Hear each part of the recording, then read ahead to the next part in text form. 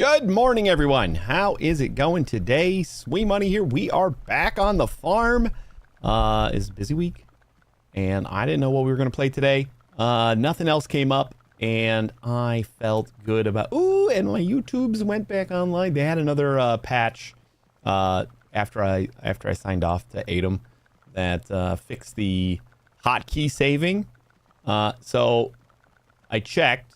My hotkeys were... You know what? Actually, I didn't check. I didn't check at first.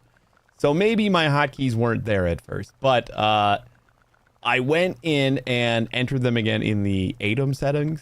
And, hit OK or whatever. And they didn't save again. So I went into OBS this time before I went live to try to fix the hotkeys there. And now it looks like I am live everywhere. And I didn't have to push an extra button or two. I'm happy about that. So maybe a couple bugs to still work out, but it works. It's great. I love it. It was literally my biggest complaint and the only reason I would swap away from Atom at all. Stream Elements. I've always liked Stream Elements. I've been with them since like they kind of first started and use them as a bot and for I still use them for overlays and stuff like that, but their multi-streaming plugin is just so many small. It works, but so many just like small problems. I just death by a thousand cuts. I'm not a big fan, but Atom feels a lot cleaner, feels a lot nicer. I don't like that Atom mesh together. The old vertical plugin was it just added extra docks for the vertical scenes and the vertical sources. I liked that. And vertical transitions. I liked that because then I could just like I put them inside the normal scenes and sources. So I would have like just a tab. It would just be a tab like sources and then vertical sources. Like I could easily swap between them. But in the new like studio plugin that they like the combined plugin that they released, they kind of went towards the Stream Elements version where they have the scenes and sources like inside, like attached to the actual canvas, which I'm not a big fan of. I don't like that. But it's not the end of the world. It's they're collapsible too, so like right now I only have the scenes showing. I don't even need anything showing because like the scenes are linked, but it is nice to know that like it's actually doing the thing it's supposed to be doing. But anyway, hope you're doing well. We're gonna do some more coding, I think, today. We'll close out the week with what we've been doing all last week, and hopefully actually get around to doing the snake stuff.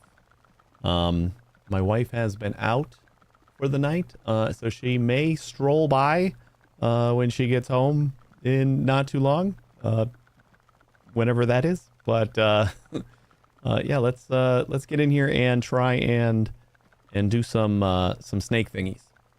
I don't know. We gotta like look at what we got going on first because it's been like a week. So first. Let us... Where did I have my camera before? Upper right. Right? Yeah. Alright, we got upper right, and then let's, like, we can move this guy to be a little bit kind of more in there. I like that. Beautiful.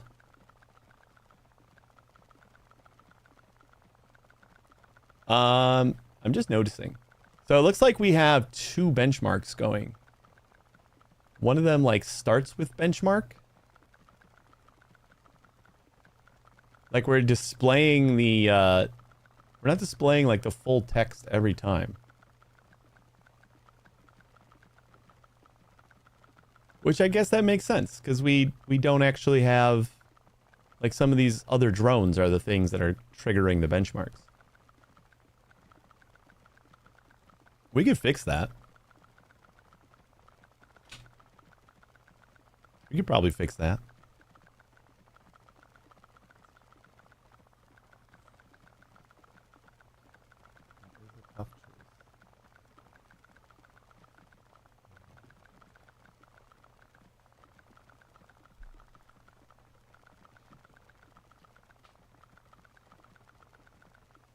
Do I want to though? That's the problem. Yeah, we do. All right, let's get a little bit of music in here, and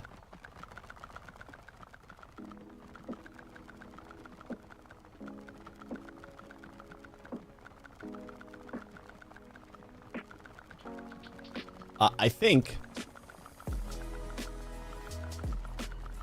Where do we do the actual harvest benches up here? Okay, so Jew is where we do. So what we would do is log benchmark equals I'm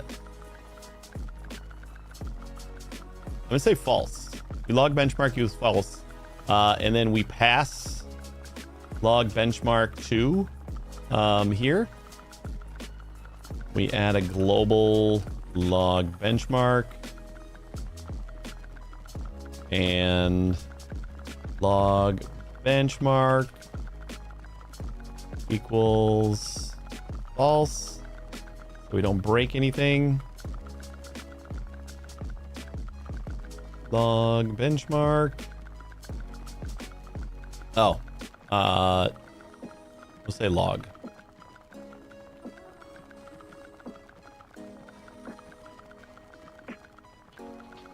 Equals log. And I think that's all we would need to do. And then in our util, this is all a log equals false. Set log equals false as the default. Then we do harvest, and if log, then we benchmark crops per second. And what we're gonna do is on the drones, we'll leave them as is, but on our main, and our main guy, we'll have the benchmark actually going, because we just need it prints all the things, like all the things we're tracking, it prints. So we just need it to anytime it harvests, it's gonna see all the numbers. So we don't need all of the drones doing the benchmark. So I like that. What I don't like is, because of how we have to do everything here without classes and all that shit, log equals false. We have to do this in like all of the things. Log benchmark equals false. Wherever we do harvest. Oh, we don't have to change harvest. Well, yeah, we do. Or at least we should. That's all the sorting. And wait for drone. Where do we harvest? Harvest bench. Log benchmark.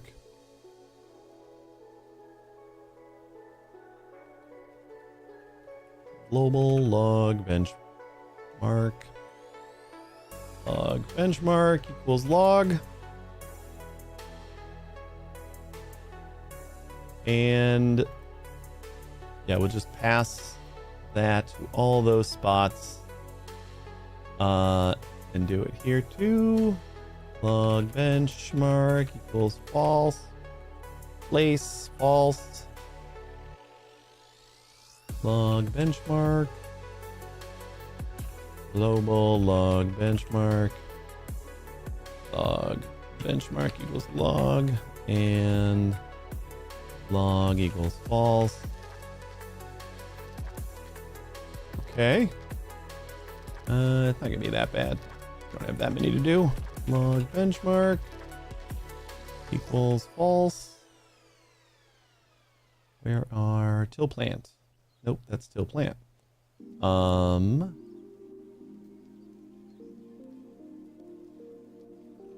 benchmark. Log equals false. global log benchmark. Log equals log benchmark. Any harvest down here? No. We're probably gonna miss one. Oh, this is for single. We should probably benchmark our single too. Harvest bench. Log, well, then we want a true for our single drone, of course.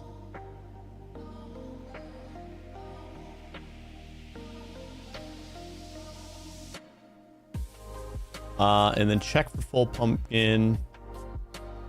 These are where we have to actually set the... Oh, you know what? I'm going to leave it like this for now. We'll override here because our single drone should always log benchmark. But I'm going to go through and make sure that we got everything right later on. Once I input all these.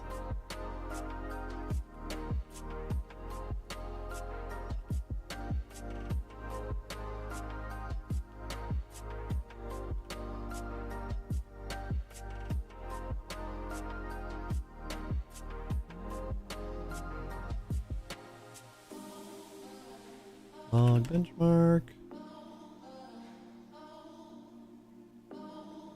We'll probably have some of these things that we need to tweak, but the idea is we'll start only getting the benchmarks every 10, 15 seconds, whatever our timeout is set at. And we're not going to get it from each drone. Because I think that's what happened. Like we probably have like 2 drones printing at the same time, so it kind of like mushes them together.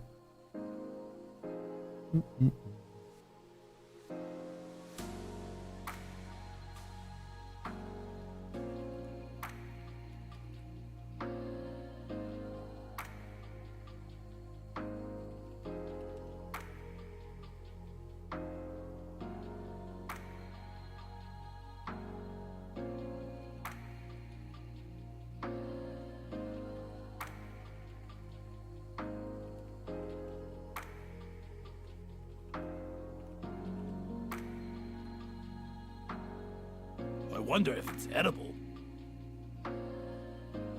There. Yeah, we're back on the farm.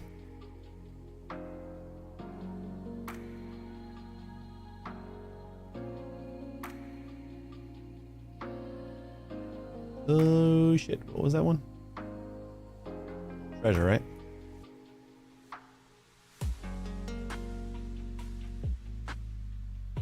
Really wish we had classes.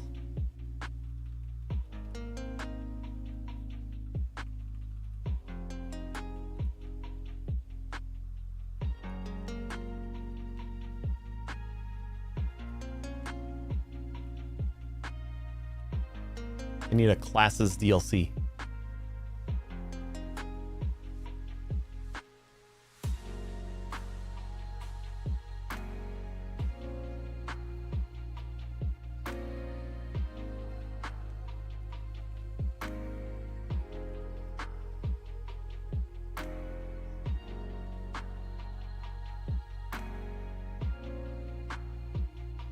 Wood. Oh, that's right. We are... The till plant is the thing that's harvesting here. So we are going to need to update that as well. Which shouldn't be a huge problem.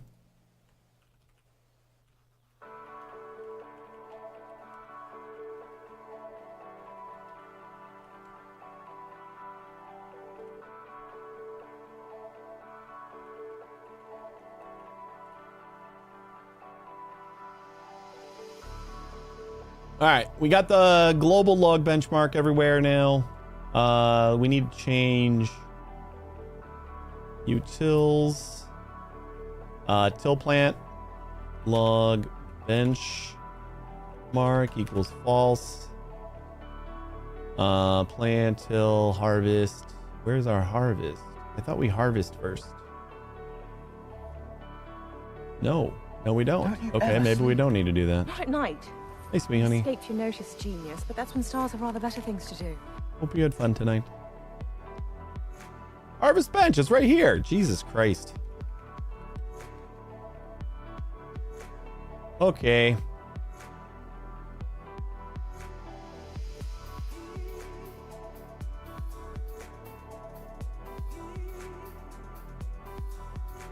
Now where else was it weird? You know what? Let's just, Harvest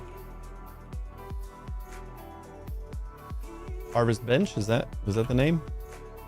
Harvest bench.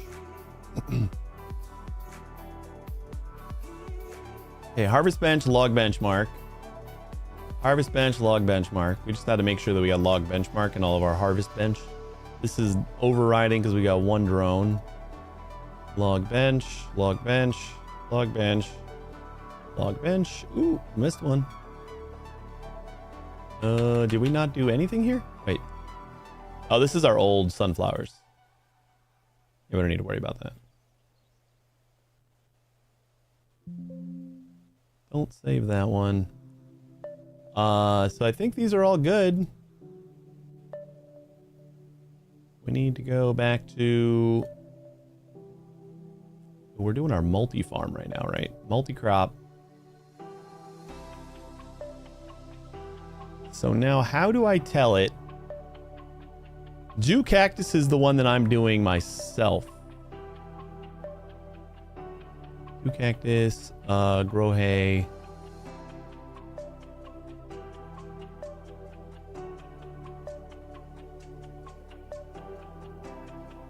Why does Jew cactus? Oh, because we changed it. Right? Okay. Wait. So grow hay, do 16 max drones, divide by 4.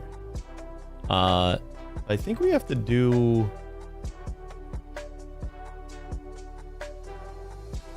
This is the one we're starting with our main. Pumpkin, wood, carrots. Do hay. Do hay. Max drones divided by 4, and then grow hay.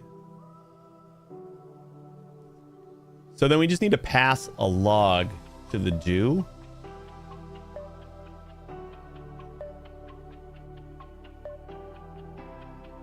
That doesn't even make sense though, because this is always going to default to false anyway. We gotta like manually do it. Oh no, we could just like set it true.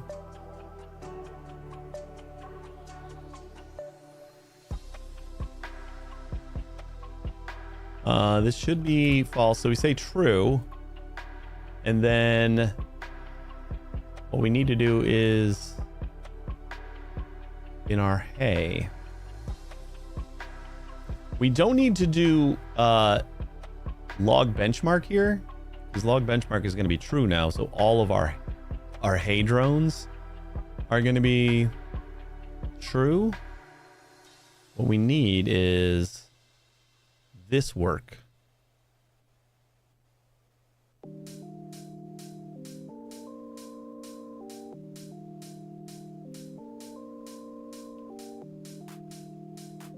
We say log equals false here, and then we just pass true to here, so we don't have to pass anything here. I wonder if that'll work. Like it's fine with us not including anything here because it's already got a set thing. Only one way to find out.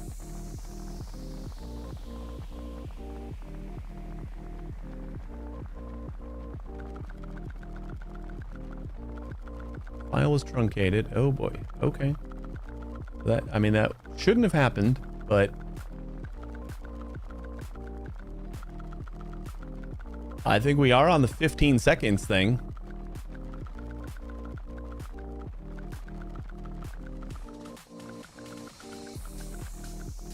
So that makes sense. And And are we only doing, aside from that little water hiccup there, I think we're back on track.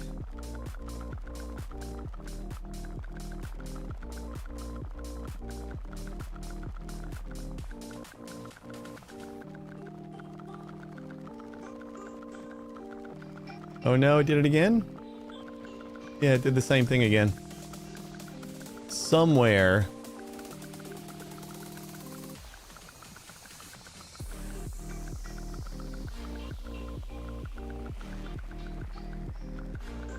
That's got to be a benchmark. Quick print. Benchmark. Crops per second. So this is every time it calls crops per second, it should call the benchmark stuff here. Hey, Soulburn. This is a programming game. We were playing this all last week. We are back to play. It's basically an idle clicker meets Python tutorial slash brain teaser.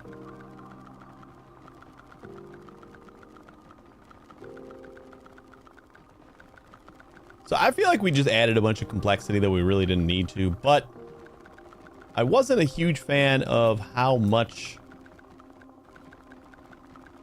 See, I don't like that. It's like we're getting like a double thing, and for some reason it's not printing the benchmark. Like, what else would cause it to print all of our stuff without printing the benchmark?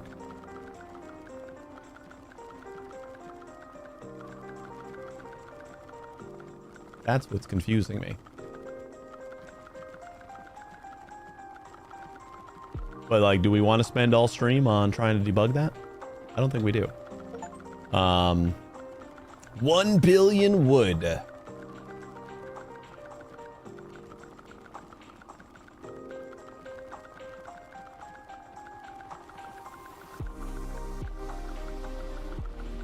Could also just be like a weird output problem. But it just flickered twice. It means that there's something else that's triggering this more than once. So we might be close. Multi-crop. True, do hay. But like when we do hay,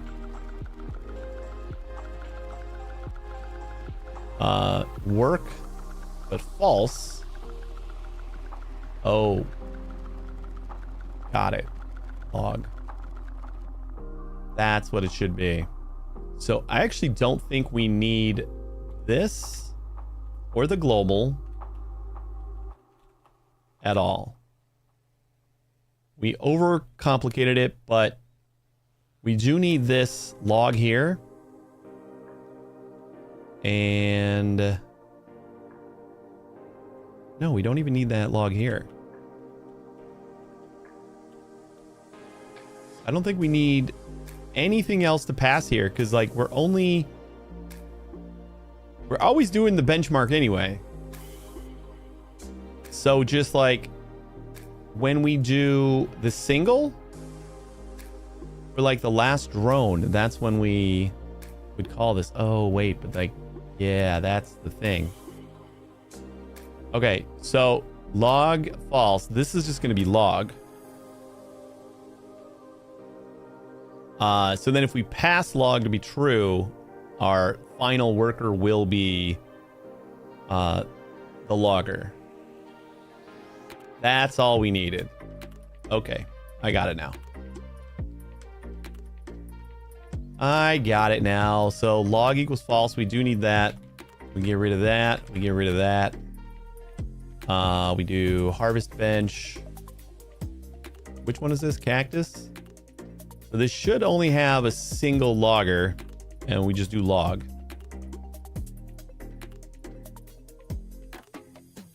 Or it should only be a single harvester.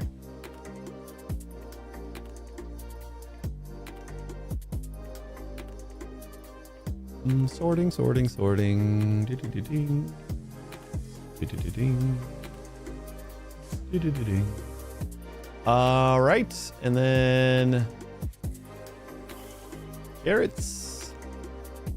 We don't need these guys. Where's our harvest? So now our work is going to need log equals false. And get rid of that. Get rid of that. That will be a true. And then this last one will be log. And the normal work will just be false. So any drones that we spawn will never have logging. But whoever's spawning the drones could possibly have logging if that is set to true. What's the reason using global variables? There's no classes in this game. You can't make classes, so is basically just trying to mimic that as close as possible. So we're just using the modules to kind of have kind of instance variables. Because each script that's run is kind of an instance, so makes sense.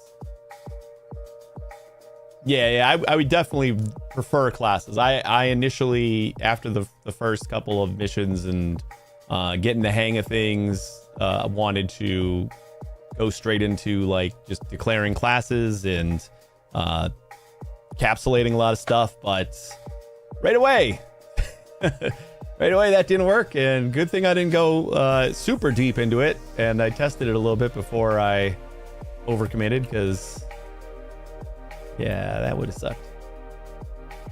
So we got log equals false, and then the harvest bench log, and that's perfect.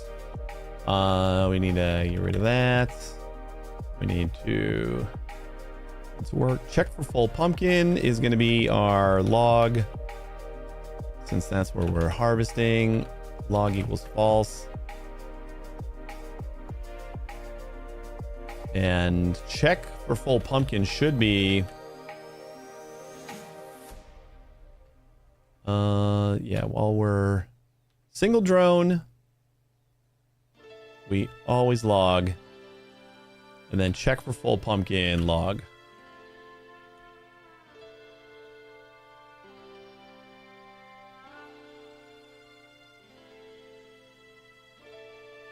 Sunflowers log equals false.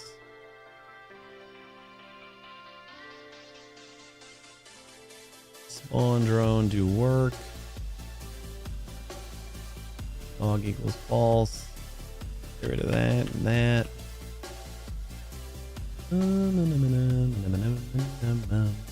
Do harvest. I think this is the only place we're harvesting. Log equals false. Do harvest. Log. That's not quite it.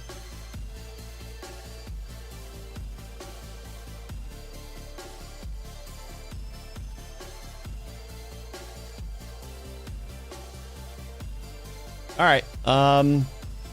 Hey, Moose, what's going up? Those dishes ain't gonna clean themselves. Get to it.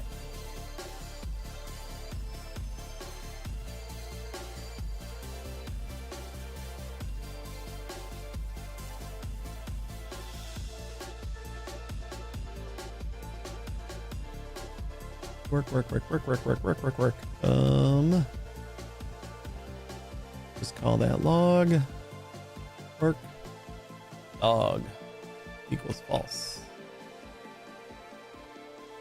Yeah, we kind of already did that over here because we got the work turn direction, and then only if we pass the turn direction, which I guess we kind of always hid that from the drones anyway. Is the lurk command broken? We see you lurking and sneaking in support. Snek vibes are strong today. I see a lurk message. Did you not see a lurk message? Did you block my bot? And the bot responded to you right away.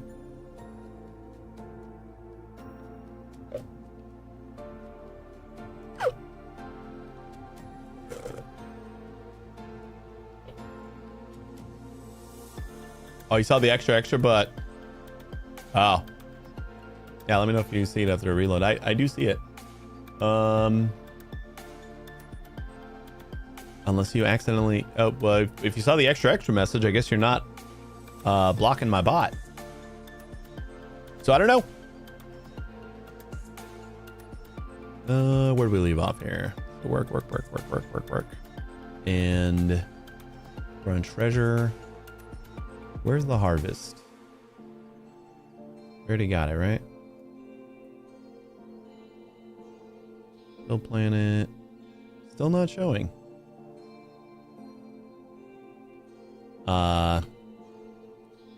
Let's see if I can...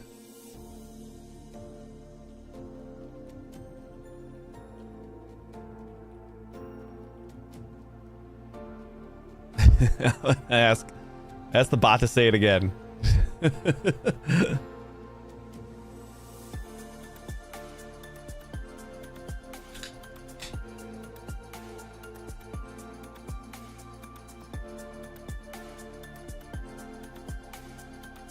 How about that?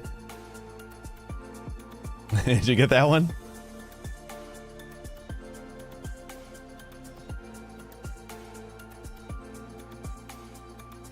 Harvest bench, there it is. That's where we're harvesting, so all that's fine.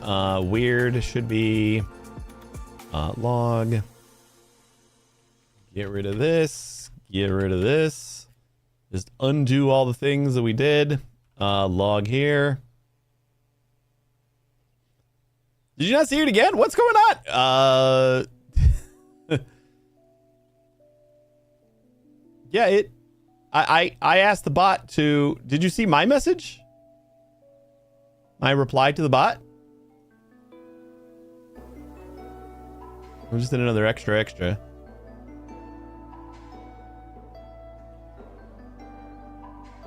I wrote to the bot and told it to send the lurk message again, and then it did.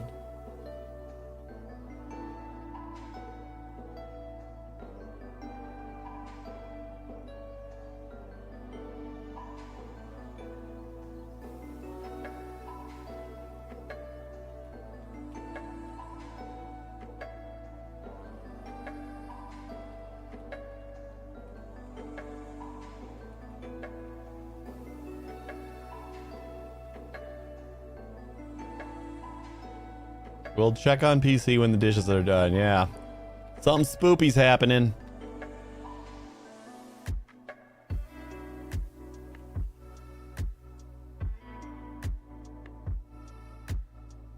Oh.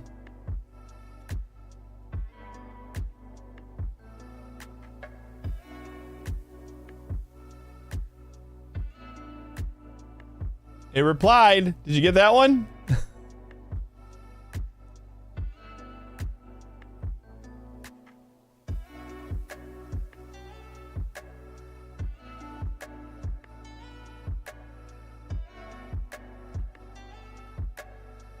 What? Really? That's crazy. I don't know what would cause that. Because if you're able to see the extras, then like you shouldn't be hiding the VOD or anything. That's weird. All right, let's see if all this works here. Treasure should be all set. And then if we go to multi-crop, and we say true on the hay, and that should mean that just the last bot on the hay will be a logger, and everything else should be false.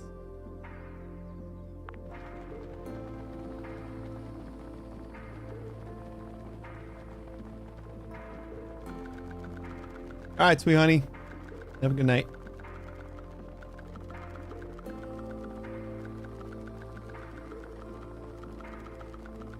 Let's see if we can get like flickers. It should be a once every 10 seconds kind of thing. We should not see multi logs.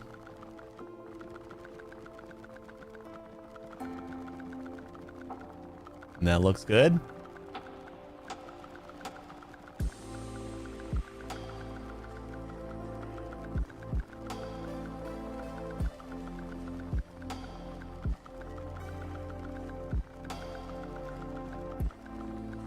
I think we fixed it. Less complexity, and it still works. We went overboard on the complexity on the last one.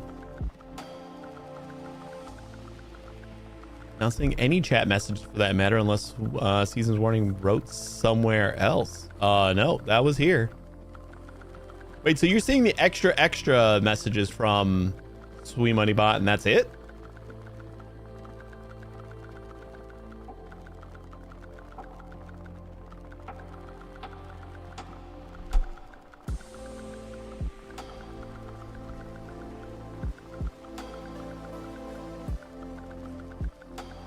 Yeah, Seasons wrote here. Only the first one when I joined. Nothing since then. Oh. Well then.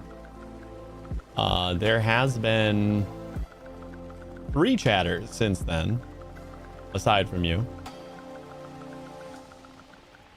4. Wait, no. 3. So, that is super crazy. Clear your cache. Log out, log back into Twitch. I don't know. If you're using Chrome, just switch to Firefox.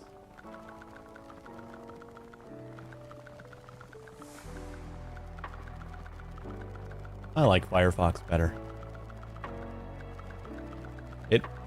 I always, you know what? I started using Firefox a few years ago.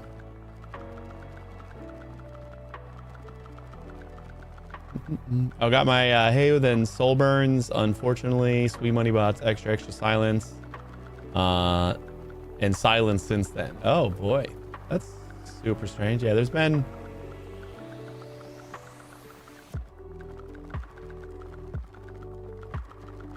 so like since then, the one message from Seasons, a bunch of Sweet Money Bot though, so it's weird that you're not seeing those. Oh, you're on the app. Oh boy. I don't know. I rarely use the app. I mean, I got the app running with like my stream dashboard and stuff, and it's showing all the chat. So but I don't know how reliable chat is on the app because I don't use it all that often. We are positive on water right now, making almost 200,000 wood per second. 33,000 carrots per second. Pumpkins are just over 20,000 per second. Hay is at about 20,000 per second. And we are still making 9 water per second. Pretty good. Reloaded the app and now the messages are here. Let's see if new messages show up. Oh yeah, there you go. I was just gonna ask him to say something, but that works too.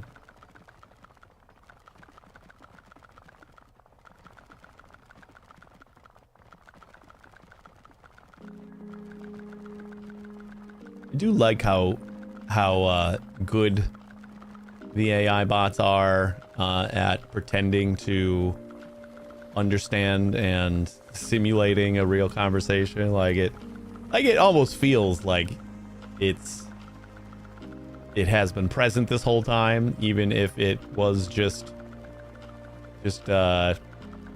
figuring out the most common response to to what's been going on. It is still uncanny how it can pretend to be conscious, kind of.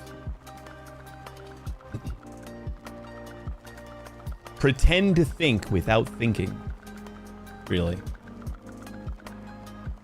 All right, so this works good. We're back to normal benchmarks here. We're not getting weird double benchmarks and stuff like that, and hopefully this will all continue to work. So is there anything else we want to maybe work on as well?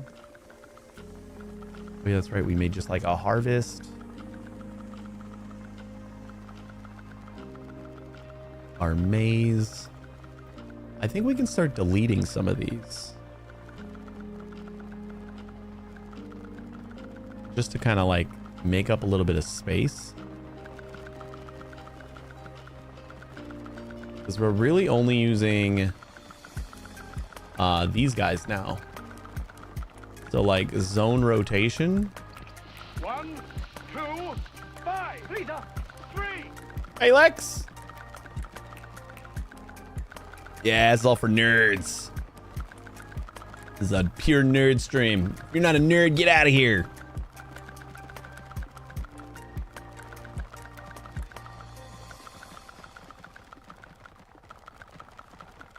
Oh, this is our initial zone rotation. Right. I forgot we had like established our zones in a dictionary first. I like that. I should do that again. But for now, we're going to delete that. And clean up all the files that we don't need. Benchmark we need. Mega farm. This is basically the same thing. Oh yeah, that's right. We forgot to change hats. Okay, we'll do that on our next attempt here. Oh boy. Mega farm, delete that one. Cacti, delete that one. Maze. Because we like remade all these, so. How you doing, Lex?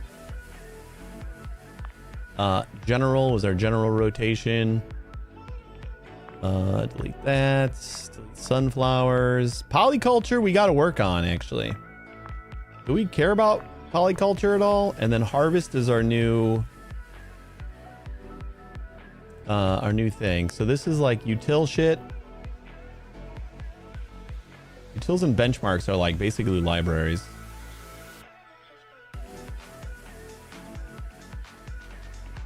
Polyculture is, we got to work on that. Harvest. Multi-crop.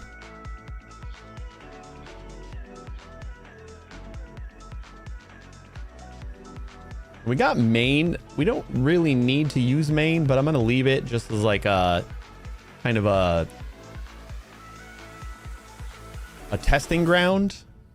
So I could probably just change the name of it.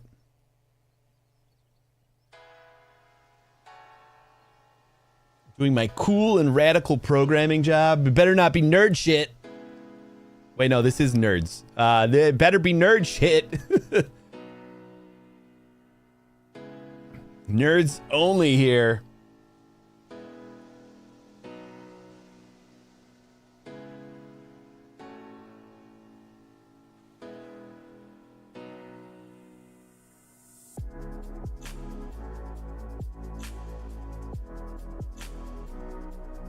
All right, well, the thing that we didn't have...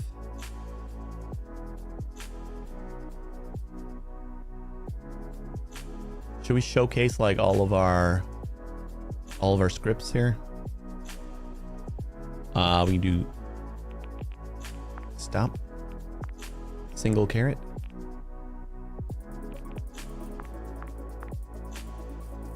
Did we break it?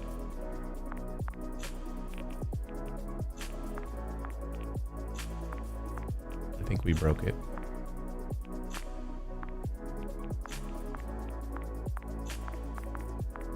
I think we broke it.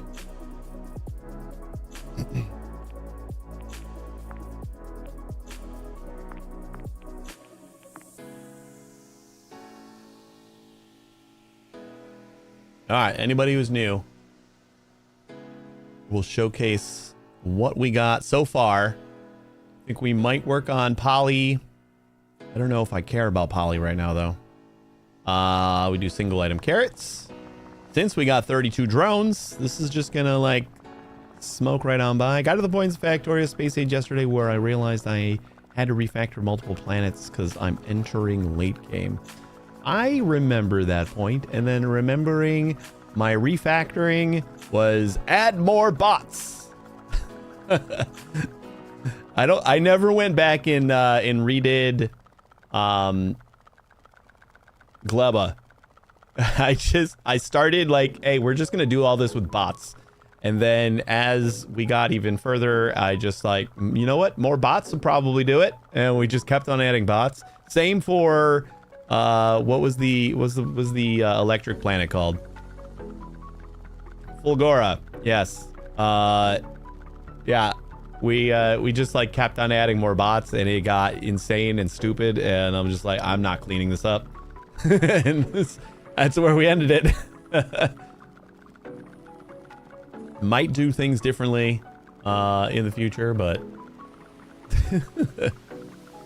you know what we got to do in all the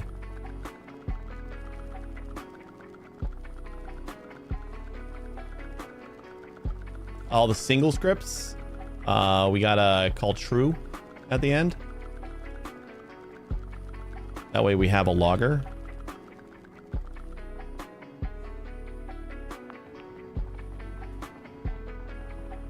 That killed my playthrough. I freaking hated that planet. Stop playing. I didn't think it was that bad. But like, I pretty much only used bots for it. I just had bots doing everything. But I didn't think it was that terrible. And I also felt like I got through it pretty quick, so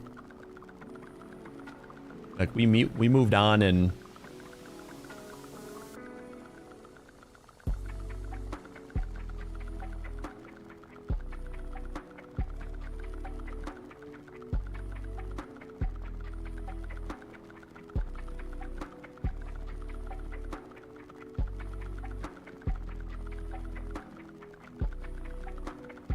how many carrots were we doing on the multi-crop? Because we're at 107,000 here for a full thing. What were we doing on multi-crop?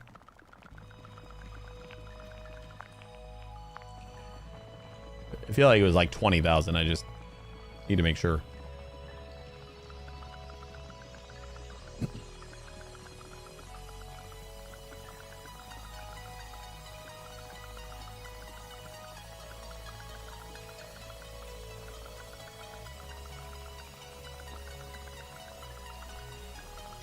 And an 8-length crane to bring scrap to the main base. I think I was like okay on bringing scrap.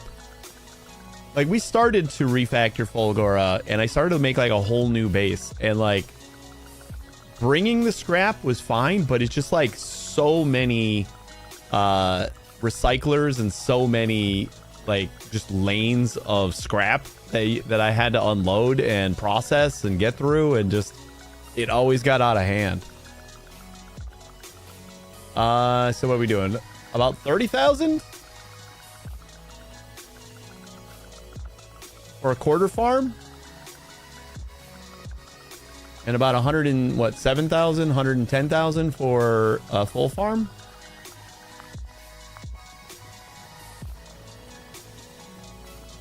Didn't even reach pot there. Got far enough to send off some science. But then the aliens just killed my base, and I had nothing to kill those things. They were way too powerful. Oh, on Gleba? Yeah, they were...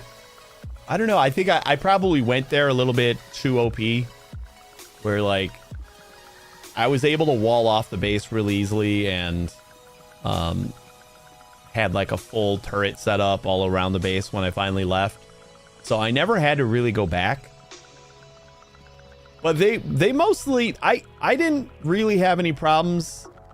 I think I had a couple of breakouts because like a couple of my eggs probably hatched like inside my little egg hatching area. Because that was the only time I needed to kill any of the things. Like I didn't pollute enough for the aliens to like come and like invade me.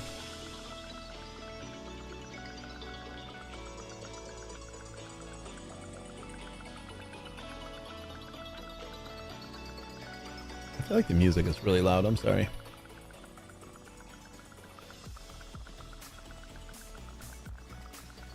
Just playing remote now. Should really make a little place in Novice where I can have my guys stand there. I'm remote building all other planets. Oh, you know what I did? You know, I don't think I did on other planets though. I did on Novice. I disabled not evolution, but I disabled the not expansion. What is like the thing that makes them like just pop up again and shit? Whatever that is, but I only did that on Novice. Is it the expansion? Yeah, I only did that on Novice though, because I wanted to actually experience the enemies on the other planets. So the only nerfing I did was on Novice, and I did probably nerf them too much on Novice because there was zero challenge over there. I would just clear out bases and then never have to worry about them again, which I liked. I preferred playing like that anyway, so it was fine.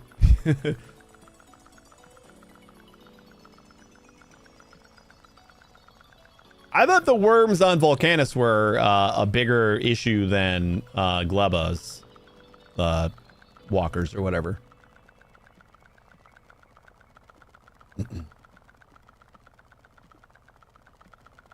Like, even though that was like you had to... Right. They're not an active threat. Like, you have to go seek them out. But you did have to kill them in order to, like, expand. And it was kind of like you were the biter. like you had to go take out the worm in order to take over that area.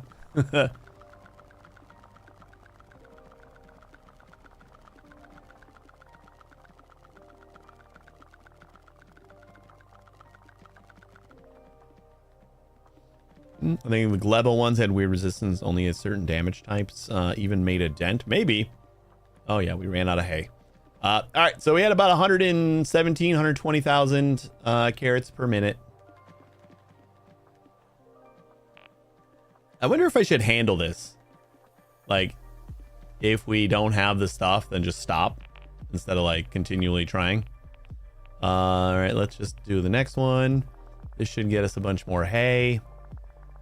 We were making like 200,000 hay per second with...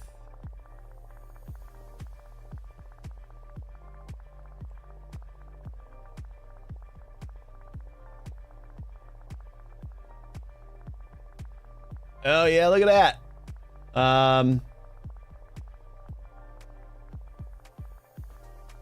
Let's just hide all my friends here, and we can see how many per minute. I noticed like a friend was playing this, and like its status showed what they were doing. And it actually has like the per minute time in your status. I don't know how much it refreshes, but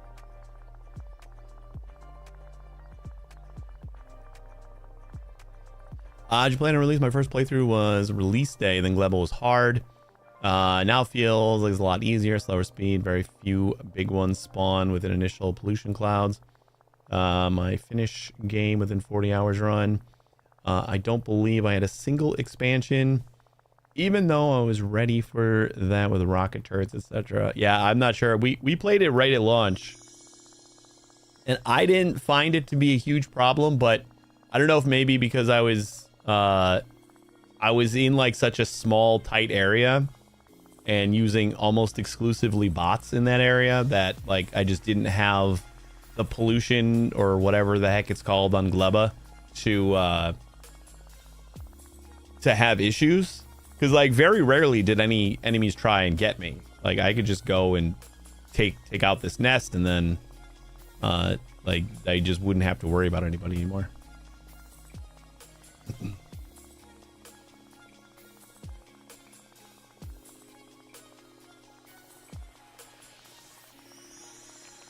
All right. Well, hay is good. Wood...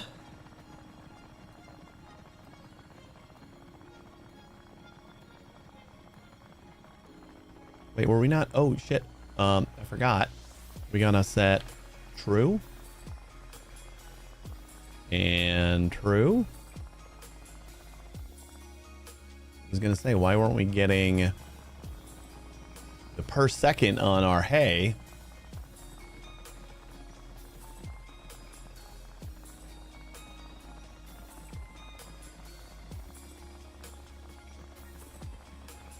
This is actually a disappointing number for wood, if this is what we're gonna end up with. There it is. I was gonna say, because for the quarter farm we were getting 200,000 per second, so seeing like 400,000 did not feel good. So now we're up to, looks like we're gonna stabilize on like 830. Ooh, 880. How could we improve this to 1 million? We're at 900,000. How could we get 10% more output on this? There really isn't any more efficient way of doing it, right? Like this is it. 930. I wonder if it's just gonna get there. Are we just gonna average out into 1 million per second? 940.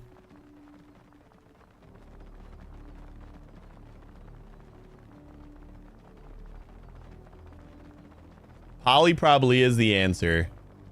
We haven't done like a refactor on poly yet. I still don't know exactly how I want to do that with multiple drones. Do I have them all just like kind of start their own poly thing, and then like eventually they'll all just gather one to somebody's poly? Right? It's probably all you do, right? Just start them all like, maybe just start like the entire bottom row, and then just have them, you know, move to wherever they need to go. Or you could just do a random spot, I guess.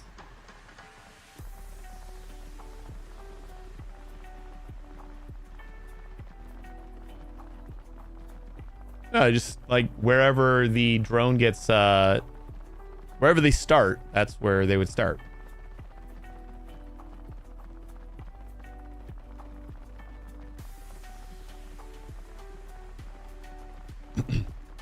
Yeah, the backtrack is very inefficient. We could do serpentine. But like, if you notice that like these aren't done growing, then like it's not really gonna matter. The reason that this actually, we actually are almost at 1 million, at least averaged out over the last like minute or so. The thing is, if we did it, we got to 1 million. If I let it wrap around, it'll teleport to the top. But the problem is that I wrote all of these. I wrote all of my scripts to be like programmable about where exactly on my farm they're going to be. So like I can pass a starting location and an ending location, and then it'll figure out the zone, and then I can like plant a bunch of crops in different areas, have different drones doing the thing. So because of that, like I kind of have to find the top, and then I could check for it.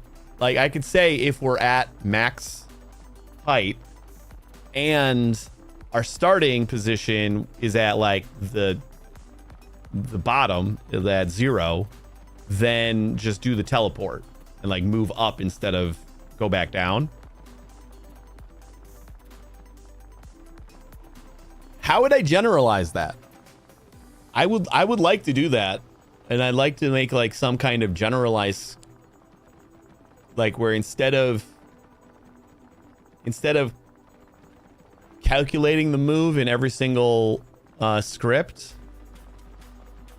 I just kind of have a util function that is basically like do move, and it figures out like the best move.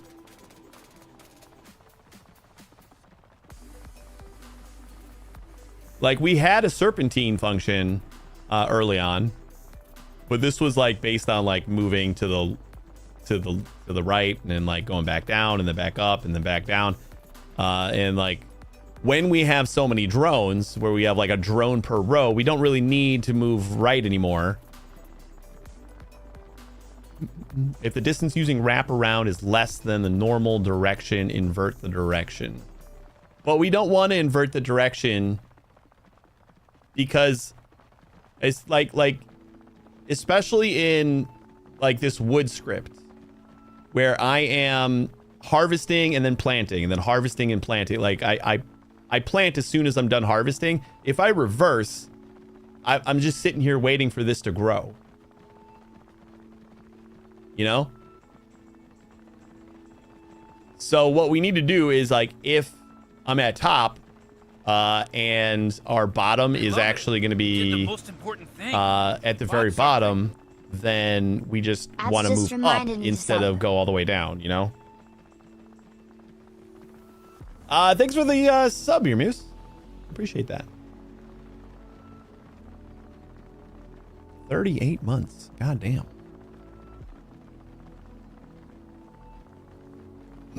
So yeah, like serpentine is no longer a thing that we really need to do. As nice as that was. Do move and then direction. So this'll be like, yeah, I think we just use this instead of our move.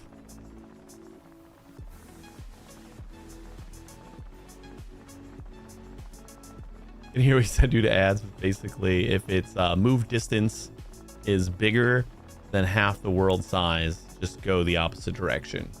Right. But again, what I was saying is in this case, we wouldn't want to go the opposite direction because we're not moving to the side at all. We're just covering this one row at a time. So if we go to the opposite direction, we're waiting on these things to grow because we're just harvesting and then planting again and harvesting and planting in that spot. So in like this specific crop, that wouldn't necessarily work. But I do want to make some kind of function that's going to say if like our max size, I guess we have to pass more than just the direction here then.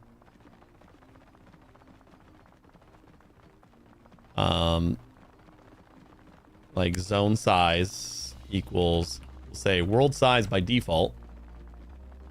And start chords. You know what? I think we're gonna have to do start chords. What did I do everywhere for starting coordinates? We can move on to like, what's the next one? I can't read them. Pumpkin. Let's start some pumpkins. Pumpkin, and we want to do true. Is that going to work on pumpkins? Because I know pumpkin is just going to be... Yeah, because our drone, our main drone is the only one that is actually checking for the full pumpkin and then going.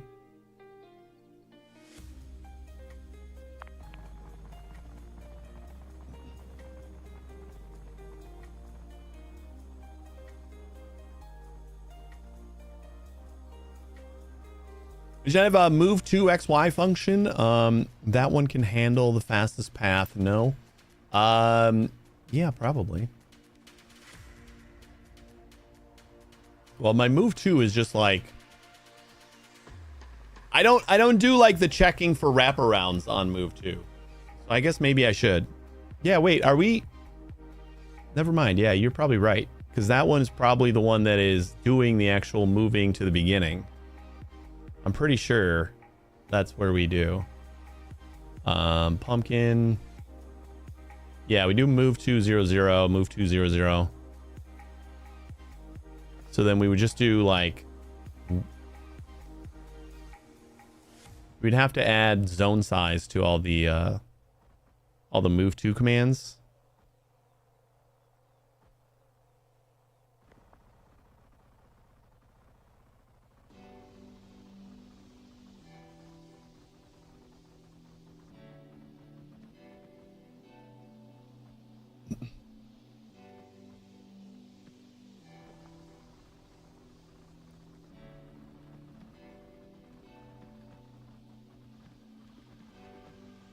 You don't need zone size. Okay, yeah, maybe we don't need zone size. We do need starting coordinates, though.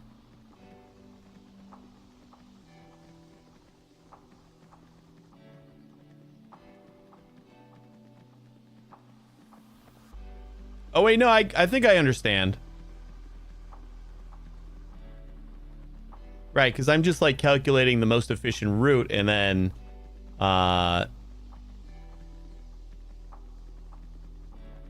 Yeah, we can calculate the start coords, but, I don't even know if we do need the start coords.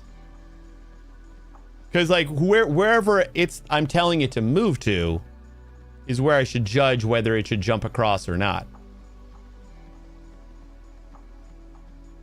Right? So we get the current X and Y. And then we have the target X and Y. And we do have world size. Do I really look like a guy with a plan? Necro! What's going on, You know what buddy? I am? I'm a dog chasing cars. I wouldn't know what to do with one if I caught it.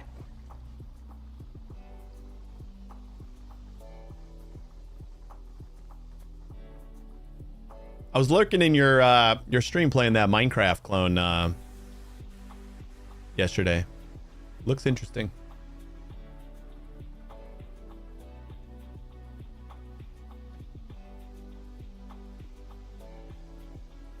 Okay. Well, y diff is going to be target y minus y. And absolute target minus get world size. Or is greater than get world size divided by 2. If true, swap the direction. Same for y.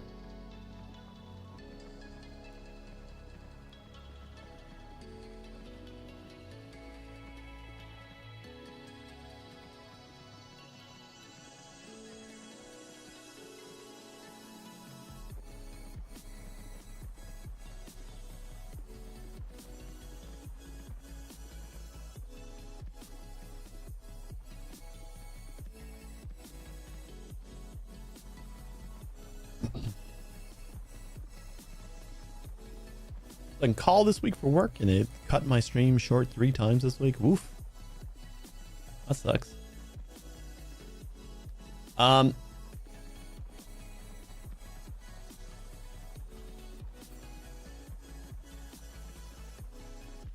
right, well, this is the diff, and then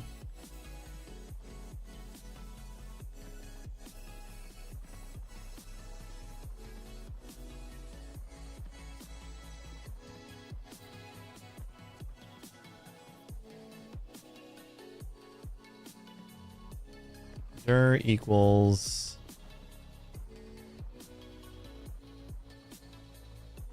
north,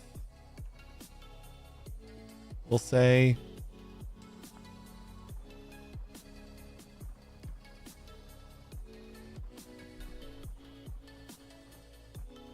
probably do some fancy bitwise logic to make it efficient if the game allows it.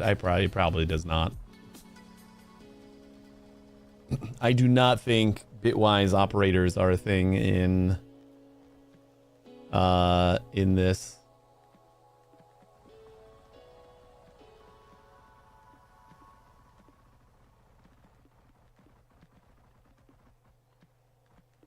See, but this is my move to is basically just doing Manhattan directions.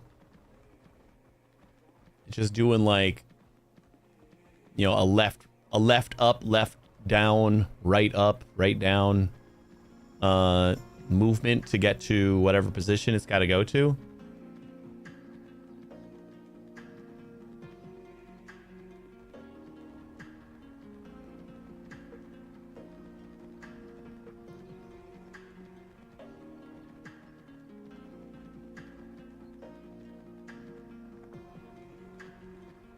Ramp Y is absolute Y diff greater than world size divided by 2.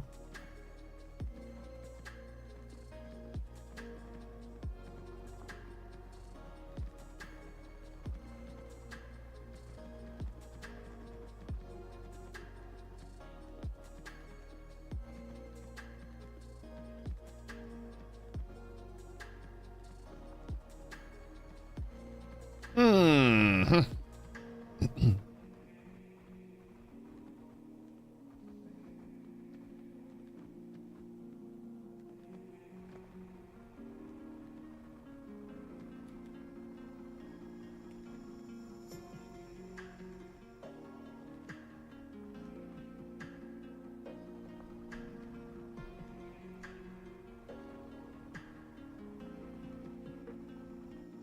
I'm trying to think of like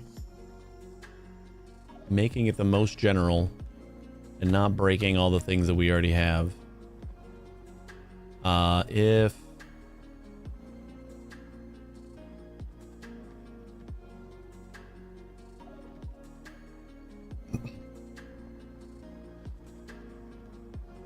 well, I got like the opposite directions here. So if I do dir opposite and pass north, it'll give me south, and but I guess I'm not checking if, but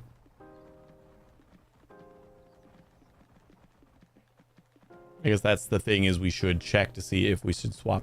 But I don't want to always swap. I don't want to always swap. Basically, I want to keep the same functionality I have now. I just want to wrap if we're closer to the top and our starting position is on the bottom, and our destination's on the bottom, or if we're here and our destination is on the other side, right? Although I guess in this instance it wouldn't work because we got this extra row here. You always swap if it's faster, right? Right. Well, I guess if this is just a move to, like, we're not actually doing anything with the move, right?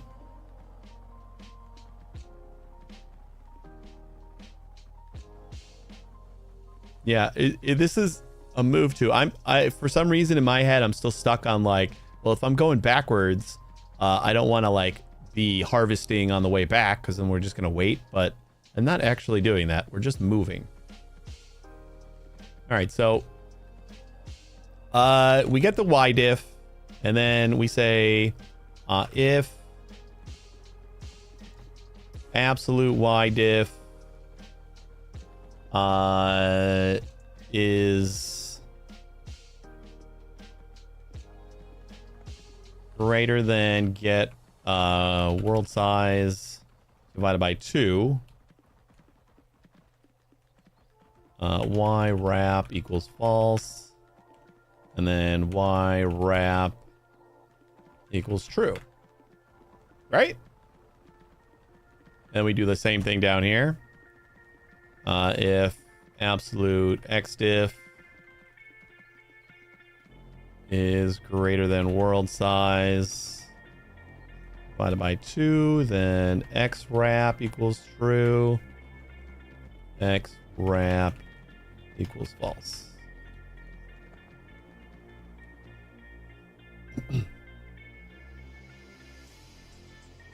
So then I think we're gonna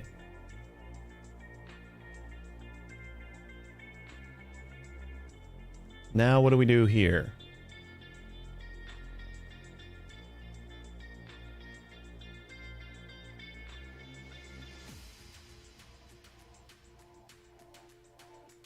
Because we're not necessarily moving the same number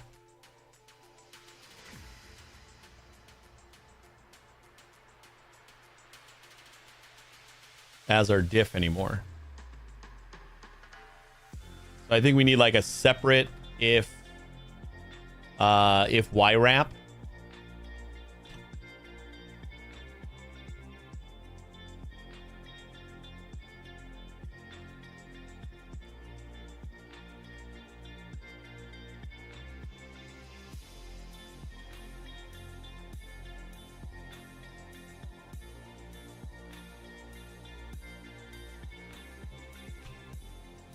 if y wrap,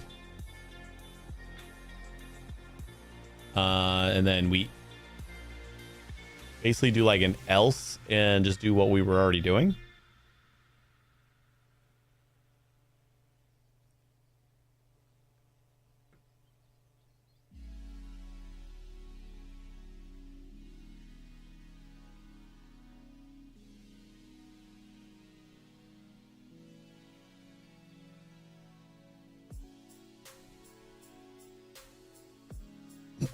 If y wrap, because we could go either way. Well, if y wrap, then we got to do a different diff. If y diff is less than 0 equals y wrap, paint a small logic grid. Right. Well, I mean, that's going to do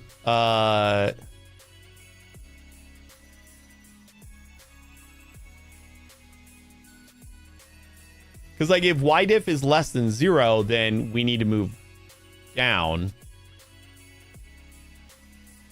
But if y diff is less than 0 and... Oh, you know what we could do? We get rid of the for loop altogether and we just while it.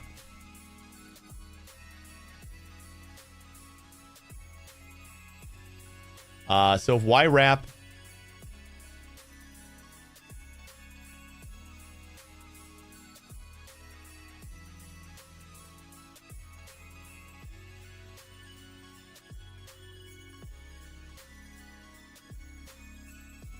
yeah, instead of the equals, we'll just say, and that just might make it a little bit more clear to read.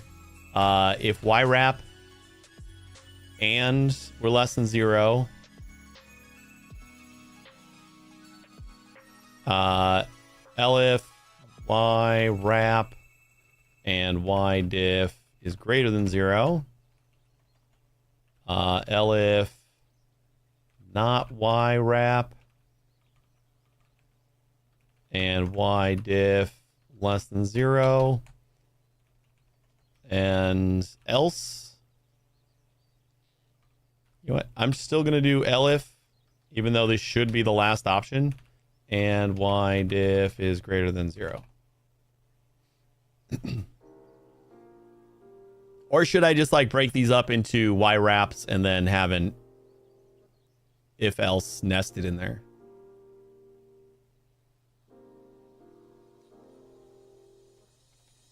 Like, is that going to look better? Be easier to understand?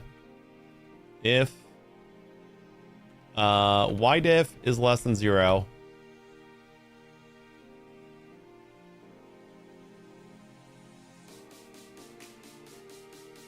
and we just do an else, and that's going to be if y diff is greater than 0, and then in here we can do if y wrap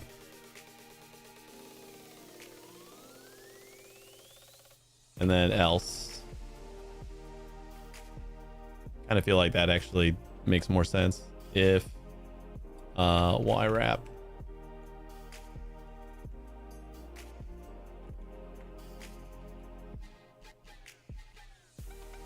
feels like that makes more sense to me. And then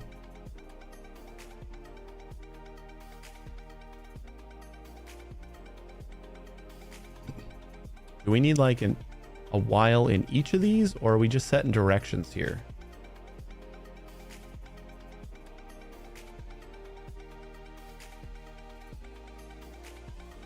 All right, if y diff is less than 0, then we're dir is going to be south, and if it's greater than 0, then dir is going to be north. And then if y wrap dir equals dir opposite dir. So then we don't even need an else. Did it just get super simple?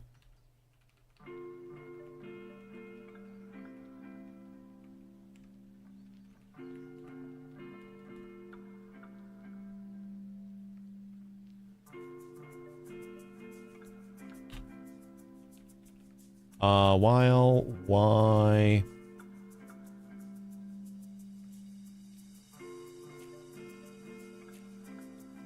Oh, that's true. Yeah, we could. Oh, God. Now it just feels stupid.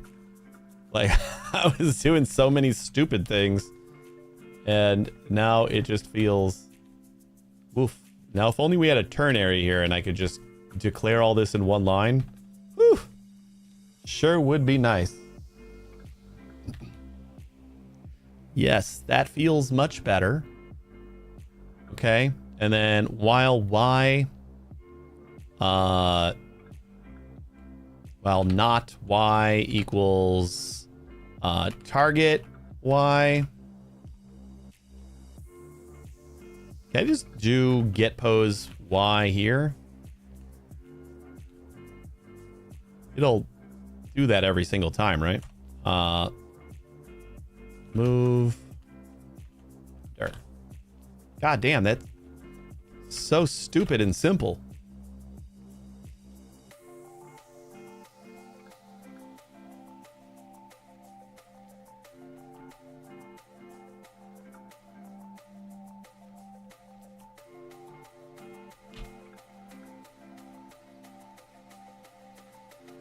I mean, we still gotta see if it works.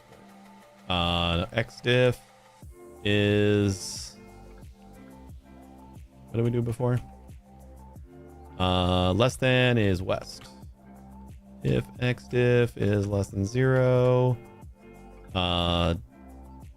there equals west. Okay, we can make this even more simple.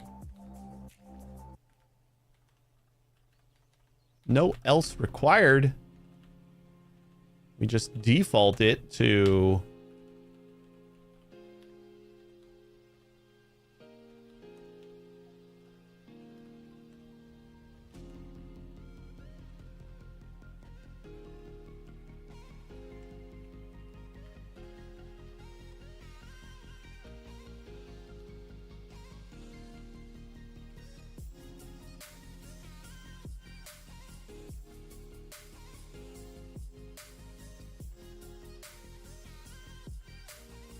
Do I gotta wrap this? I'm worried that it's gonna like not just the position for some reason.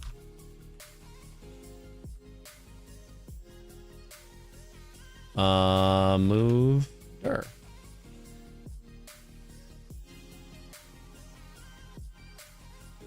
Looks longer than it really is. Kind of. Also make the Y wrap equals more simple by moving the statement inside the if. To the right of the Y wrap equals.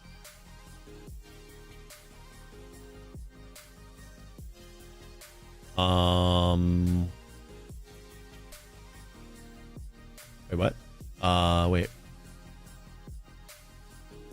Oh, yeah. I could just do Y wrap equals. Yeah. Yeah, that's dumb. Why did I do that? So many things. So many things done like a freshman.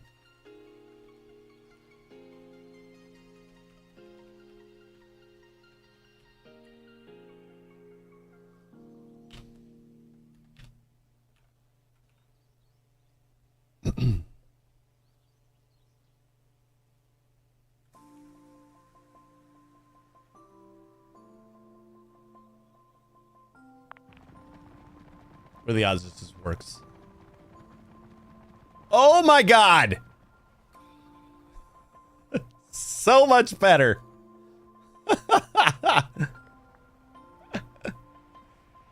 Oh, that's so much nicer.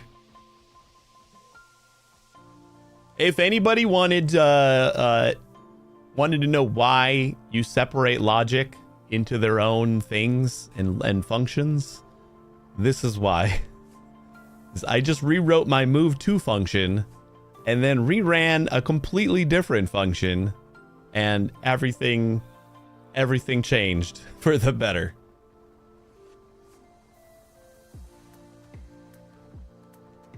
Putting all your move logic in one place. Real nice.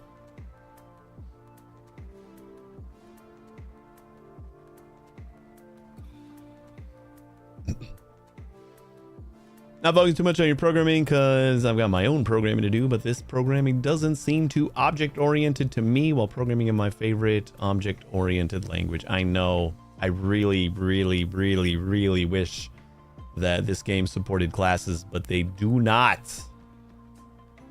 Does not. I've had to do all this weird-ass, like, module magic to fake some classes, kind of.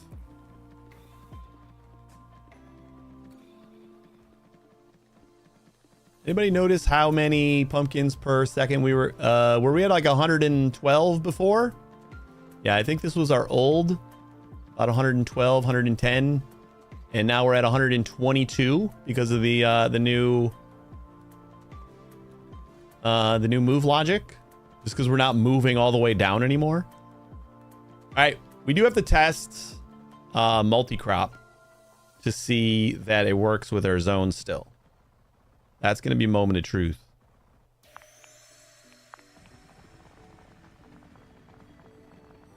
It works.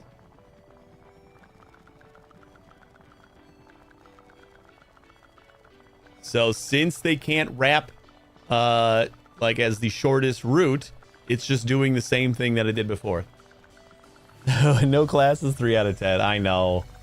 I mean, it's, I guess it does suck. I wish there was classes, but it also makes you think about things a little differently and stupidly. So like, there's kind of a challenge there, I guess. I'm commending the game for making you think stupider.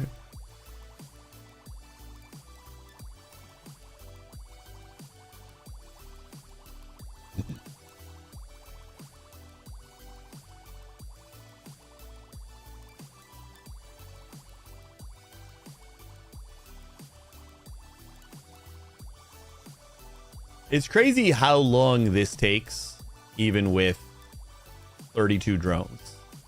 Wait, am I using 32 drones? I think I am still, right? Yeah, we got a drone in every row.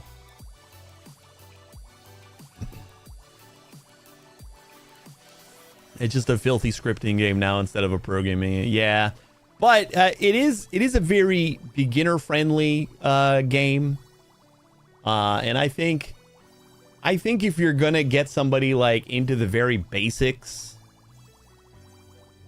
and that wasn't even a pun, but like it's literally like basic, like just boil it down to the most basic of scripting languages, basic, where it's just shit happens in a row, with some go-tos. This game does do a good job of teaching like the very basics of programming, and I think introducing classes and stuff would add complexity that maybe beginners aren't ready for. But at the same time, I also wish that they allowed classes so that if I wasn't a beginner, as I'm sure plenty of people playing this game like or are, that I would be able to use them anyway.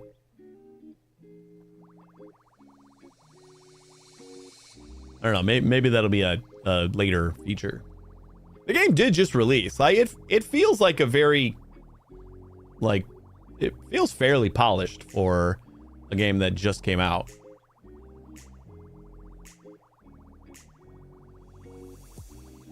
What we got? About 500,000 the first time almost. Can it run Doom? We gotta get that working. I don't know. Hay is pretty quick to harvest, but it's also very hard to see stuff. What would you use as like a pixel in if you were making a Doom, or just anything? Like, what would you use as a pixel? Things grow.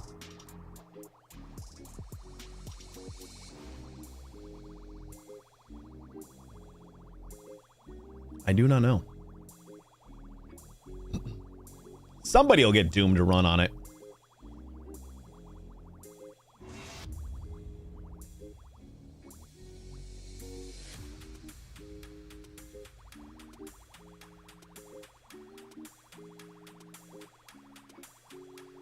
So Lex, if you weren't here last week when we were playing this, the cool thing about this, all right, like just disregard the fact that it doesn't have classes. But the cool thing about this, I thought it was just going to be like we just keep on making new scripts to harvest more and more plants and grow more and more stuff. But each crop has like its own little gimmick. And like, for instance, the cactuses that we're doing right now, they come in a variety of sizes. And you can, all the crops, you can just like plant them and then harvest them. And like you would get one cactus every time you harvested it. But the cactus, if they are sorted in smallest, right here, the bottom left, to diagonally, largest in the top right. So like up and right are sorted bigger, and left and down are sorted smaller. If the entire farm is sorted that way, then one harvest will harvest the entire farm, and you make an exponential amount per cactus. So you gain so much more by doing the little gimmicky thing, but you could also just do it like straight up, just give me one cactus every time I harvest. And that's the cactus's fun little thing. What else did we do? We did carrots, hay, pumpkins. We were doing pumpkins. We could show off pumpkins again just to show off what their gimmick is.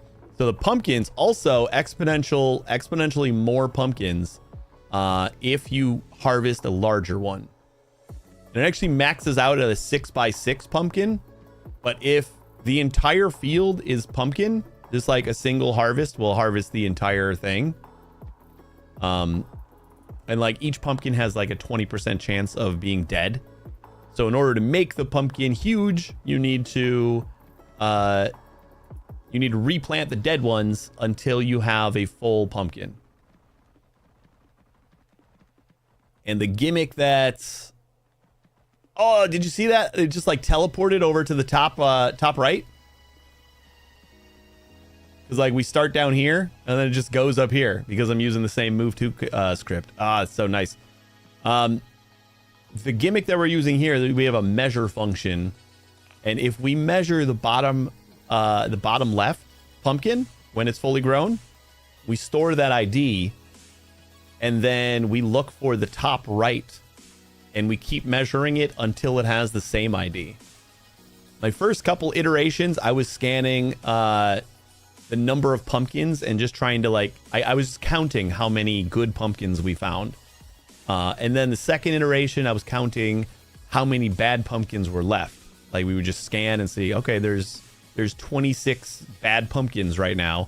And like every time we replaced it, next time we scan that spot, we would see if it was bad, and then we would remove it from the list. And this is obviously the fastest route. It's like as soon as we got a full pumpkin, we harvest it and start over. This is another thing, like where I could just harvest all the pumpkins and not worry about the dead ones, not worry about big pumpkins.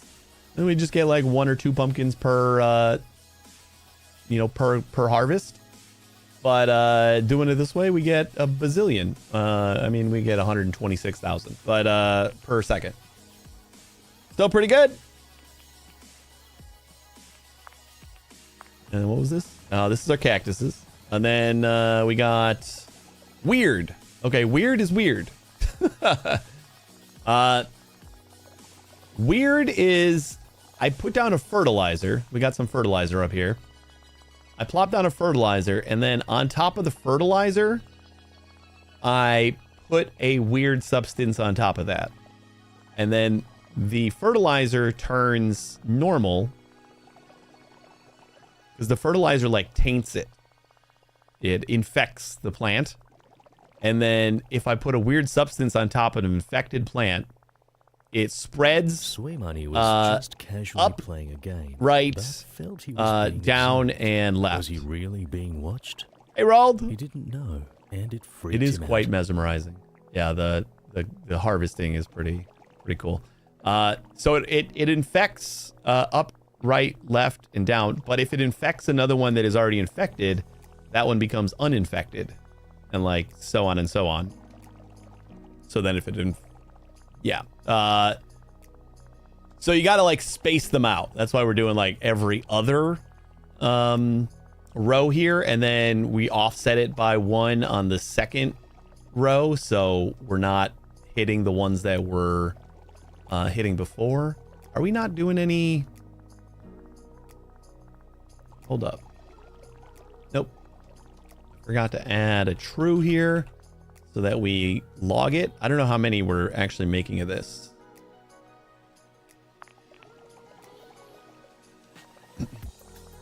Best for weird substance is cacti, I think, because it's half of the yield. I just planted and sorted cacti and then used fur to infect as many as possible. Yeah, I don't feel like just wasting the fertilizer is a bad idea.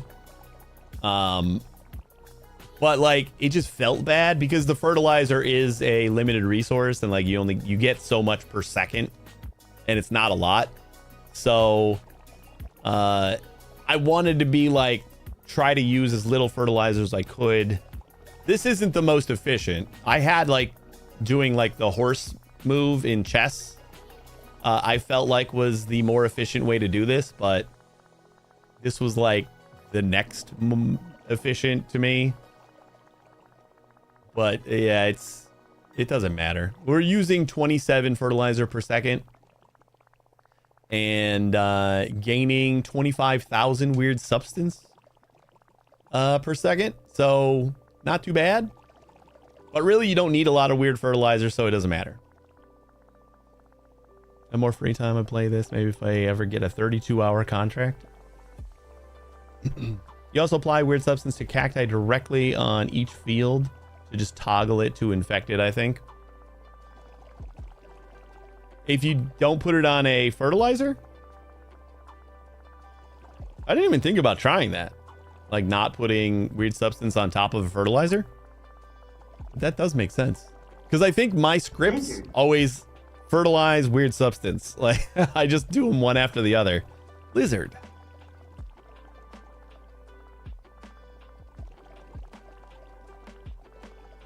You can apply weird substance to a healthy plant to infect it. Lizard.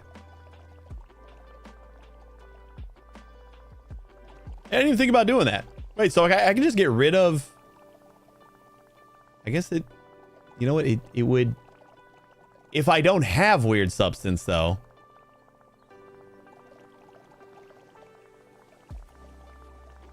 Because, like, the whole point is getting the weird substance.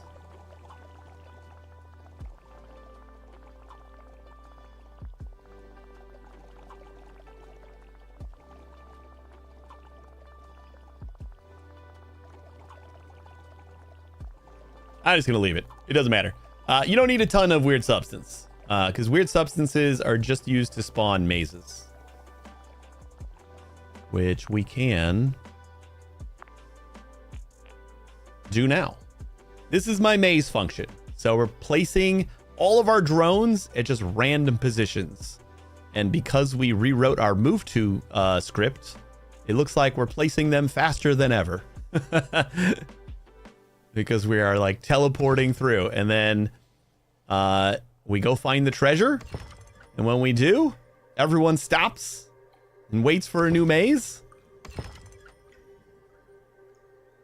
Oh, you know what we got to do is add a true.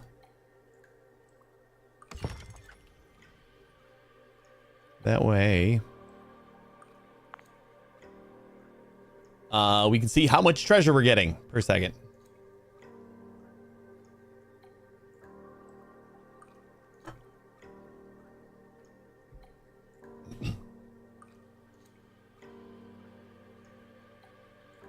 So this is the maze thing. So we plant a bush and add weird substance to it, and it makes a full maze depending on how much weird substance we added, which we can define.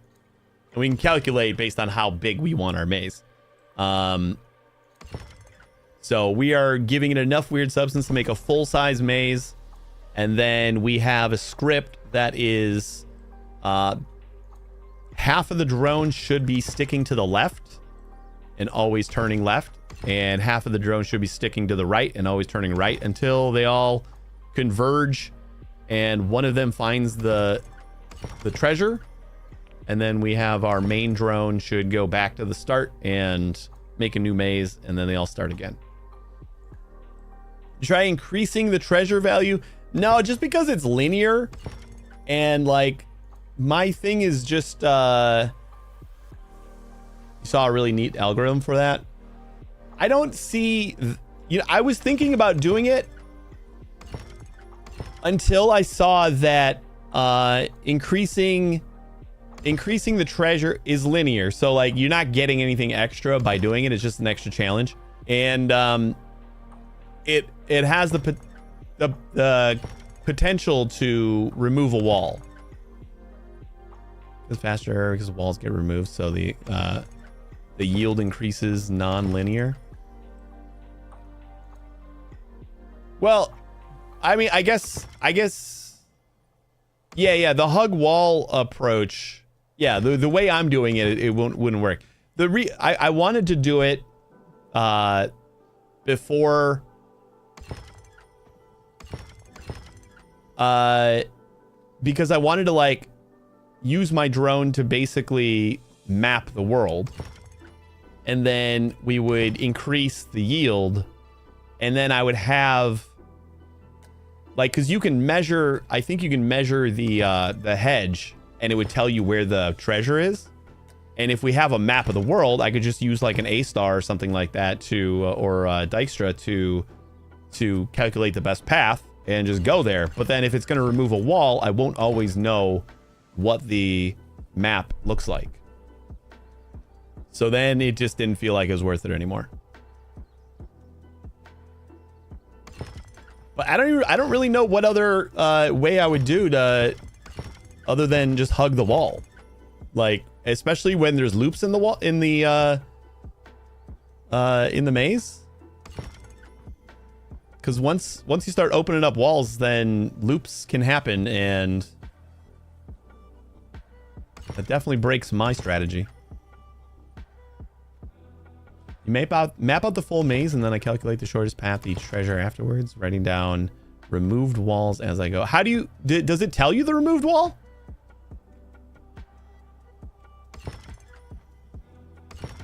Do a third random direction, a third right, and a third left. I'm doing just half right and half left.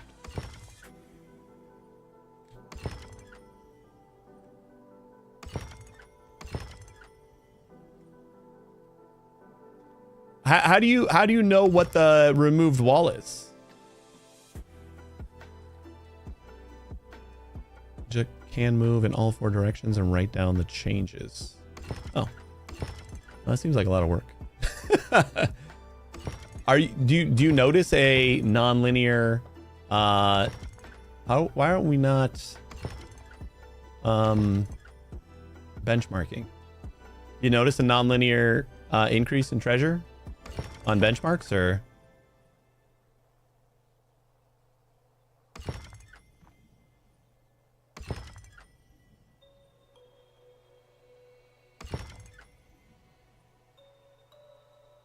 I got true here. Did I restart it when I had true treasure, or did I not?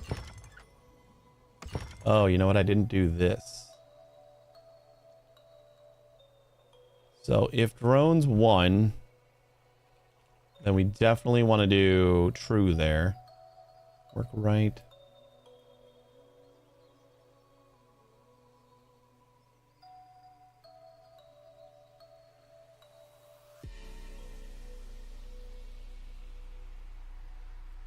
So then work right.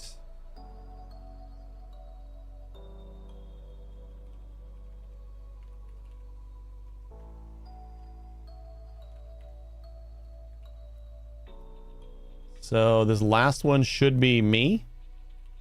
Our main.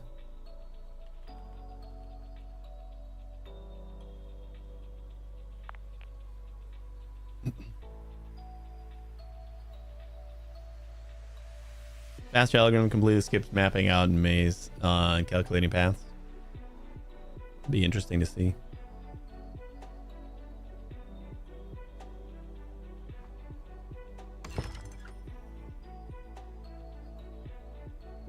Now we should actually get a benchmark here.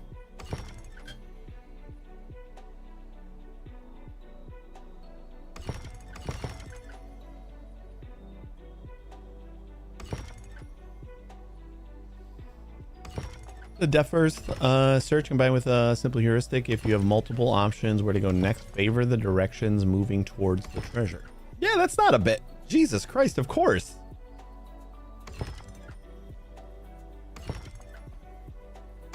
Right. Yeah, that makes so much sense. Because like you can tell where the treasure is.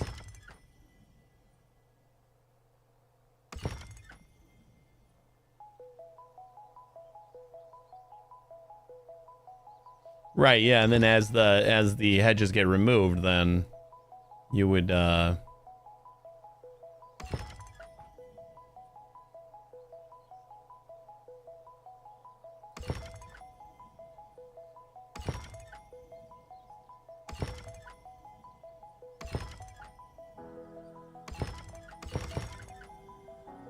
we got 10,000 gold per second right now.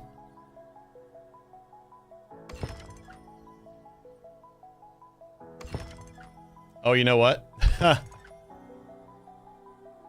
This one doesn't work with our drone being the only one that is yeah. Okay. I am going to just say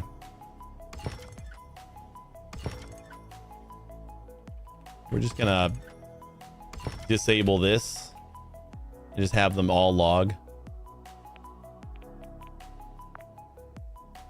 Because it was only going to log when my main drone logged or found the treasure.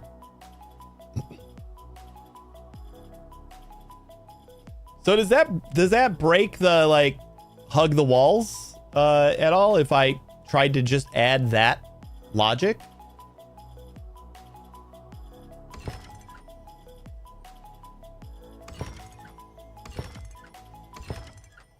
Because I almost feel like that's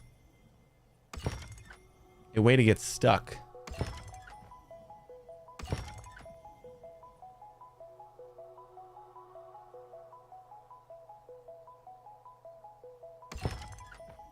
Is your budget having multiple drones running their own search would also work with DFS heuristic? Right, like the drones never reset. Like just when they detect that there's no hedge underneath them, they just stop and wait until there is. Like right here, if the entity underneath is not a hedge, just keeps on looping until they get another one, and then it continues on. So then the first thing that the script does is just plop a drone down in random spots in the whole map, and then I just got a bunch of little busy bees running around. And it does seem like it's fairly quick. Every once in a while we'll have a treasure that eludes us for a second, but some of them get rapid fire. I think if we let this run, we'll probably stable out around 10,000 maybe.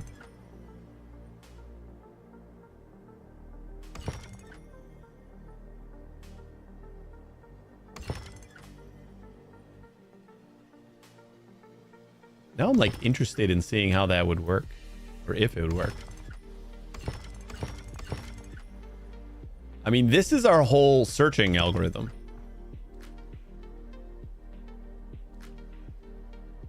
I like how they at least stay relatively well distributed. Yeah, it's completely random.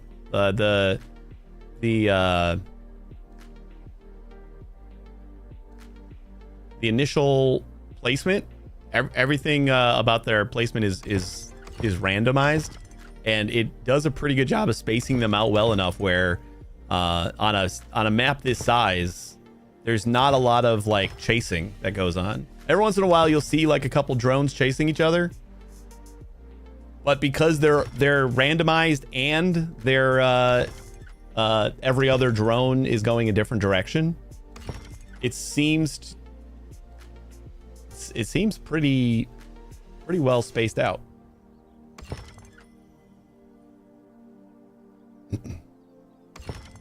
And it looks cool.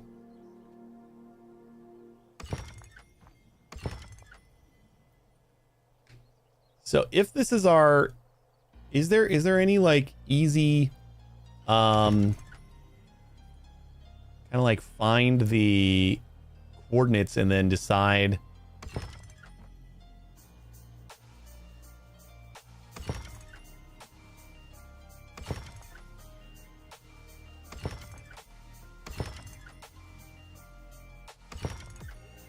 just because you have two chasing each other and the maze resets and suddenly they're in different parts of the maze. Right, yeah. But it's only pseudo-random, so it's pseudo-beautiful. A little bit. That was beautiful. Yeah, those two were chasing each other, and then there was a wall between them, so it immediately fixed itself. Hey, we're at 10,000.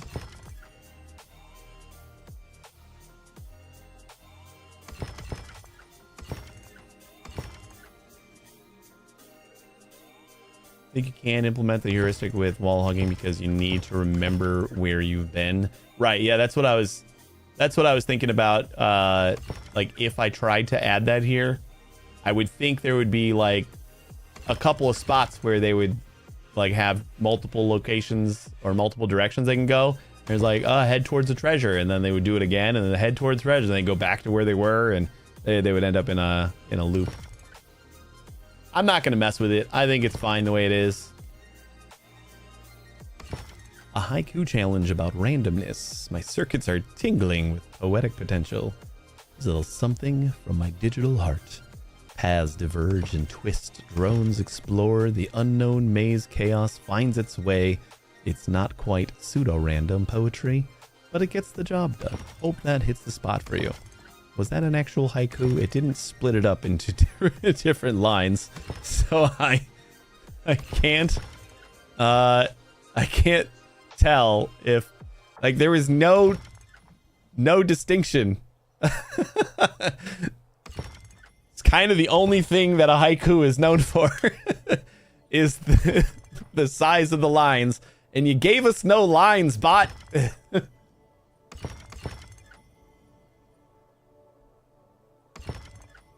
Punctuation, man. Oh, you think it was trying to give us lines and it yeah, there you go. Do a different separator. You tried to add the /n character. There you go. Paths diverge and twist. Drones explore the unknown maze.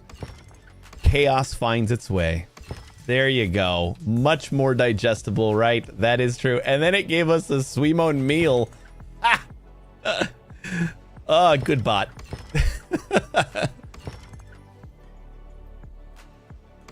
Yeah, I love the pickled meal at the end. All right, what's the last one that we got here? Sunflowers? I don't think we have to do anything else to sunflowers. Oh, but I do want to see sunflowers. We want to make sure that we got benchmark.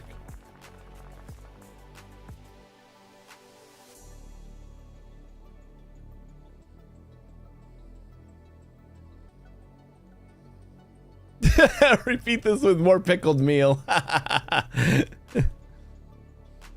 Oh, that's great.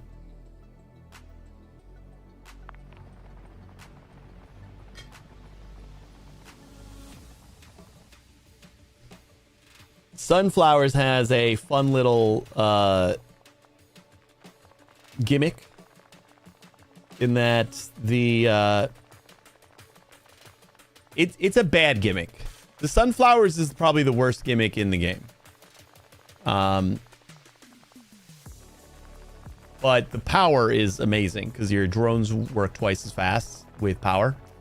But the sunflowers, you get 5 times the sunflower if you harvest the ones with the most power or the most petals. So they can have between 7 and 15 petals. And if you harvest, like I harvest all the 15s first, and then I harvest all the 14s, and then I harvest all the 13s. But I think with 32 drones, if I just planted them all and then harvested them all, I'd get more power per second than actually doing this, which is sad. They need to make the investment in doing it properly worth more.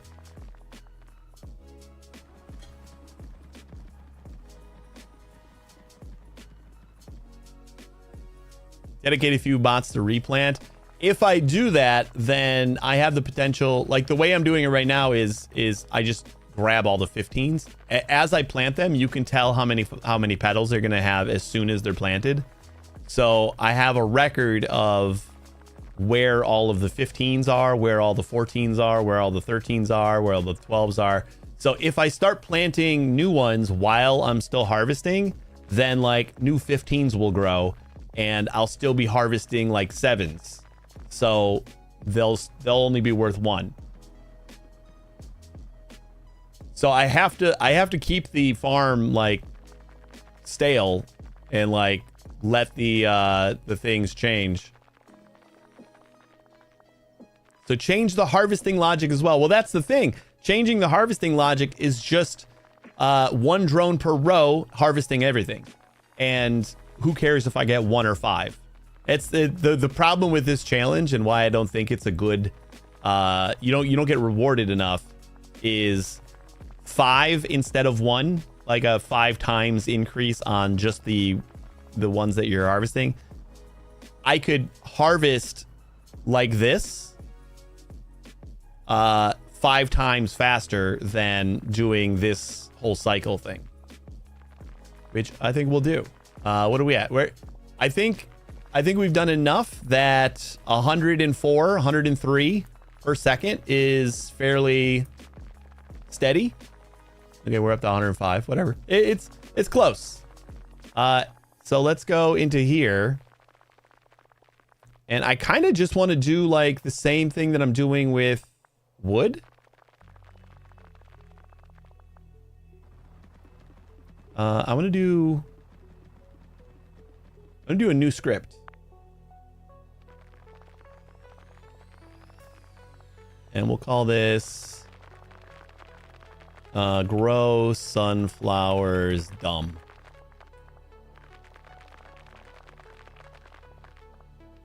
Because this is the dumb way to grow sunflowers.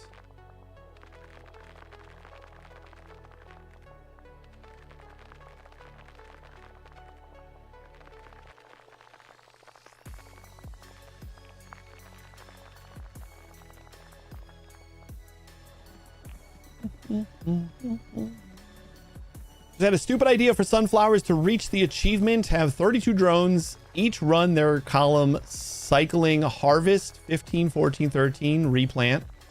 Every cycle harvest. Just got to synchronize them so they start at the same time. Right, that could work. How would we synchronize them though? We'd have to like respawn them every round. Which is what I'm doing now. Like they go away after they collect all the number, and then they like jump through the list by X amount of drones. So like, you know, the first drone grabs index 0 and then grabs index 33 or 32 or whatever. So every cycle harvest the highest 3 instead of the highest. Then, and also harvest the lowest 3. Then replant while harvesting. How would that help? I'm not sure I get that logic. They always loop fully around. You should always get the max bonus. No respawning. Just make sure they spend X ticks every round. Otherwise, wait for a bit. It was the lowest 3 to get the more chance of the higher ones. Well, it doesn't. We always get 5 as long as we are harvesting the highest available. So once we harvest all the 15s, now 14s are the highest available. So then we harvest all the 14s and we're going to get 5 for all of those. And then we harvest all the 13s and we're going to get 5 for all of those. And then we harvest all the 12s and so on and so on. So there's no like we don't get less for, the only thing we get 1s for are the final 10, because the other distinction is there's at least 10 flowers on the map. There has to be 10 or more flowers and we harvest the highest one.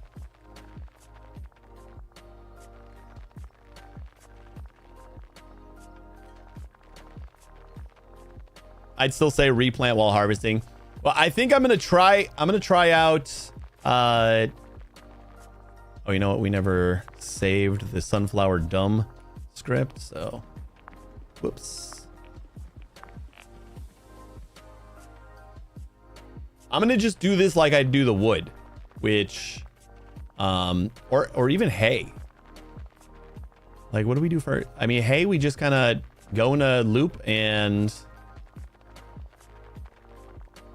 we just keep on planting and harvesting. Wait, what about grow wood? Yeah, no, we're gonna do wood, except we're not gonna like swap. And this is just gonna like harvest no matter what. We're at about 108 after running for a little while. So grow sunflowers dumb. And I'm just gonna do planting. We just get rid of the check. And we just say entities dot sunflower. And then water level. Water level we're gonna have to change so that they grow fast enough.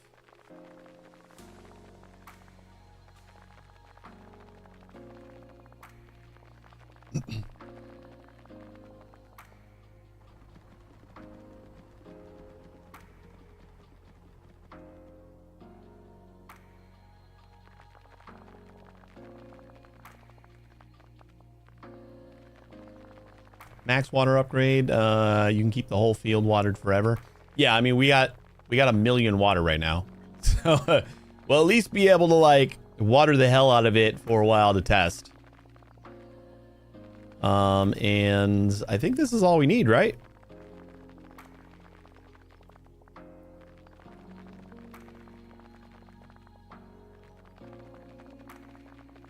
I'm just gonna reuse the power script here, and we'll say import grow sunflowers dumb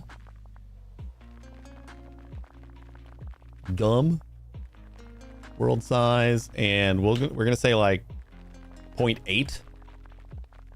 Max drones true.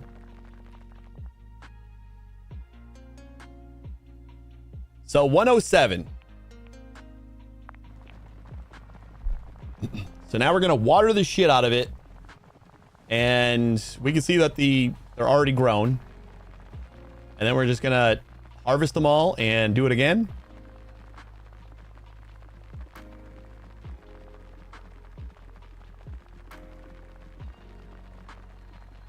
And we're at 223. Already doubled it by doing the dumb route. By doing the don't worry about the challenge route. And I got an achievement for 12,000 power in a minute.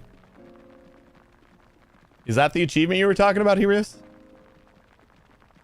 310 per second just by doing the don't worry about it route. So yeah, that's why I think it's not a dumb challenge. I like the challenge. It's just not rewarding enough. The like if it What I was thinking is instead of 5, if every harvest it upped it by 1.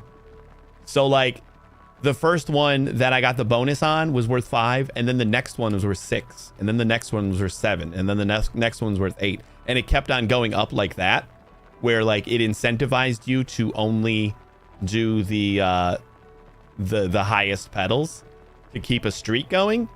I think that would be a better reward. You were struggling hard optimizing your script, and I just changed my wood script. Just reused my wood script and thought, I think this only works if you got 32 drones though. I think if you have to do any loops or anything, it's just the fact that it's so fast to plant and harvest and just keep on going in a circle that like in each row, that this is just too easy. And I think 0.8 is actually too much. I wonder if we can do like 0.4 and still have everything grow in time, or maybe 0.55. We gotta like let them dry out a little bit.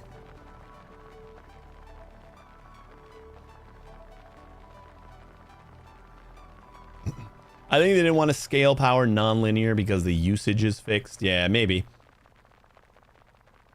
But it's just, yeah, it's just a silly challenge that I think could be more rewarding. What's number 4? The 0.55. That's my water level. So, or my water target. So we got water equals water level, and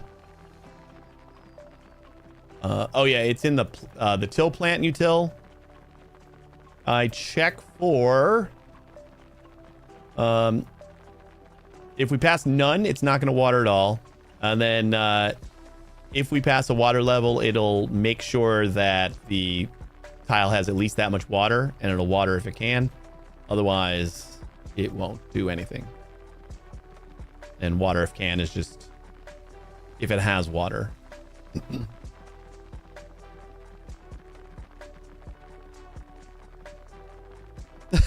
Even in lurk mode, you're still running the smartest algorithms in the chat. So yeah, I mean, we have a ton of water, and I'm even tracking it. We're still gaining water even while doing this. And it looks like we're not stopping anywhere, so we're at 0.59, so these are getting watered. Each water is also a quarter, so 0.55 means like we're gonna stay around 0.8. We'll top it up to like almost 0.8, and then we won't water again until it gets back down to 0.55. Yeah, whoops, sorry about that. It was almost 400 power per second just by doing it in the linear stupid fashion. So I don't love that, but it is what it is.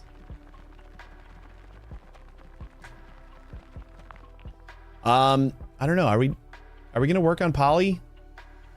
Yeah, let's try to do poly before we do snakes. Before I decide that we don't have time for snakes, I guess we could do poly again. Grow poly culture.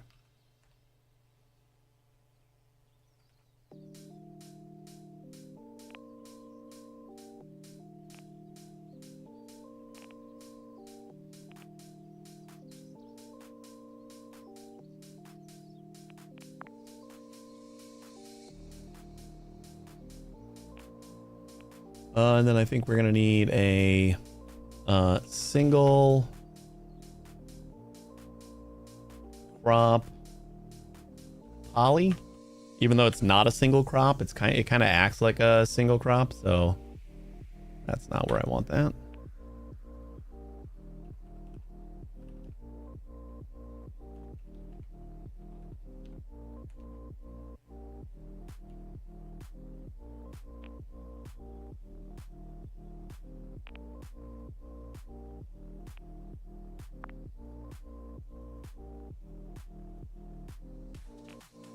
Just one more thing to delay our snakeage.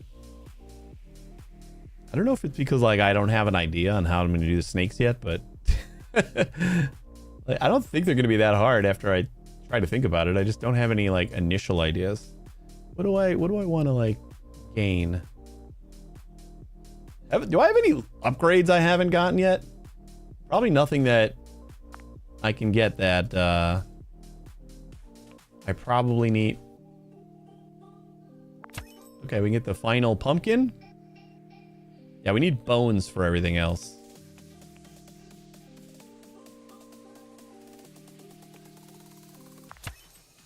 And for some reason I never unlocked speed, but that's like for setting our size and all that fun stuff, so probably never gonna use it.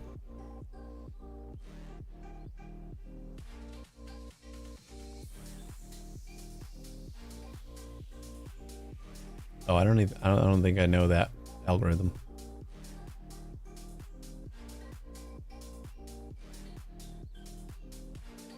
Polyculture. Like this was our initial polyculture script. We gotta adapt it to our new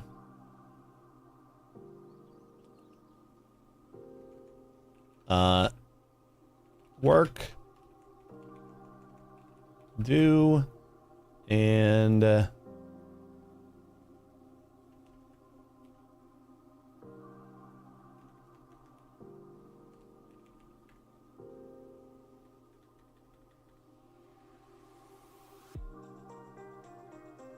see, I just really wish we had classes so I didn't have to keep rewriting all this crap.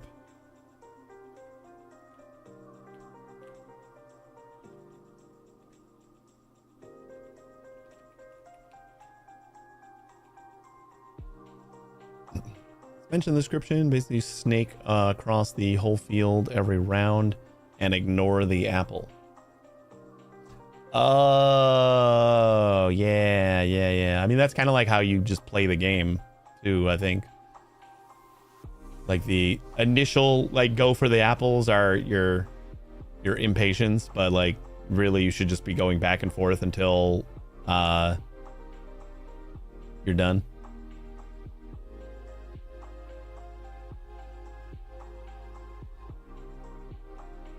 Made defaults file and do defaults at water level. No.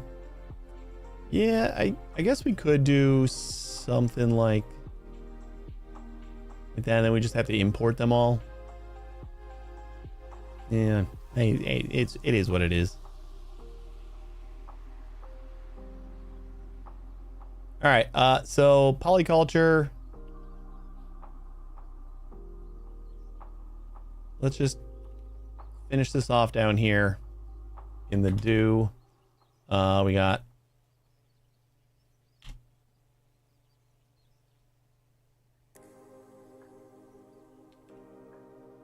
God damn it. Oh wait. Down here. Convert spaces.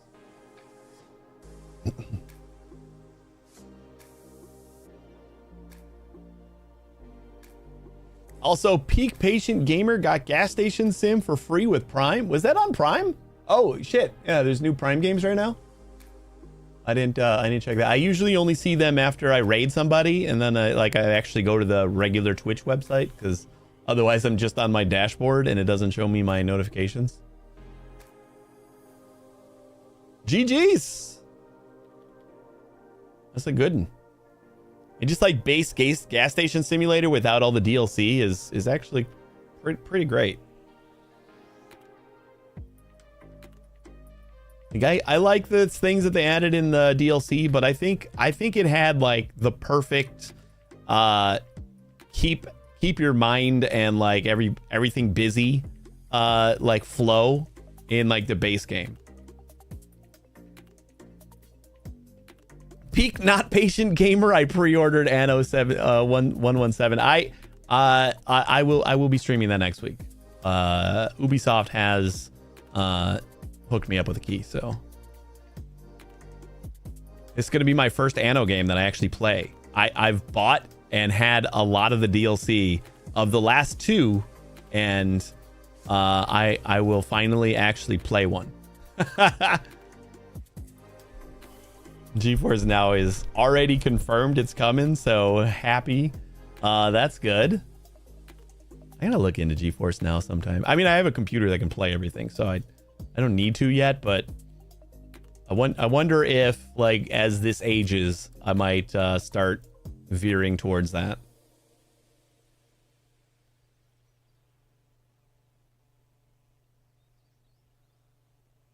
I love GeForce Now for playing games on my work PC. How much is GeForce Now right now? Like for the top of the line, like say you wanted 4K, like 3090s or 5090s or something like that.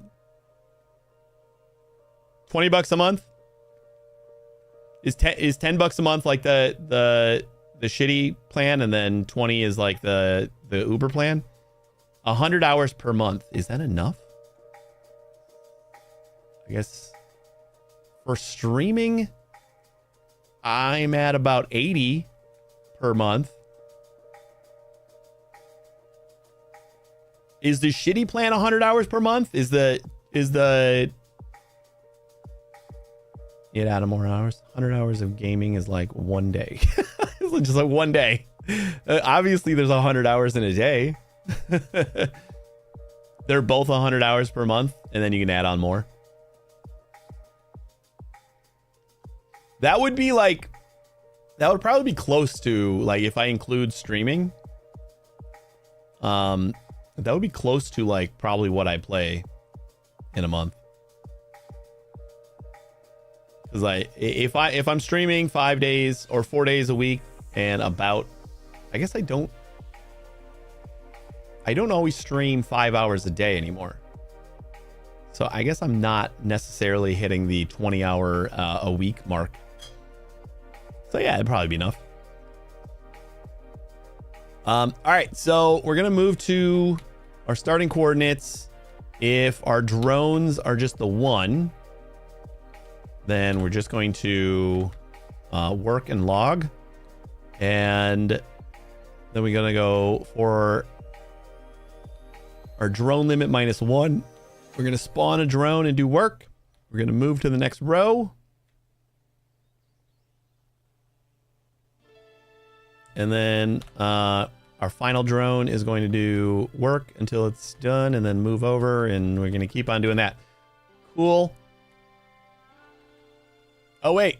Yeah, it's fine. So we'll start down here, and we'll just like spawn as many drones, and then the work is going to be where we... Got it. I remember what we're doing now. The work should be easy.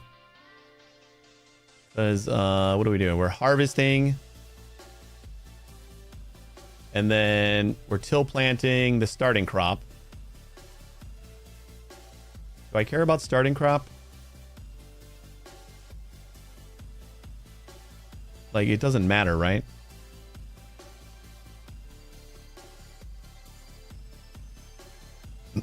What are the polyculture crops? I don't even remember. I'm like running out of brain power here. Polyculture. Grass, bushes, trees, and carrots. Yield more when they have the right plant companion. Companion preferences different for each individual plant and cannot be predicted. Fortunately, the companion preference of the plant under the drone can be measured with get companion. Okay. So, wait, God damn it. What was it? Grass, bushes, trees, and carrots. Grass, bushes, trees, and carrots. All right. Well, let's do a fun little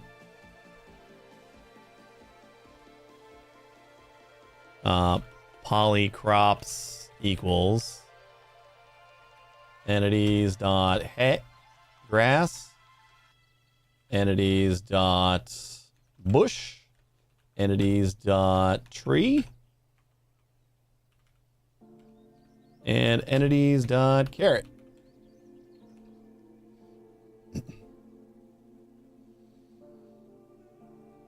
$15 hours of extra playtime is $350. I do about 30 to 50 per 2 weeks according to Steam. Some months I might need to do extra hours, but I also don't play everything on GeForce Now, so I should be good. It's roughly $300 for a year of 150 hours per month, $1,500 for 5 years of top performance, cheaper than a new high-end gaming PC. Yeah, where your PC doesn't age with GeForce Now, massive electricity savings. The only issue is availability of games. Can't play everything. Yeah, you can't play everything, but I have noticed that there is a lot more vocal "Where's the GeForce" version in like comments and other like announcements and stuff like that don't specifically say GeForce Now is supported. There's you're not alone. There's a lot of comments and stuff asking about GeForce, and from my understanding, it's not crazy hard, and it's more like just a flag. Like, I'm sure as a developer, you're going to want to test it and you're going to want to make sure it works. But I don't think there's a ton of like extra like work that needs to go into just making it available, you know? But I could be wrong on that. Maybe there is some magic that you need to implement. There's probably some things like if you're not doing certain practices that would make it harder to support GeForce, but I am not sure how that all works. All right, so we're gonna go wherever we are, and we're just gonna start with a Wild True harvest.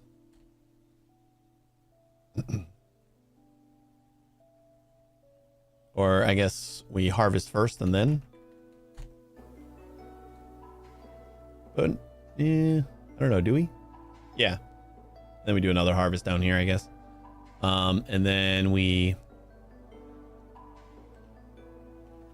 till plant.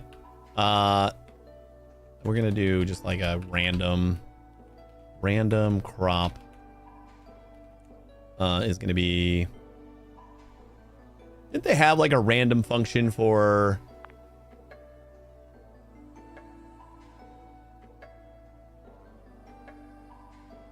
like a random item in a list? I just don't feel like doing it myself right now. Yeah, that's the one.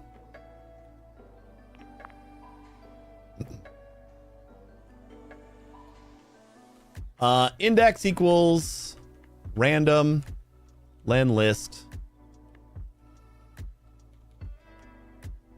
Make it even simpler. And list is polycrops. Random crop.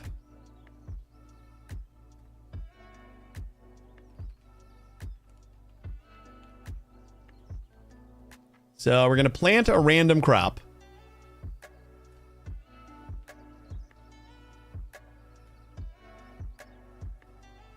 And then wild true. We're going to do this.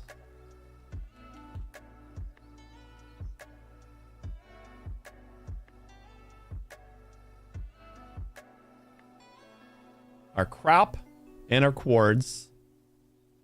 Or get companion. We're going to move to the new quartz, which should be more efficient now. And then if can harvest, try harvest from history. Right, we are saving our history. Ooh, but we're not going to have a saved history anymore. So I guess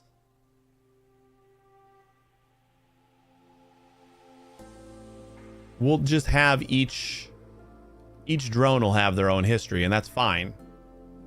Because even if another drone like harvests and plants in their history will still be like that crop will still be worth more. So it doesn't matter. Maybe I'll like make their history bigger. I don't think it needs to be bigger, but and then we'll just add these two functions. Pretty much we're using the same poly script we were using.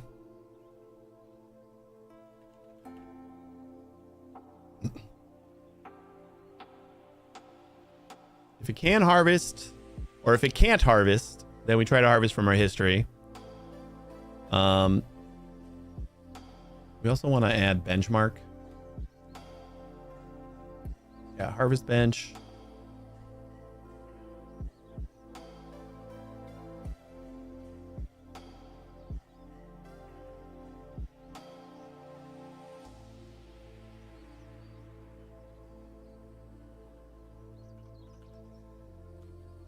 Harvest bench.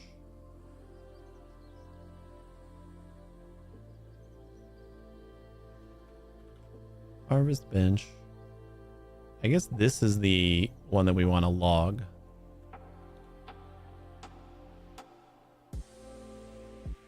So this one doesn't need harvest bench at all. Try harvest from history, add to history coordinates. Till plant crop. I think that's it, right?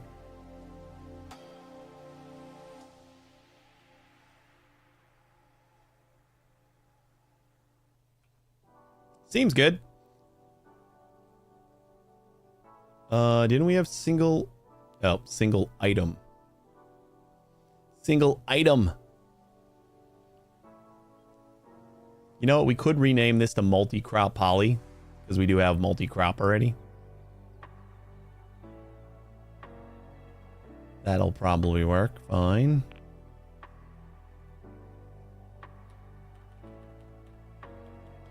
Multi-crop poly.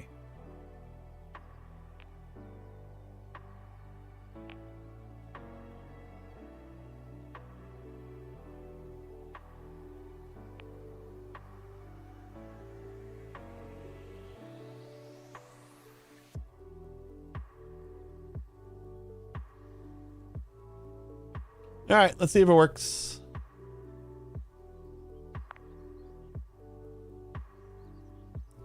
Cool, not doing anything. Oh, because I don't have anything in multi-crop poly. Did I not save that after I renamed it? Maybe that's why.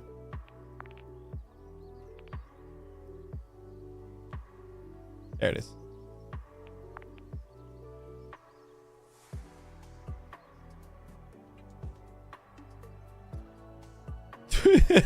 Twitch told me to cheer 1 bit to take first place. You did it.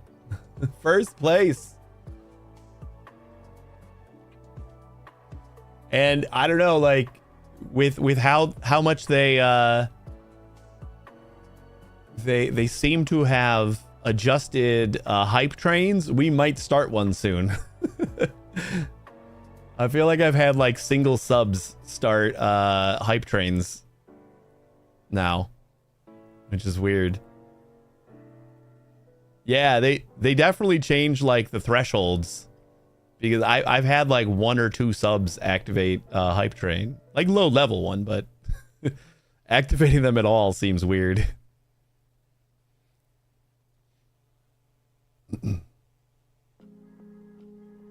I mean, I don't know, you might want to test it. I kid.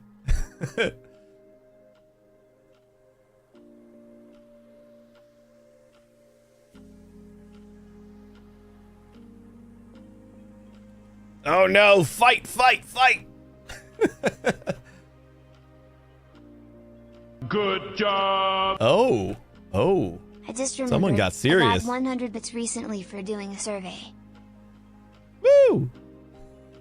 Go survey bits.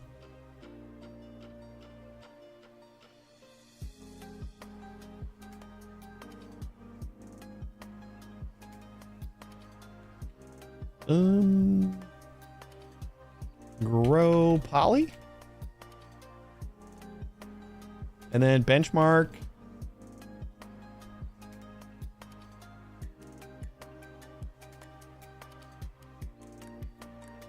You can get rid of all these guys.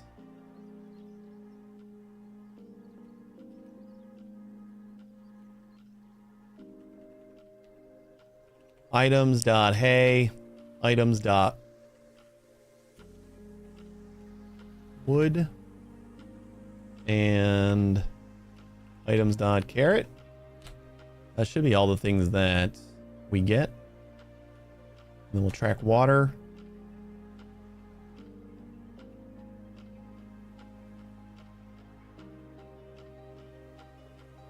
And then just a wild true. Good job. Oh man, now I'm gonna be number 2 forever. Oh no. Yeah, look at that number 2. Rough.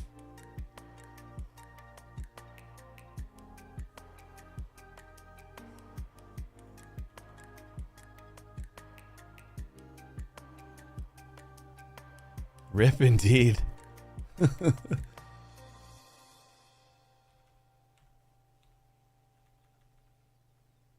I'm going to do a small amount of water. We don't need to go crazy on water, I don't think. Max drones for sure.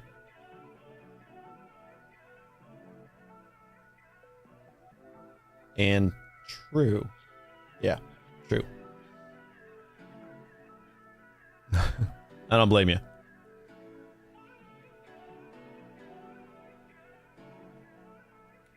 Someone said water.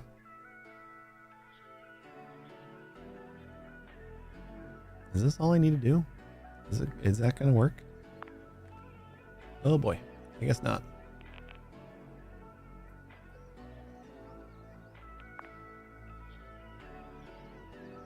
Any use on the function list? Oh. Oh, because I didn't change the polycrops. I gotcha. Polycrops, there you go. Not bad.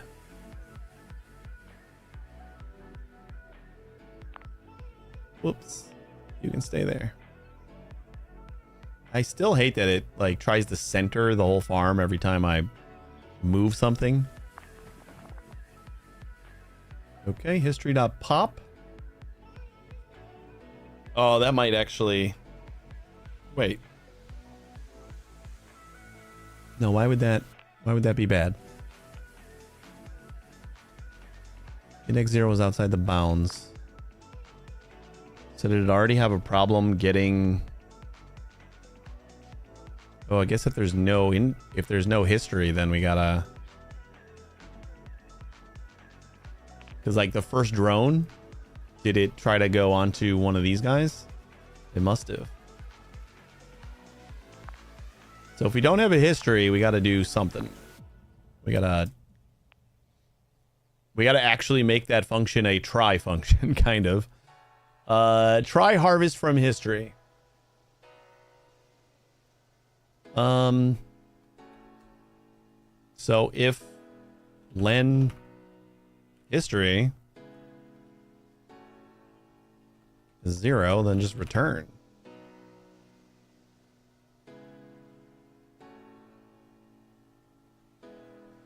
And then what is that going to do?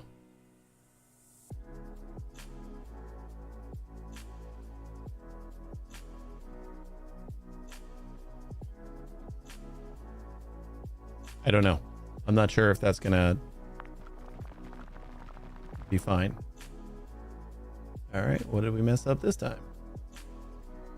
Left hand, right side assignment didn't match. Boards equals get companion. Am I trying to get a companion on like an empty spot? I gotta assume. So we definitely have a lot of race conditions in this situation. Seems like that's what's happening. So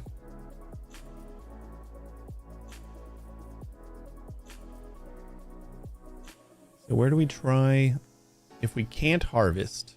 You know what, maybe instead of doing the history when we have like this many drones, maybe I go back to what I was doing before, which is just if we can't harvest, we wait. So we just say while not can harvest. We pass.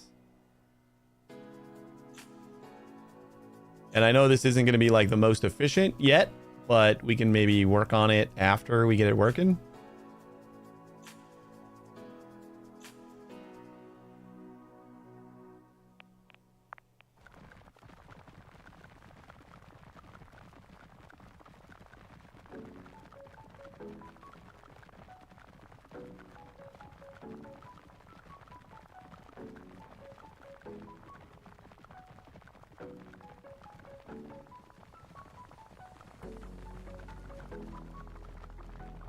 What we might want to do is increase the water, though.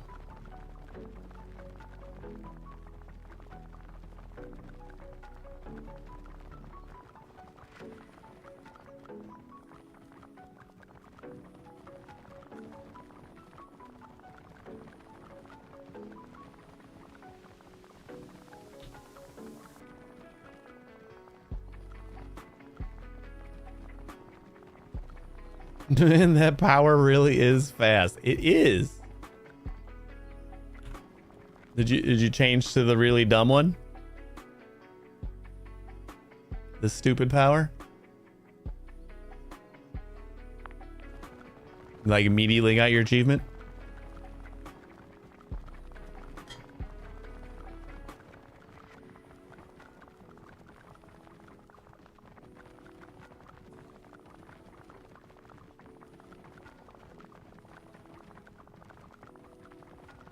So we do have a lot of waiting around.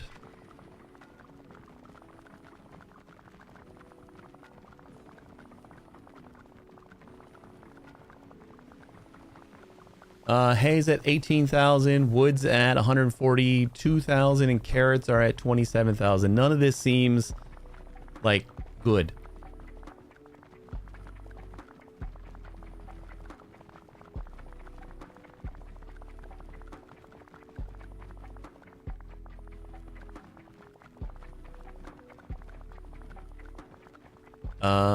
Can't plant carrots. Well, you need to like till it first.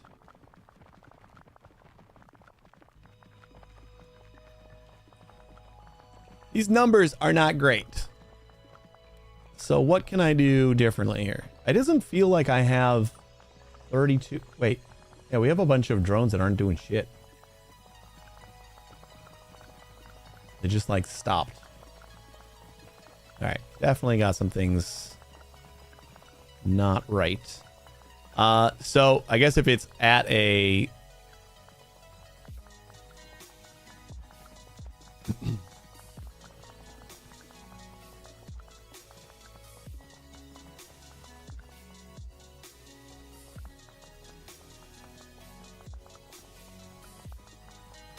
what if we just don't worry about it? If we can't harvest it, we'll just plant something new. So we'll just overwrite things, which will keep everything moving. Oh boy. Is it not going to let me? Oh yeah, that's right. We're going to do like, we can't get companion. Can I tell what's planted? Because it's just like a...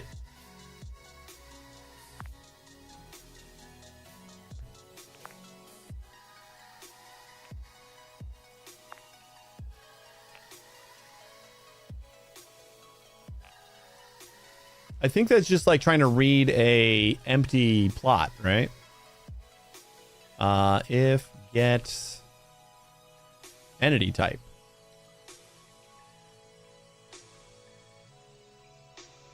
Does entity type give us like none if it's just soil?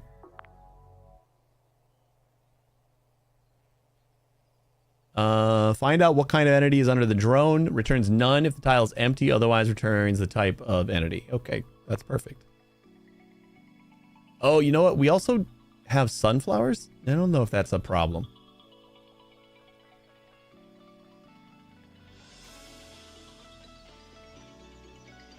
We don't have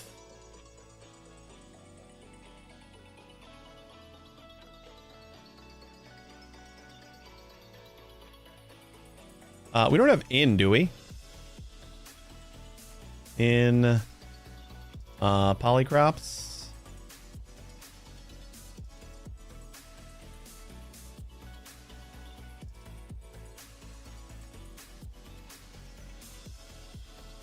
Now, you know what? We're just going to do this whole thing only if.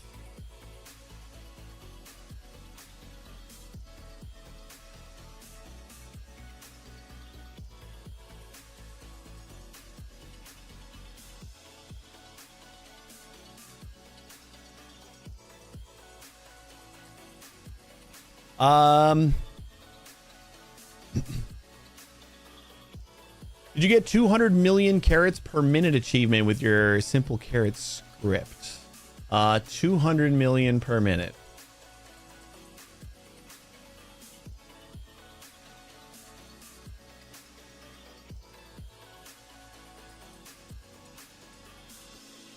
Let's find.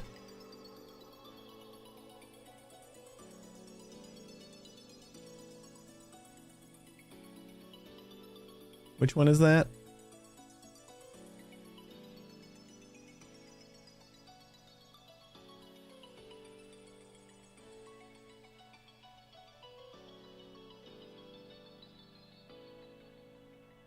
Sort a full field of cacti the wrong way around. Farm 1 billion carrots.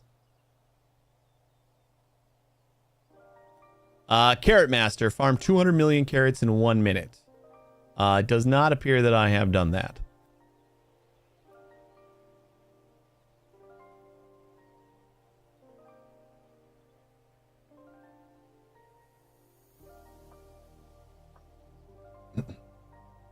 My carrots were only like 30,000 per second, I think.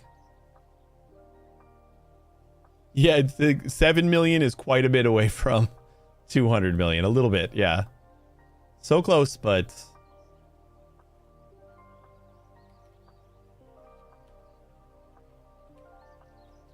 I'm just trying to get rid of this history thing.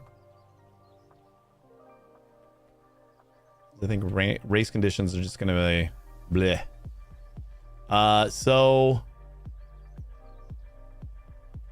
if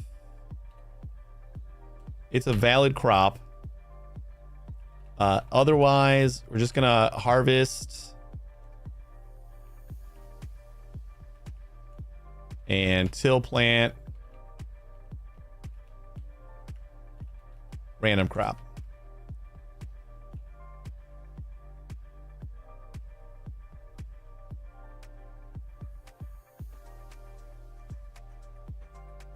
If carrots is less than 7 million, work harder.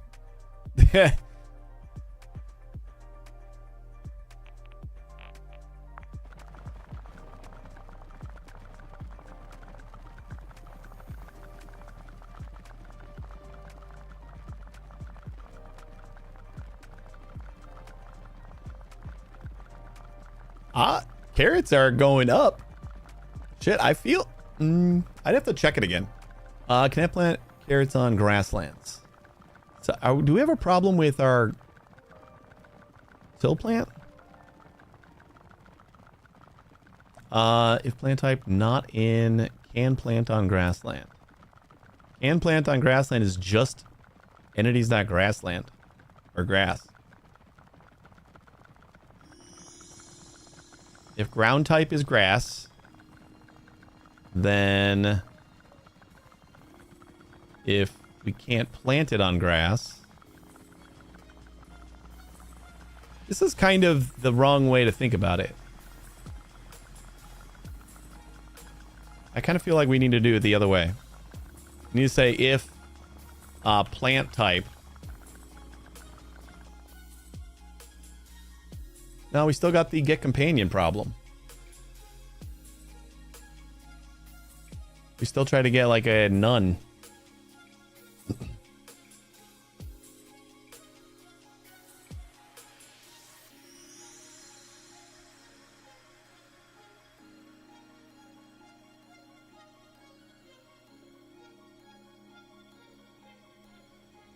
By the way, you can plant grass on tilled land. I just need to use plant instead of tilling and waiting. Oh,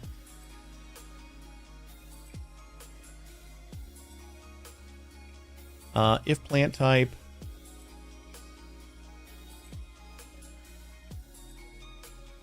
in can plant on grassland, then we say if get. So if it's a grassland crop, then we just plant plant type. Since we can plant grass on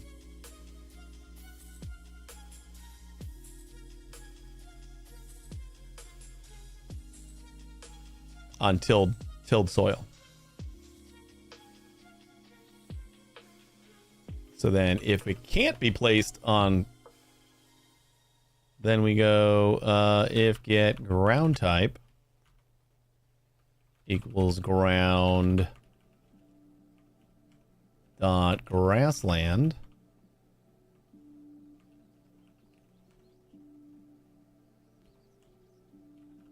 Till.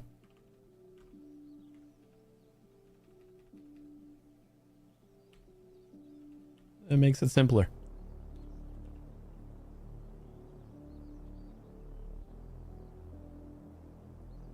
But why are we still trying to get companion on a non-existent thing?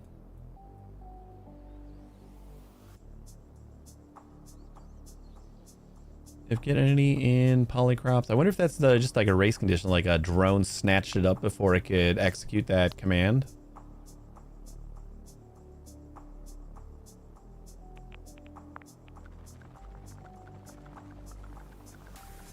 Or if that has something to do with the fact that it couldn't plant. Maybe it's reading that spot. Nope. We got it again. What the fuck? What are we doing here?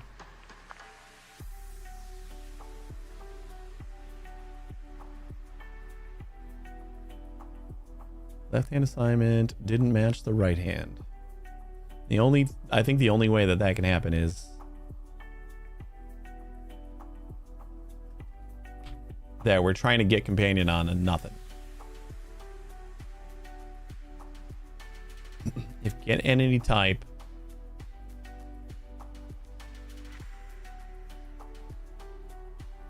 is none. Just flip this. If get entity type is none, then just do a basic bitch thing.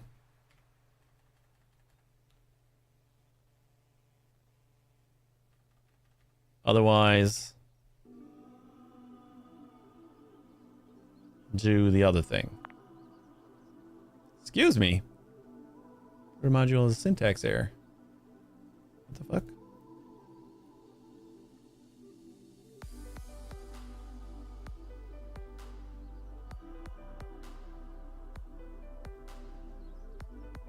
What?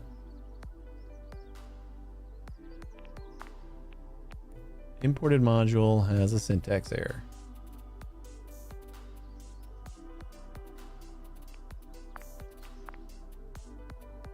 Oh, is not a valid keyword here, I guess. Yeah, I got it. I got it. Stop yelling at me. I'll change it in a second.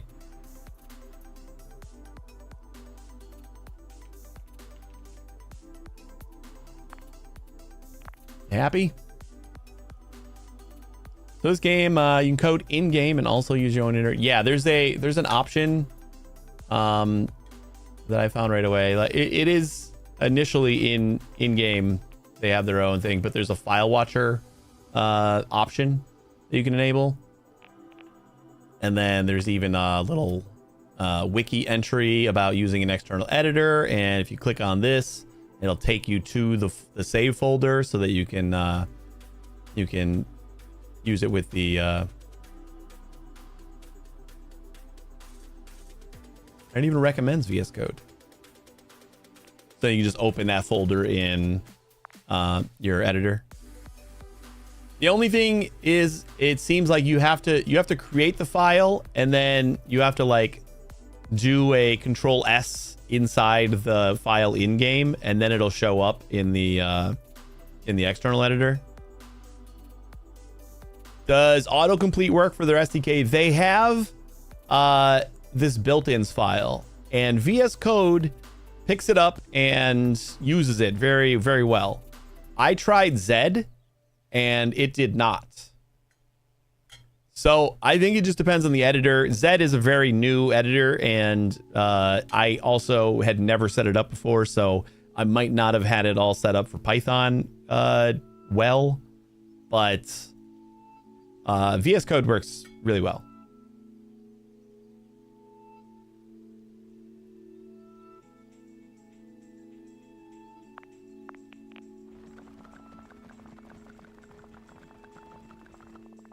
God damn it. What am I doing wrong on the get companion thing? Like, is this like seriously it's got to be a race condition then, because we got like two drones right on top of each other.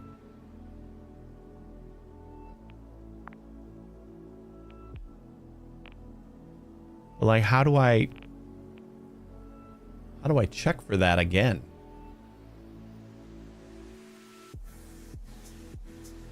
If a drone is checking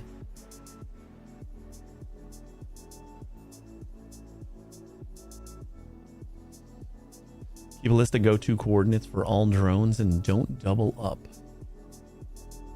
I don't know if that's going to work with the way that Get Companion works. Get Companion will find a coordinate, I think, within like a 5 block distance. You probably space them out, but I also feel like that's not gonna really fix it. It'll just like make it happen less.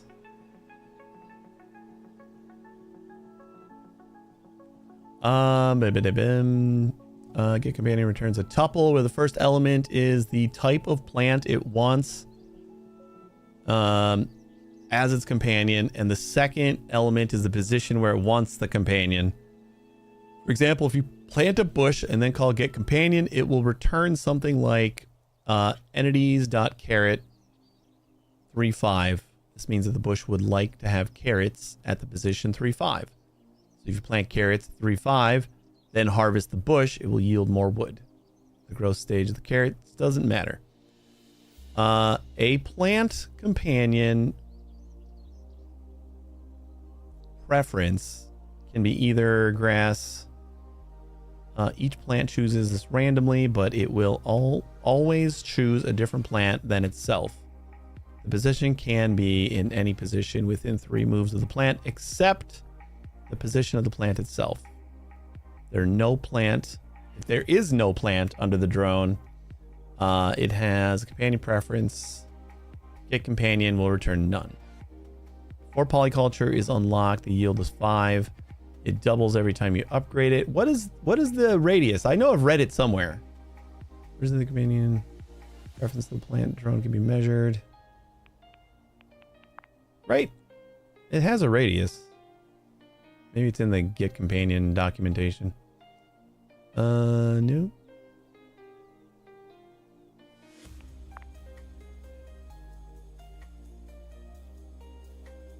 Wait for... We could make this dumb again. We could do like a single, like my drone spawns another drone to go plant the companion, and then just immediately harvests, like we wait for, and then it harvests the current one. And I wonder if we could do that with more drones. But that's why I want to find the radius, because then we can space them out enough where they'll never overlap, and we'd have one drone plant and then another drone plant the companion, harvest the first one, and then plant a new one, send out the drone to plant its companion, harvest the first one, and we don't ever give a shit about harvesting the second plant. But then we do that with like 16 drones, 16 pairs. Maybe that'll be fast-ish.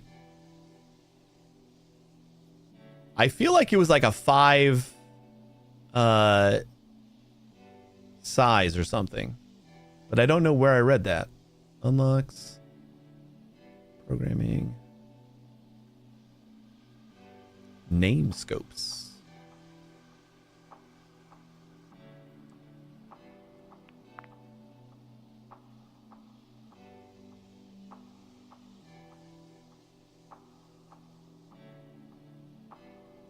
Something like this means a bush would like carrots in position 3-5. You plant carrots 3-5 and then harvest the bush. It'll yield more wood. The growth stage of the carrot doesn't matter. The plant's companion preference can be entities. Each plant chooses this randomly. Within 3 moves of the planet except the position of the plant itself. So the radius is 3. Is that 3? That's got to be 3 moves, as in like 3 or like 1, 2, like, so like 3 in a circle.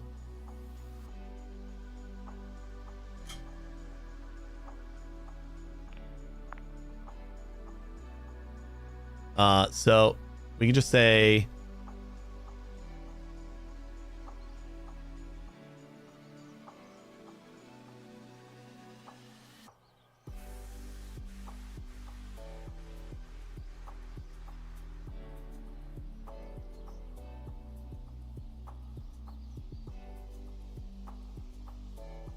yeah, distance 3 in Manhattan. So we'll have some unused space. But if we start at 3-3 and then we move 6 at a time,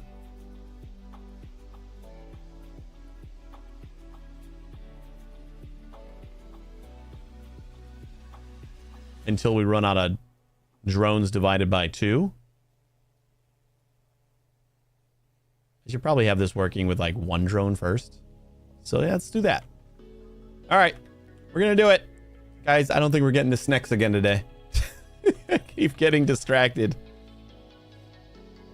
Also wraps around the field, by the way. You can plan 0-0. The companion would be a 30. Yeah, that's why I was gonna start at 3-3.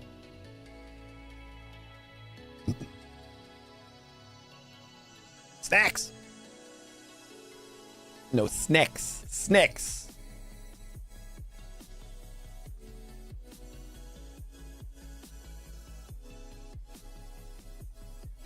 So let's move to starting coordinates +3, +3.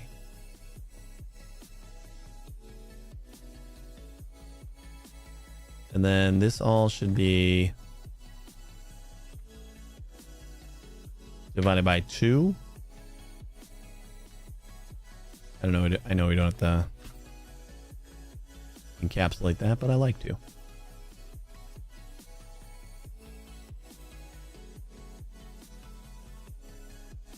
And we're just gonna get rid of all that. So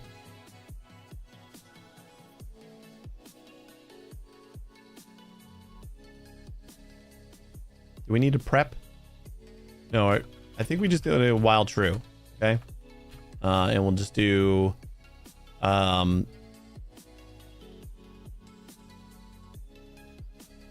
our main drone, the one that's going to spawn this work, is going to be always just harvest bench and then it's going to till plant.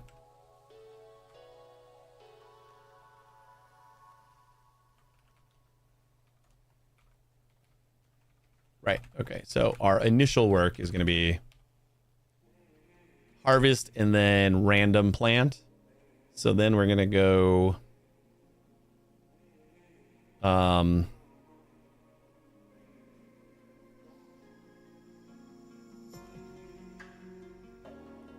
crop boards equals get companion, because now that should be Valid. Not gonna have anybody else encroaching on our space.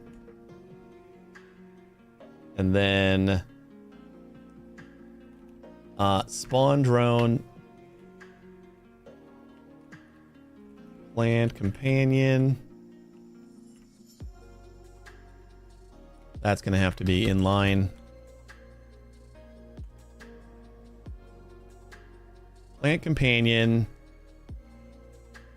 Go. Move to coords 0, coords 1. And till plant. Crop.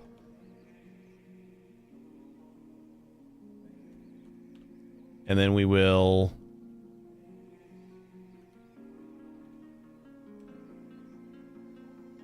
new drone.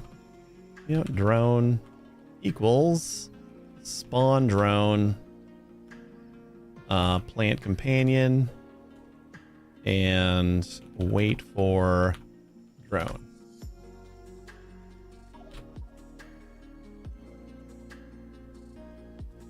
And then once it's done waiting for drone, we harvest bench. And that should do it. It should do just like a one small section down here, right? Okay, it's spawning too many. We want to do one.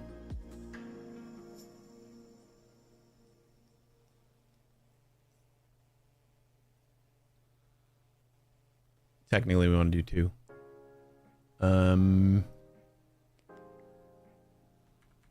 Two. And wait, did I change something different? Yeah, I did. What did I change? Wood? No, we want max drones on wood. And poly, we want 2. And then down here, if our drones is 2. Actually, if our drones is... Yeah, I'll figure it out later. But drones should be 2. That'll be fine.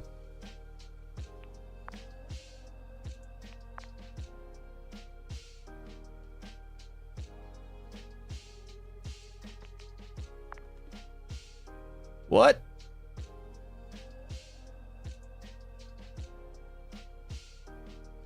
Is it not getting the random crop right? Let's debug this.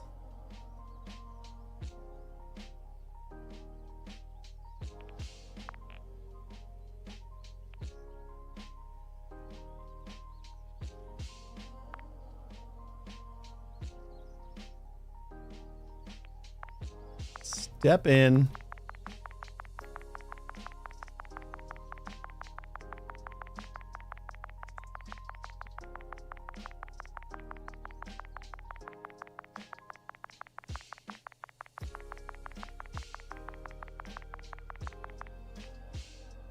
Okay, fine. Well,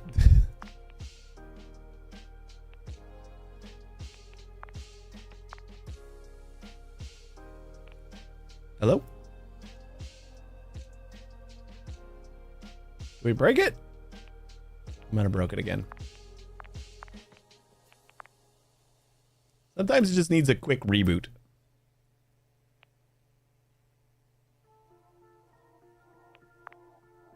All right. So then we got to there. Let's step in.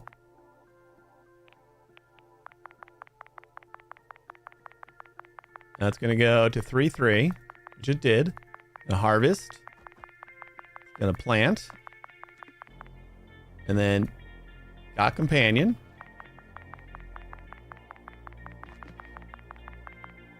Now it's working. Do we just need to clear? I think we just needed to clear.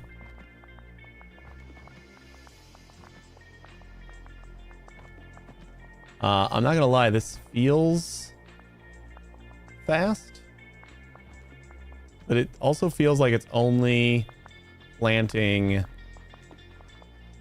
hay.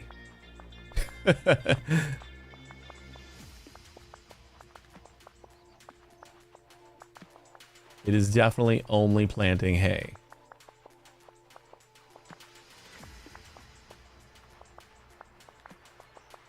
$10,000 per second for a single tile seems pretty good, but we should be doing other stuff. So something about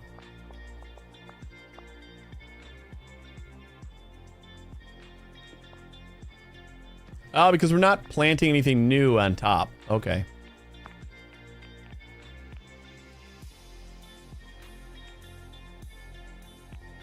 All right, let's shrink these again.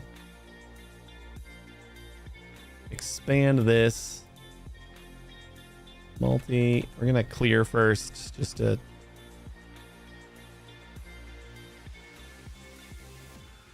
So we plant and then we harvest bench and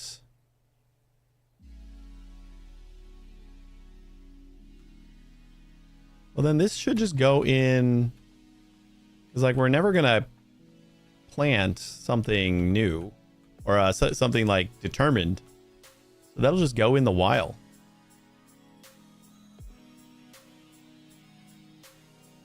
It's always just gonna be a random of those 4. We'll just see how fast that goes.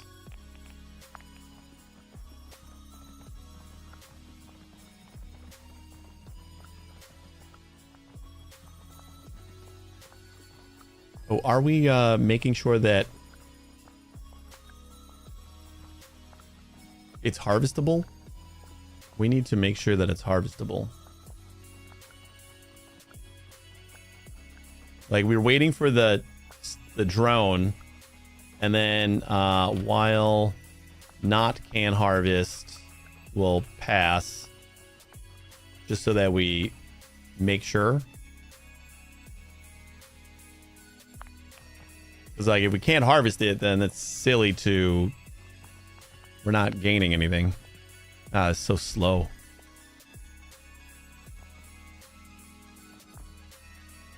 If not harvestable, make harvestable. That's sound logic.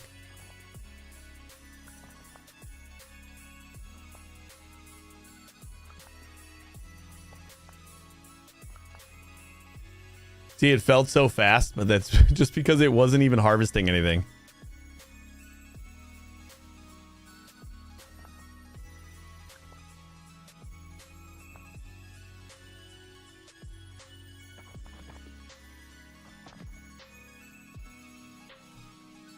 Well, this seems like it sucks.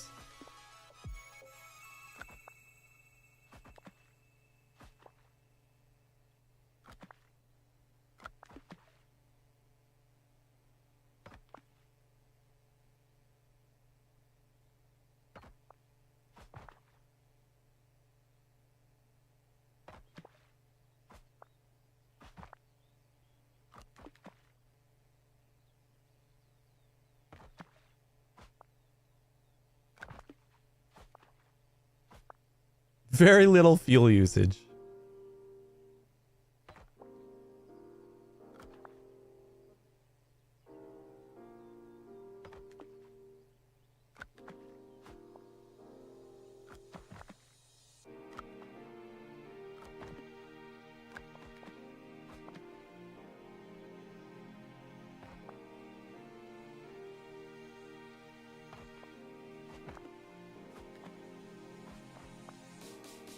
All right, we gotta go back to the other way, but I gotta figure out how to get around race conditions, because definitely I'm getting like a drone that's harvesting on top of something like that we're just about to get companion on, and that is not working for me,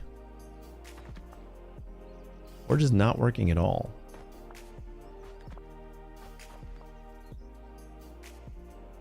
I guess I could, instead of trying to assign it in one line, I could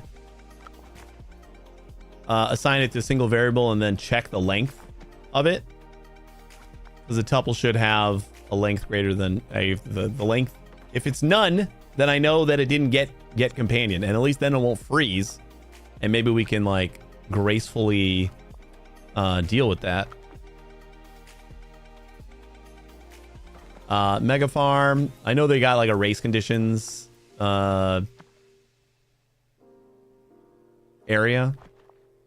Race conditions, multiple drones can interact with the same farm tile at the same time. If 2 drones interact with the same tile during the same tick, both interactions will occur, but the results may differ based on the order of their interactions. For example, imagine drones 0 and 1 are both over the same tree. It is almost fully grown. Drone 1 calls use items fertilizer. Drone 1 calls harvest.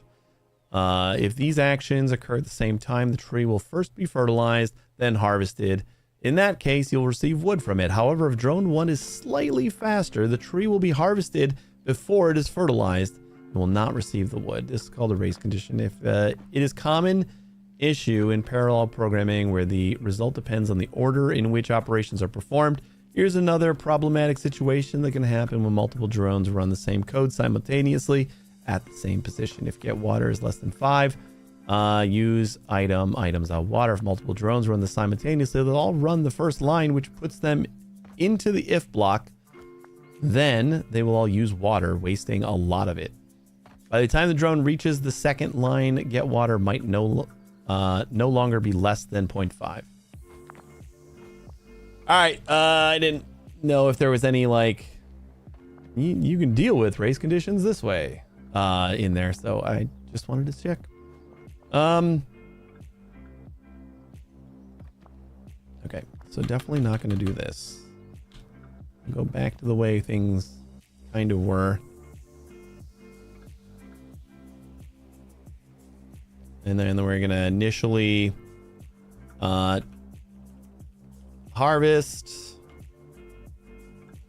and till plant, random crop, and then we'll while true.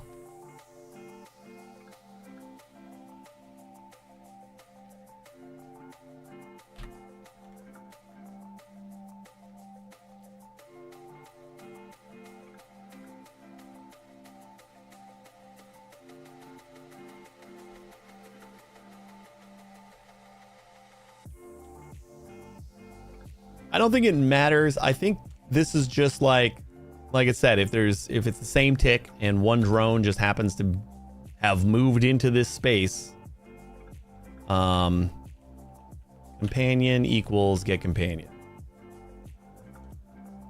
If len companion is great. No, if companion is none, then we will till plant, random crop,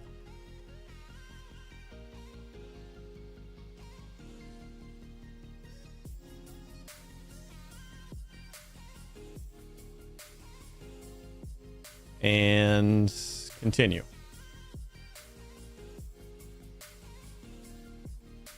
No, we'll just continue. And then it'll go up the top, harvest, and till plant again.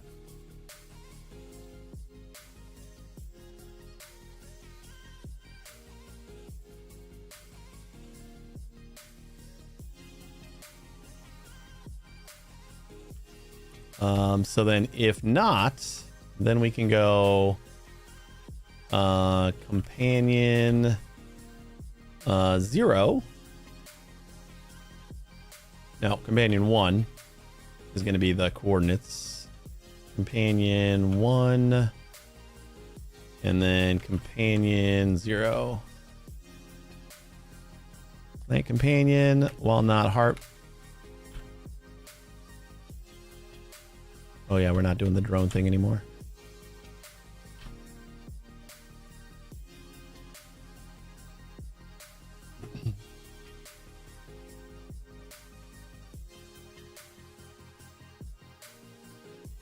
Harvest bench log, plant companion, move to,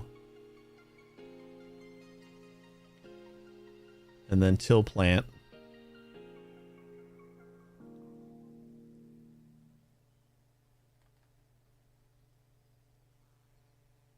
But we don't want that in here anymore.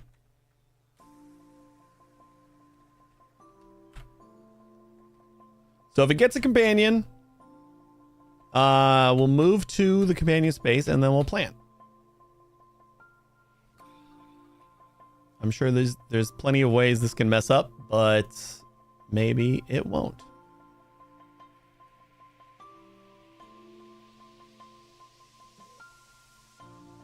And we'll still clear just to make sure we start fresh.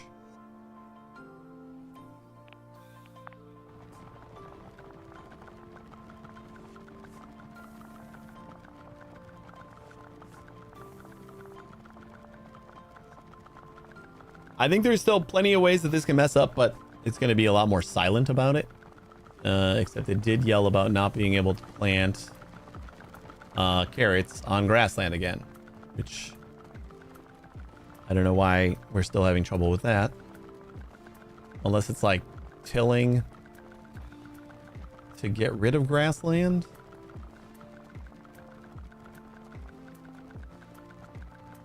Like another race condition. You know what? I'm okay with it being a race condition if that's the case. Like that.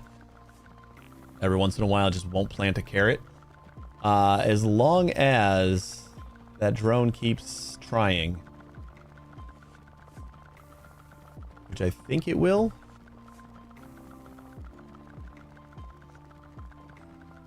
Okay, we are spending a lot of hay, which I'm okay with. And honestly, I think this is doing better than our carrots. Like we're at 44,000 carrots per second this way.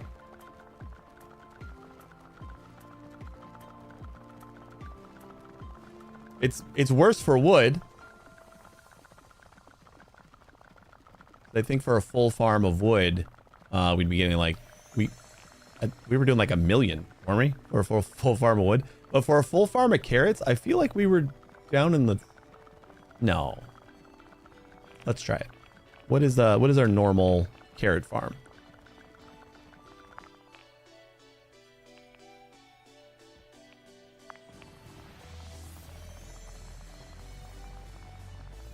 It couldn't have been that bad.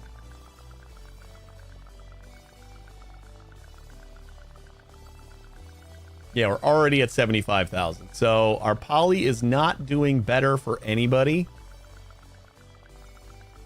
The only explanation for that could be that we need to do sneks in order to increase our poly yield from 1,000% to 2,000%. So it's just the fact that we haven't done sneks yet.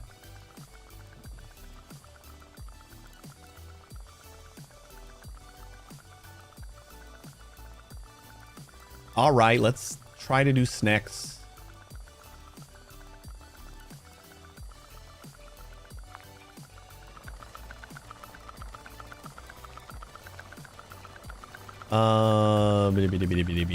Dinos. Grow dinos. And single item bones.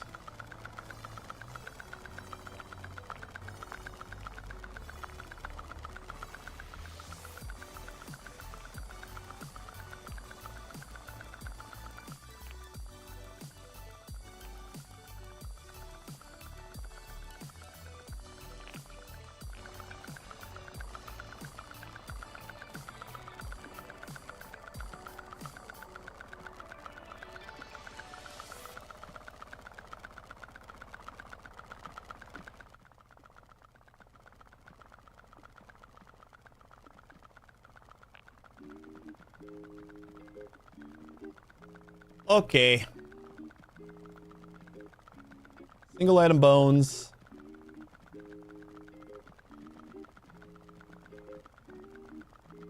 Our polyculture is kind of shitty, but whatever.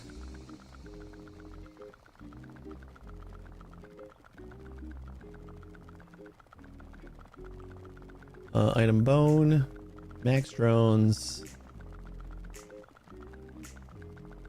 grow dinos. And grow dinos.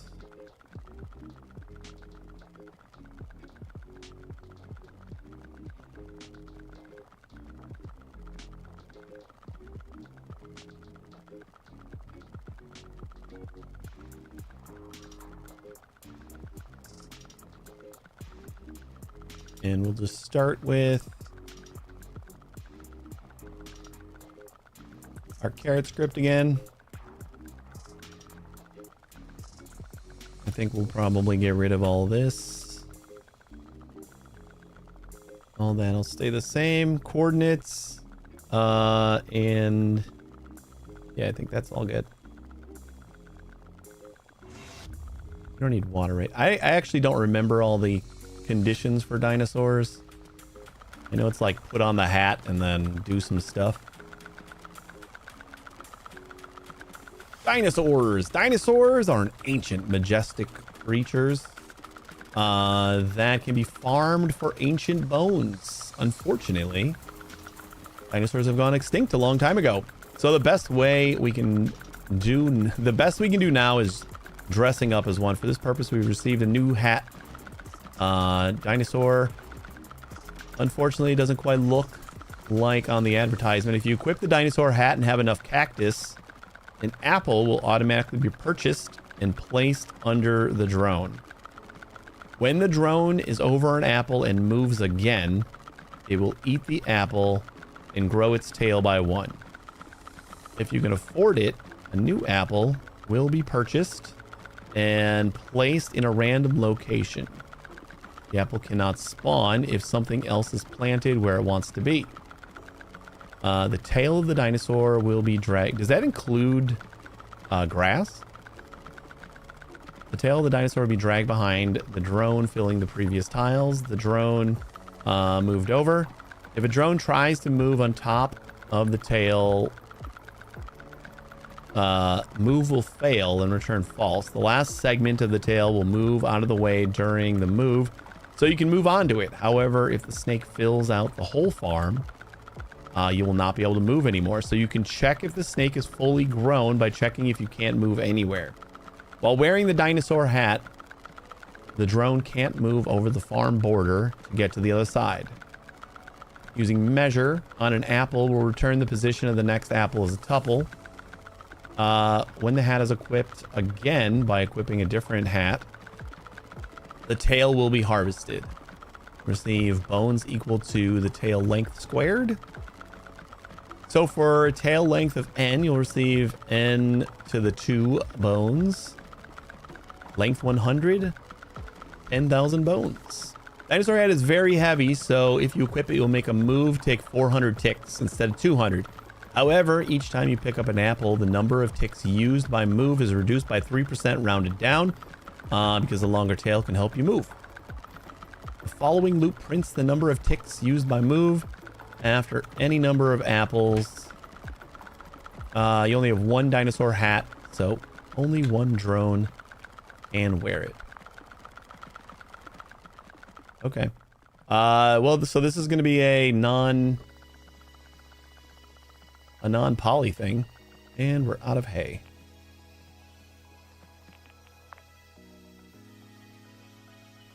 Okay. Yeah, so we're not even gonna take in a drones to use, because there would be no reason to ever use more than 1 drone. So then we're just gonna work.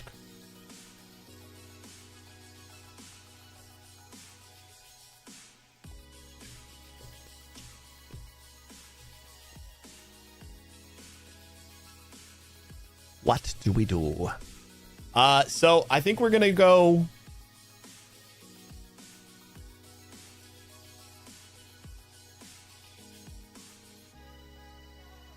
We want to just do serpentine until we get to the end, right?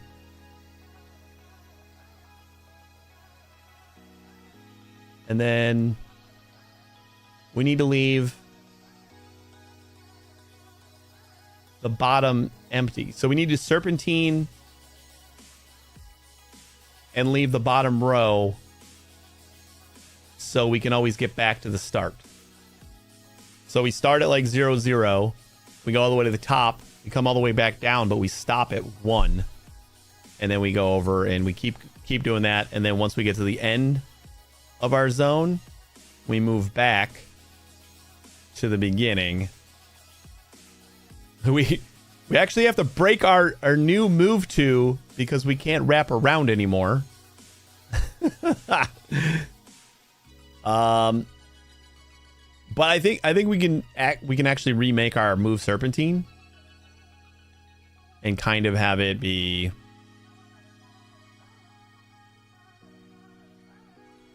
so our current direction X, Y in size.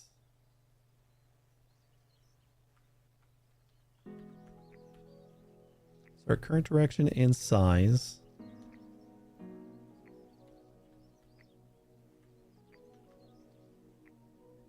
Move snek.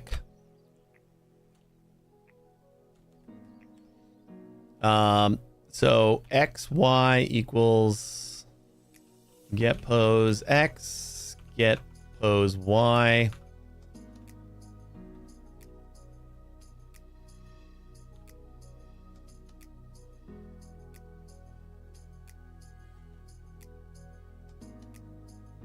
And then we want current direction.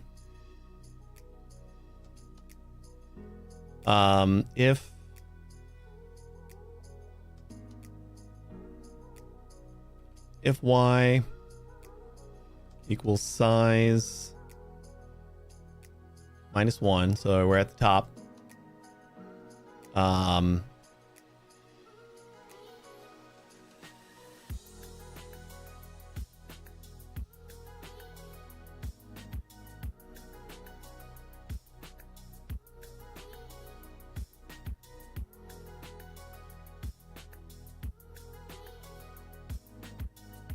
Right, and then if X is not equal to, okay, if X not equal size -1, then we will move east, which is exactly what we had written down here, but I just rewrote it. Just wanted to rewrite it.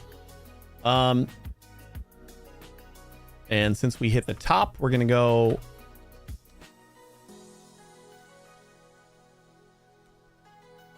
to there.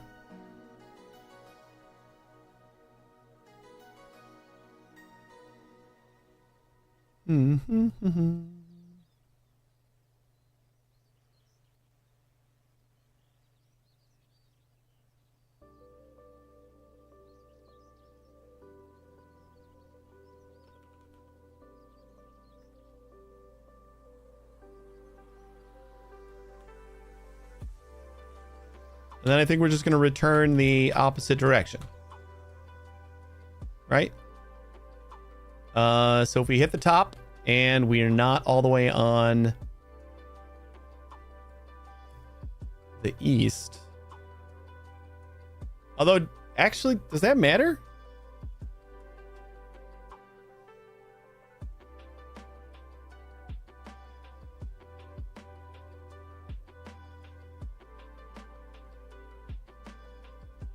Is like this is going to be 31, so like a 32 -1. Right, okay, so yeah, if we're not all the way on the right, then we'll move east. If we are all the way on the right, this is only going to work on multiples of, wait, are we going to be up, down, up, down, up, down, up, down, up, down, up, down. Down is going to be on all the odds, so yeah, 31 will be odd. So our snek is only going to work on even size. I guess that's fine for now. So then we'll return the opposite direction, and then I think we need some more conditions here, though. So now, if Y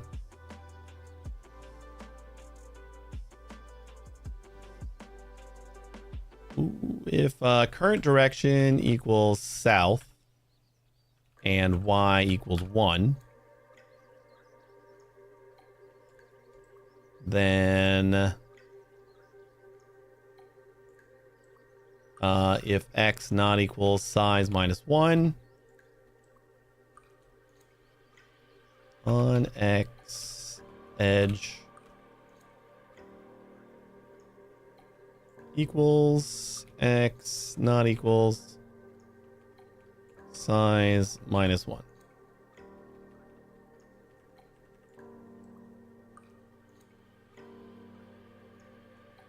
If not on x edge. Not on x edge. Move east. And return dir opposite.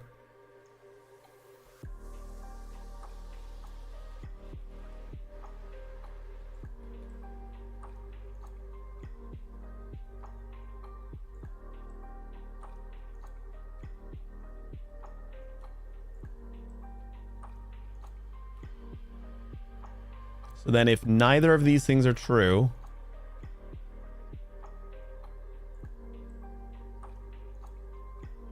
we're just going to move and return the current direction. But I think we need a last thing is going to be if we're on the edge of our zone. So if on X edge and y equals... see, we're hard coding this though. I don't like that. But we need to get like the starting coordinates. Start X, start Y. I think I can default them to zeros so we don't have to always pass them. But if we want to, we can. So this is going to be... all these are going to have to change a little bit. X equals start X plus size minus 1. If Y equals start Y plus size minus 1. And if Y equals start Y plus 1. And then start Y.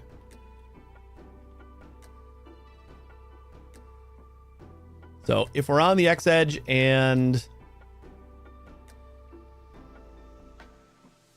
we're on start Y, then we're going to move all the way to while get pose X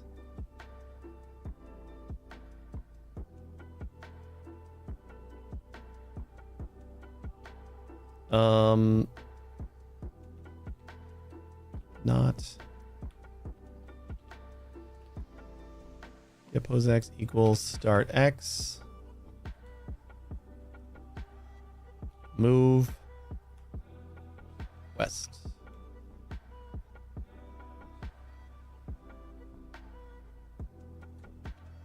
And then we'll return north because that is going to be the new direction that we are going. And then if none of that is true, we'll return our current direction. So from here, we're starting on wherever, doesn't matter, right?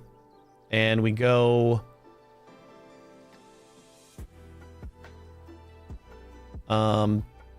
curder equals north while true.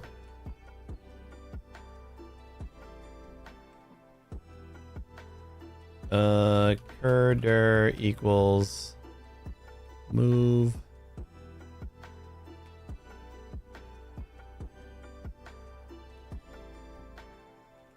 snek.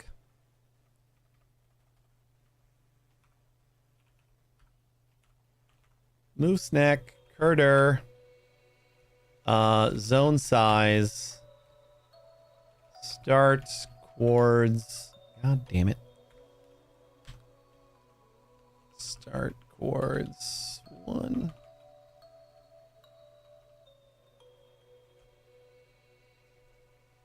And is that also moving north? Move current direction.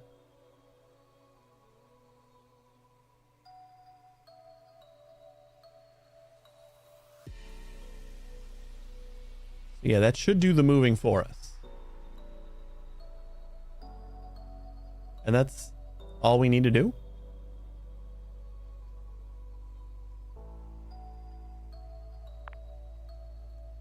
We didn't have to like pick up the apple or anything. We just need to go over it. An apple will automatically be purchased and placed under the drone. When the drone is over an apple and moves again, it will eat the apple and grow its tail by 1. So yeah, we don't have to do anything else. We just have to move in this serpentine thing. I'm sure there are much easier ways of doing this.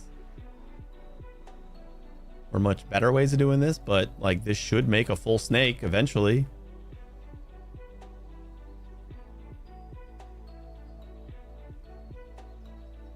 We do have to put on the hat. That is the other thing that we need to do. So we go here and then use item hat dot dinosaur hat.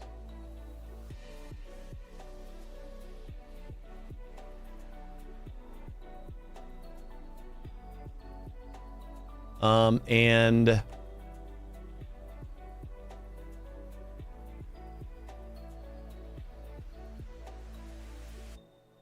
if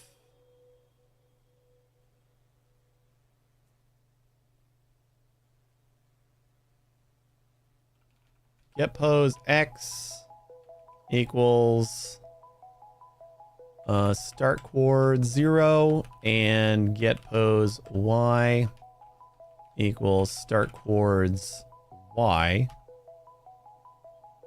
Wait, no, that's not going to work.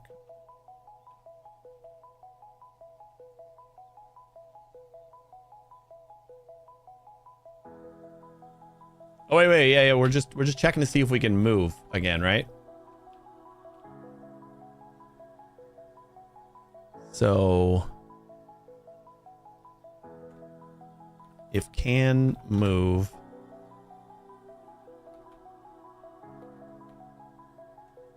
if cannot,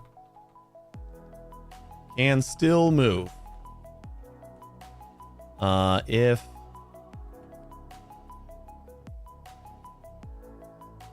or in north, south, east, west. If can move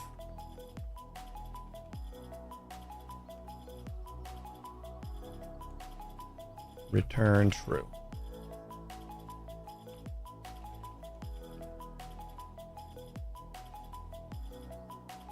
So this is going to check every single movement. So I don't know if that's going to slow things down a lot. If not, can still move. Then we should be at max length and we can use item hats dot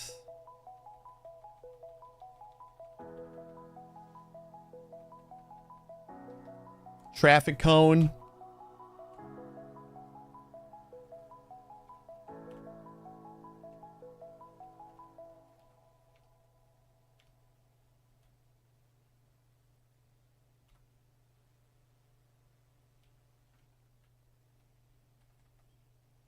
And then we'll use the dinosaur hat again.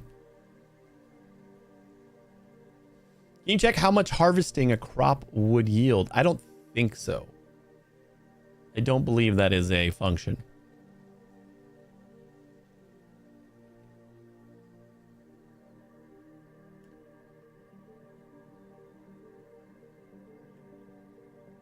So we should be I think we should be like right before where we started at this point. So let's just move. We're just gonna like make a huge assumption that we're right next to where we started, and we need to move west once. You know, before we put on the dinosaur hat. So I cannot imagine this works, but we're gonna try it. Immediately, we did something wrong.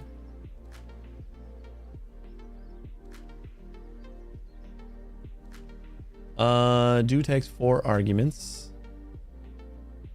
Oh, we didn't change the single item over here, did we? What are we missing? We're not passing drones anymore. So that should do it.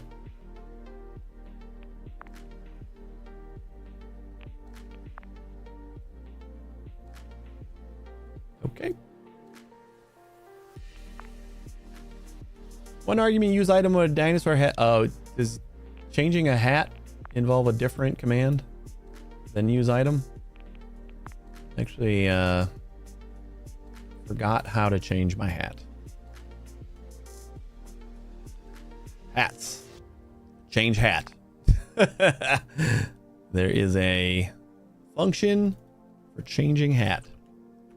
Change hat. Change hat. And change hat.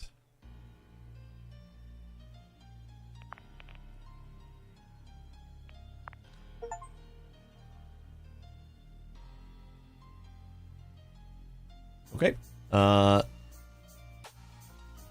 Close.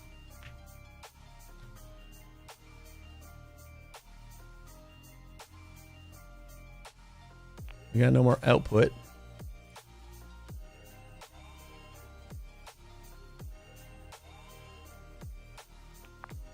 If I pause that and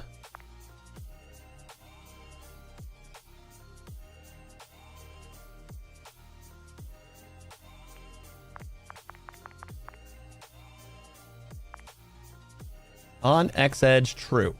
Okay.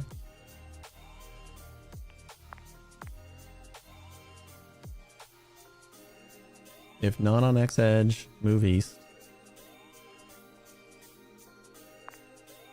Oh, because it's bailing out right here as soon as we hit. Okay, yeah. Yeah. I got it. If we check for X edge first, is that going to be good enough? So then if we're on the X edge, and then also if we're all the way down on the bottom, this should only happen that once. And then I think the rest of these will eliminate each other too, so we can always do like an else if we really need to, but I don't think we do. What the hell? I don't think I ever heard the chicken. Right. That is not done yet.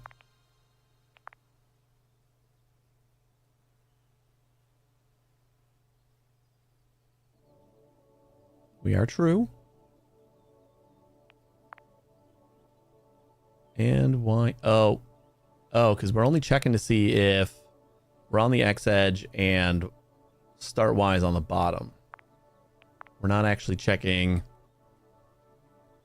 on X edge.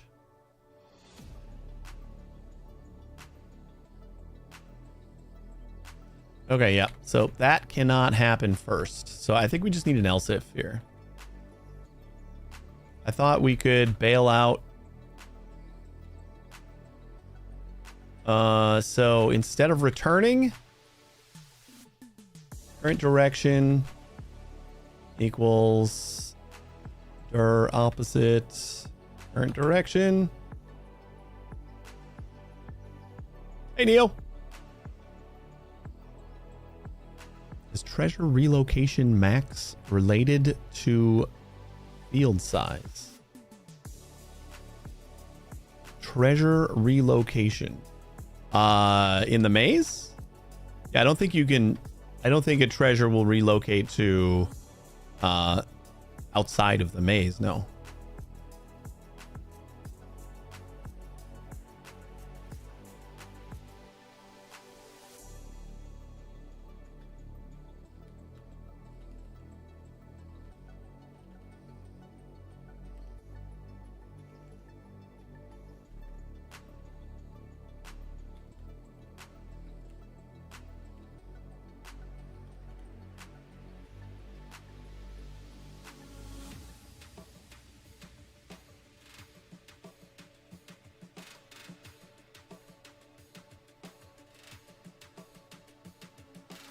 You know, it said it was up to 300 times with strange substance. Oh yeah, I think after the 300th time you can't regenerate it again.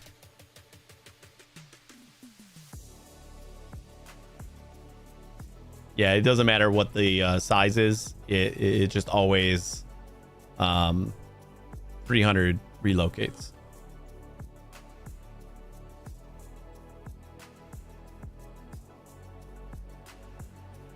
By the way, the treasure can be relocated up to 300 times after that. Using weird substance on the treasure won't increase the gold in it anymore, and it won't move anymore. Just check if it's still below you after applying weird substance. That's a good way to do it.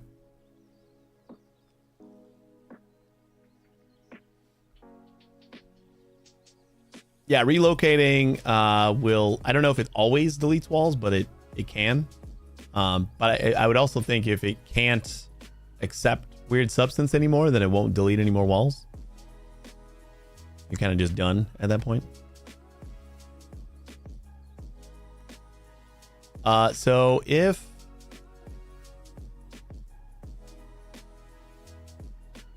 we're on the top and we're not on the edge,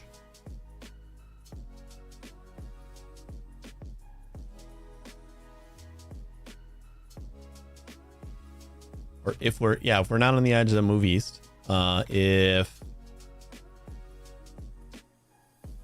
wait, we are doing this wrong, because like we're not supposed to be going all the way to the edge here. What we need to do is right. Okay. And then if direction is south and we're on the bottom,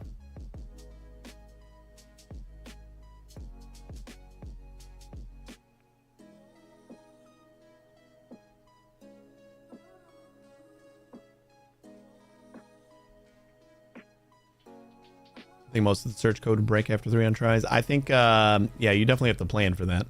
Like I couldn't use the code that I'm using now to regenerate. I would have to have a different search algorithm.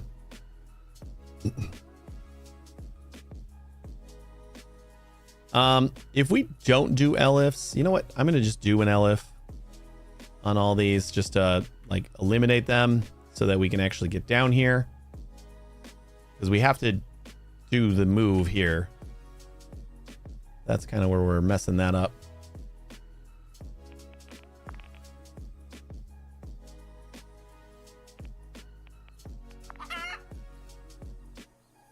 There we go. Now don't... Yes. Perfect. Oh, this is going to take forever. This is all to collect one apple. I mean, it'll gradually speed up. What's my time? 5 o'clock on the dot. We're starting this.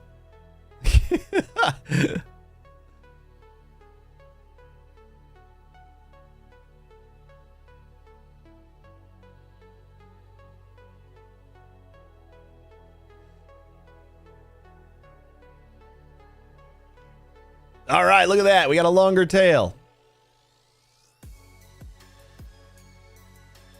So the big test is going to be that once we get to the end here, we actually go back down. And once we get to the bottom, we go back to the beginning. Yes? No! Ugh. All right, so what are you getting hung up on?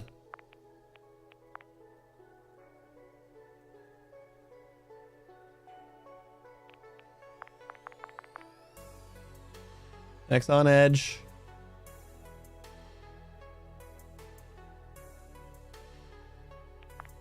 You don't know yet? True. Okay. Skip that one. Skip that one. If X on edge and Y equals start Y, which it does not yet. Y equals 1. And we skipped over this. Why did we skip over that?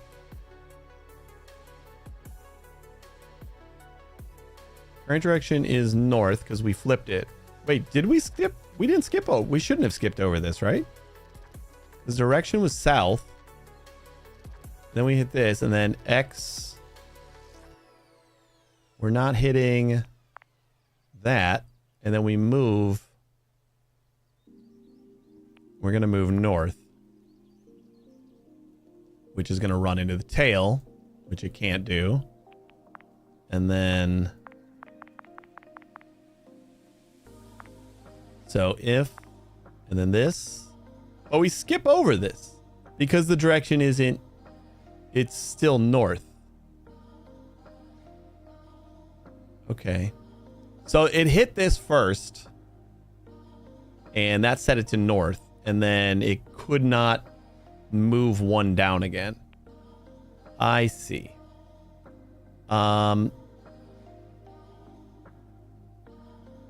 If not on edge, move east and reset. So we'll only set the direction again if we're not on the edge. Because on the edge, we want to go all the way to the bottom, so none of this matters. And then this should trigger and let us go all the way down the bottom. I think that's good enough. That should be do it. That should be do it. Yep. That should be do it.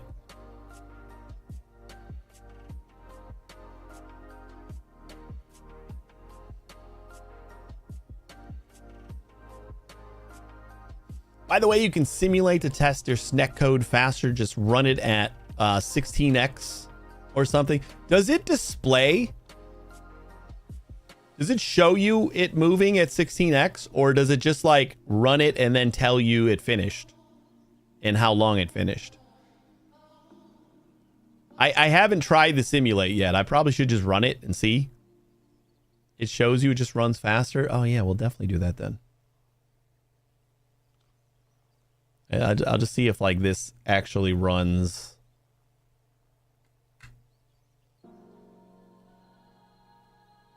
The thing. I think it'll be like crazy easy just because like my file, my single item bones is, I just got to run that. I don't have any extra variables or anything that I really need. There we go. And then it goes back. Woo! We did it. Okay. So how do I do that?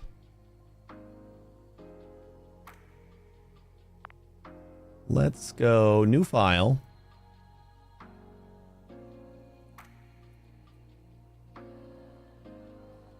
Simulate. Dino.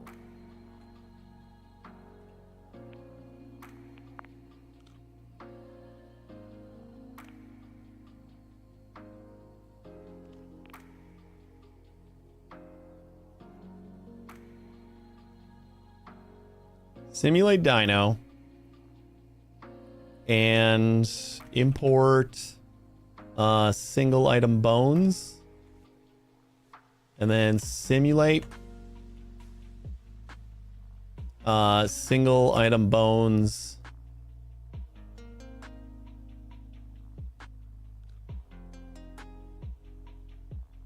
Which like that it'll do the same as like if I just click play on single item bones. So like I don't need to import it, I just need to like do the file name in a string.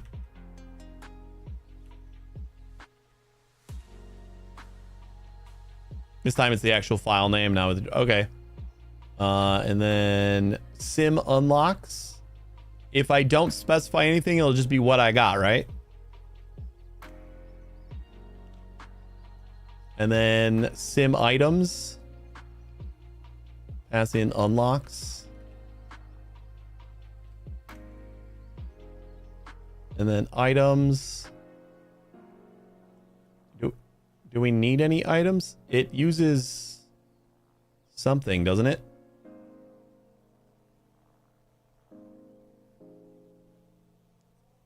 What does it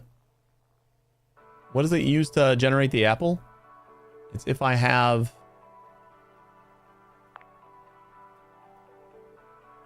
dinosaurs, enough cactus.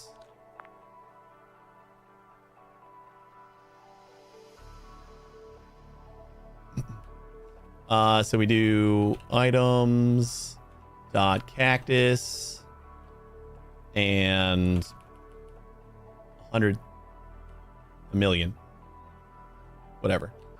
And then globals, nothing. Seed, I'm gonna say nothing. And then speed up, or I guess 7. Speed up, is 64 the best that we can do, or is it 16? Oh, 0 is random. Okay, well, let's see if that works.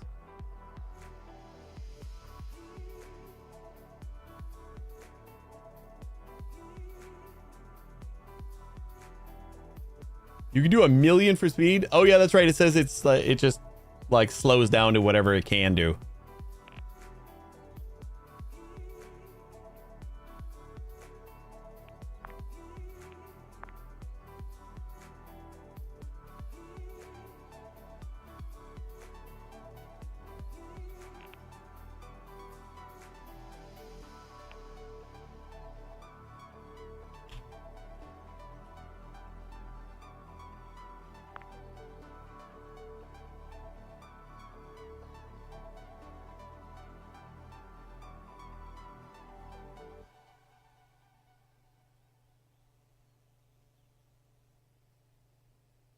Yeah, it's showing the IRL time.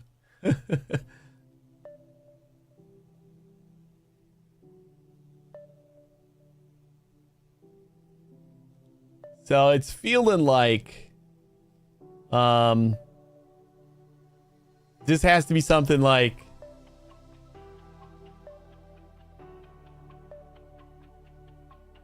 the other thing is I think my my single item script is in like forever mode. Like it's a while true. This is an hour. It's gonna take an hour to finish this.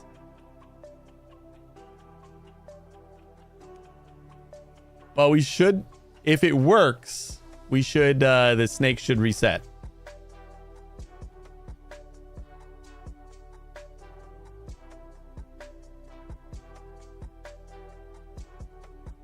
All right, so this is like doing our maze in random mode. What would... Oh, it did finish. No, it didn't. Oh, I don't have the traffic cone. An hour and 26 minutes is what it would have taken to fill everything up. And it did get to the traffic cone, so it was going to do the right thing. Yeah, I didn't assume that I didn't have the traffic cone, so I guess hats dot pumpkin. Yeah, whatever, we'll just do purple. Wasn't there a purple hat? All right, I guess let's try this again. I'm gonna take it off of...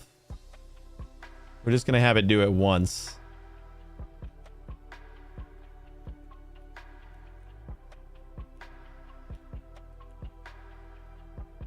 Right? Is this going to do once?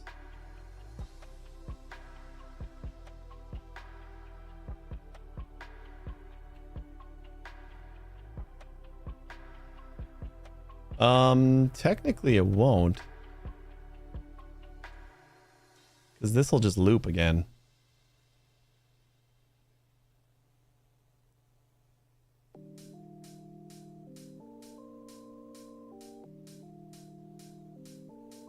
Yeah, it's okay.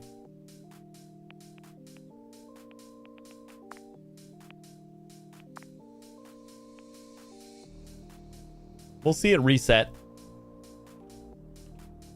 512.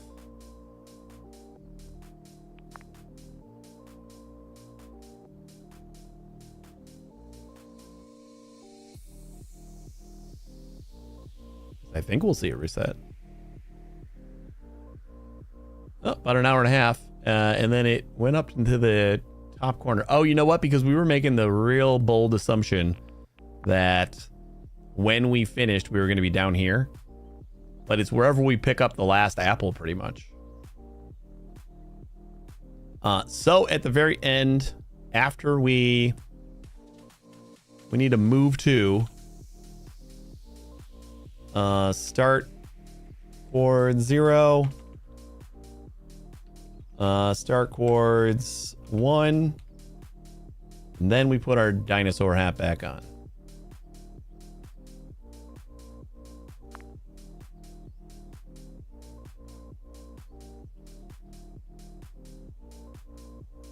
Seemingly it's great to find these bugs before running the script for an hour and a half. I know, right? Okay, and then we got 33 million bones out of that. Why aren't you going again, though?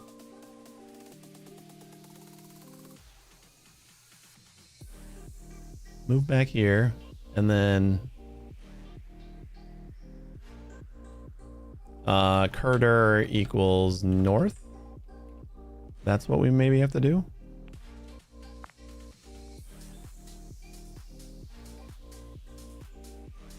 No, I don't have it returning. It should just loop, which is what I wanted to do. Okay, there we go. So we got our 33 million and then it looped. I just needed to set the direction back to north once we go back home. So if I just let this run for 3 hours, we'll have a good 66 million bones. Obviously, the way to do this is like Manhattan, but like check for obstacles. Need 100 million for the last unlock? Well, that's only 5.5 hours of work. Look at that.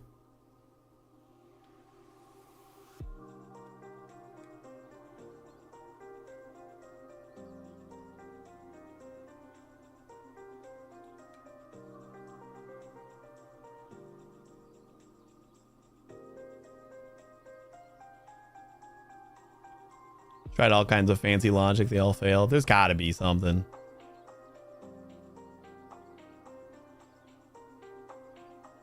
Like, you know where the apple is. So if you try to go towards it, and then if you can't move,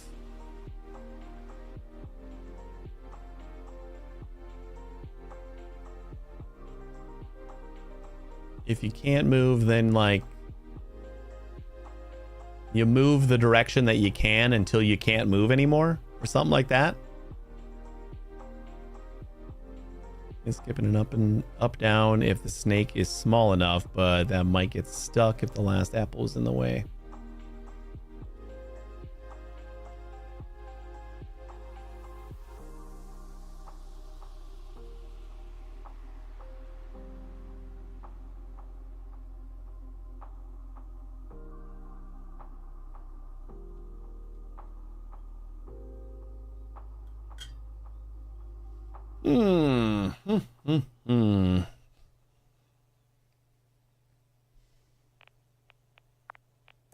All right.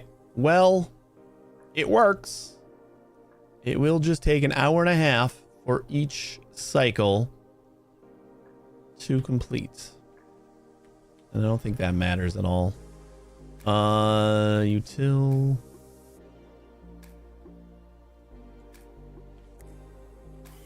Move snek to. Target X, target Y.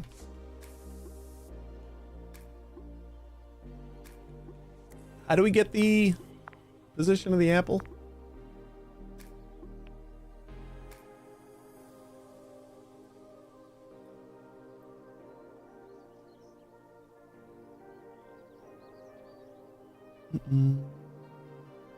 If you can afford it, a new apple will be purchased, placed in a random location. The tail of the dinosaur will be dragged behind. Move returns false. Using measure on an apple will return the position of the next apple as a tuple. We could split the cycle into subfields. Whoops. And check if it's safe to move on to the next field to skip the current.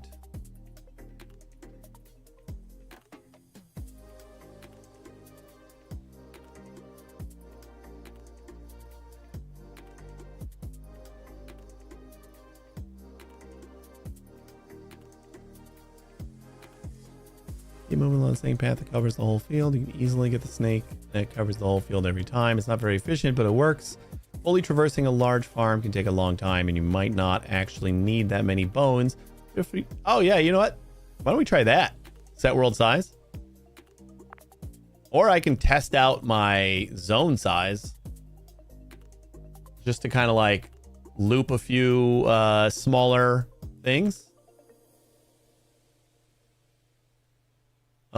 So if we do like size 9 or something like that, much smaller, that should work.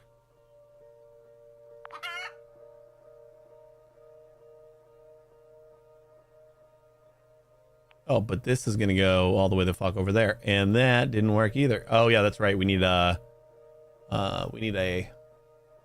even sized field.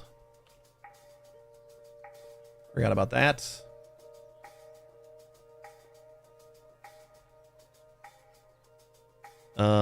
Dino tail needs even sized field. Set world size 8.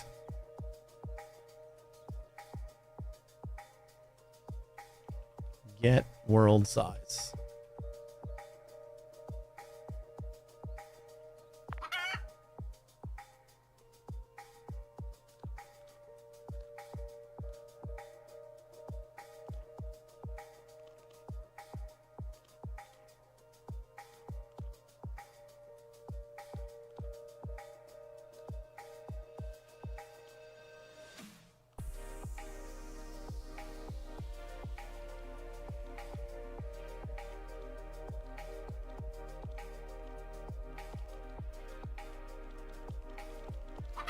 Really tell the size of the tail speeds it up quite a bit by the end. There's about to visit every cell. One stops at the start position. You can build a Hamiltonian cycle out of a Hamiltonian graph, same as cycles, but doesn't return the start. Each subgraph could potentially be skipped if the start of the next one is available to move towards.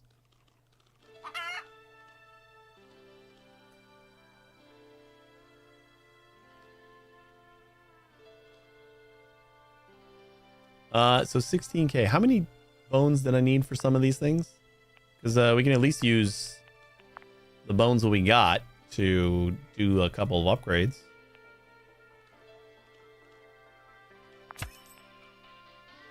We got a lot of cactus. Oh, we got enough cactus to max out dinosaur bones, so that'll help. And then the only thing left is polyculture, 10,000, 50,000. We need 250,000 for that. We don't need any bones for the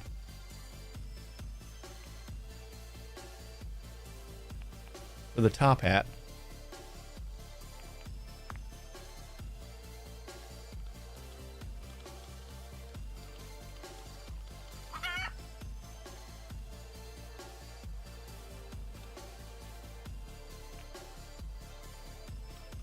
What if we go like 16? Let's double the size because this seems to be pretty fast. 16 might be way too big though. It just gets like really fast at the end, and I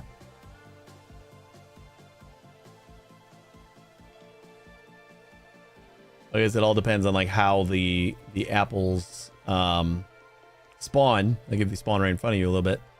Yeah, I kind of understand that a little bit.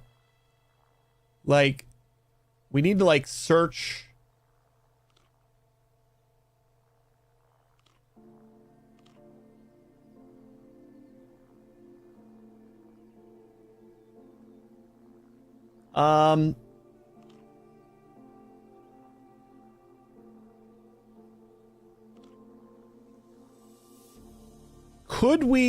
Could we track how many apples we've eaten? Therefore, knowing how many tail segments we have, and knowing how many rows we'll take up, we can keep on doing this pattern, but we can always go to the row that the apple is in next. Like instead of going up and down, we just go straight to the next row. And then if the row is behind us, then we start no, even if the row is behind us. I think it gets more complex then, but it almost feels like if the row's behind us, then we go back to the start and we just like do it again. Acts for a while until the next loop you run into the tail of your previous skipped round.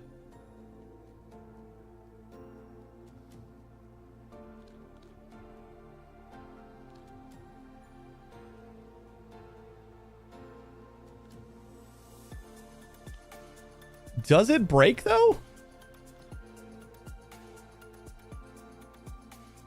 Because I'm basically like thinking we just keep on doing what we're doing right now. And then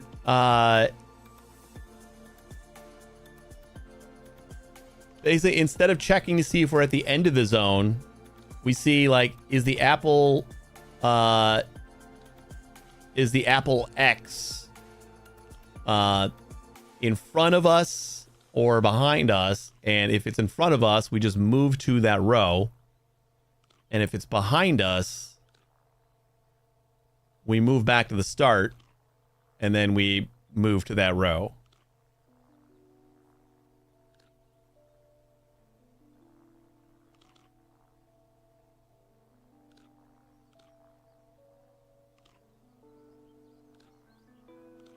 I do love how fast it goes after you get a decent tail going.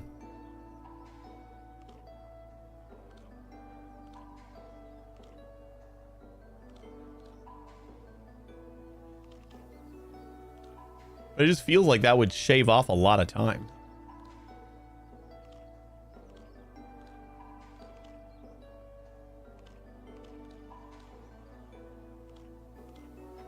While continuing to do kind of like the same thing that you're already doing.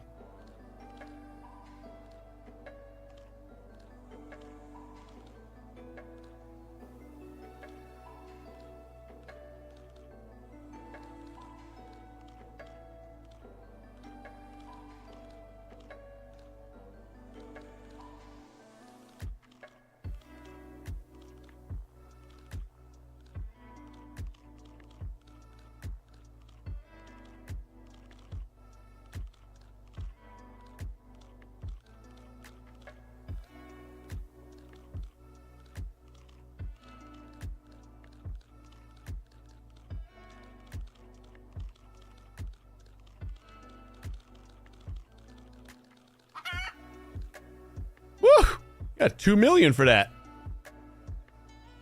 Hot damn. That should finish off polyculture. So that's it.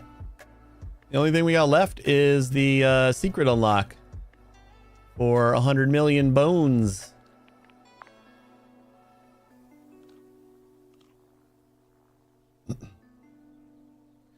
All right, so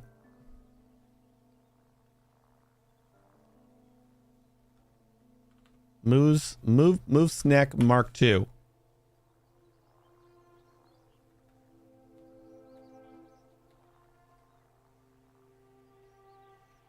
And we're gonna iterate on this.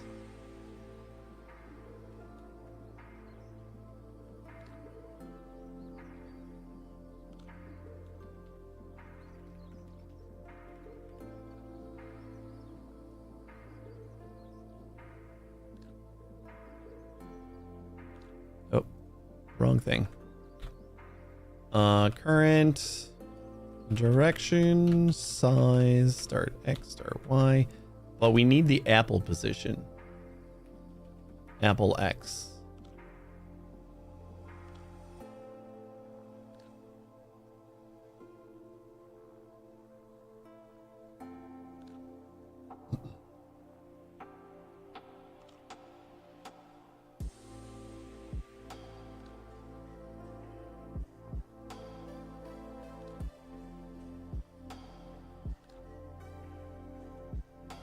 Okay.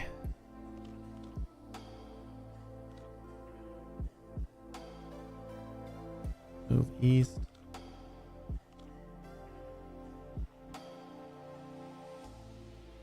Before we ever move,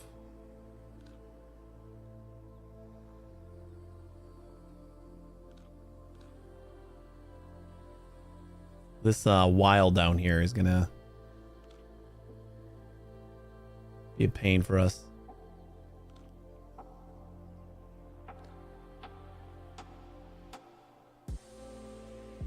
Because we can only get the new apple position if we check the current apple position, right?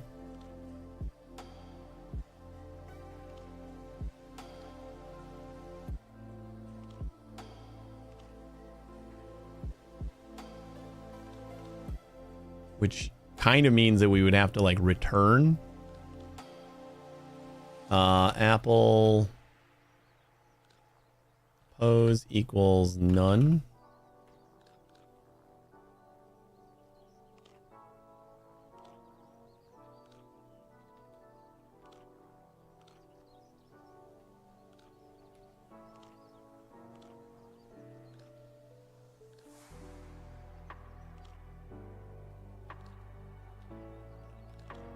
Apple pose equals measure. So we'll measure first before we do any moving. And then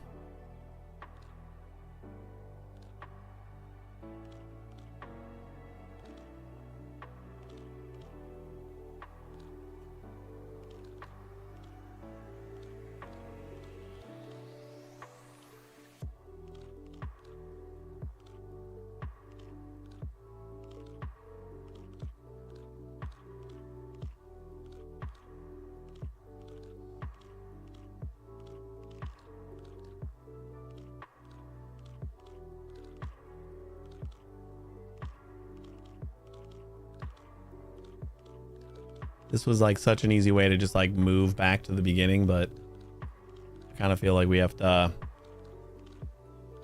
stick it in another loop again. Our current direction is just going to be west.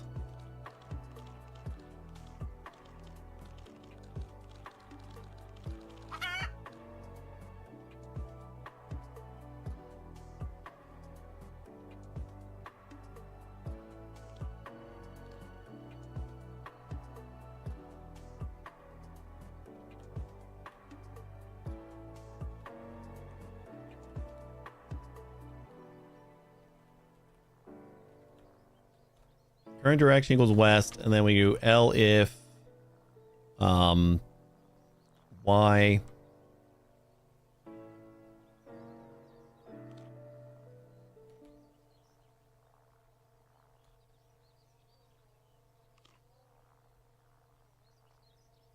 X equals start X and Y equals start Y.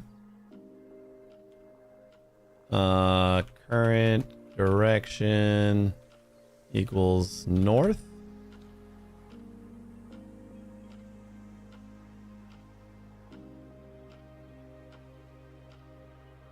Let me see if this works with what we got.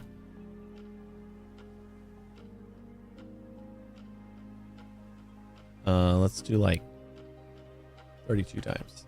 I want to be faster, but not crazy. So I can still see it. Go dinos. So instead of move snek, let's move snek Mark II.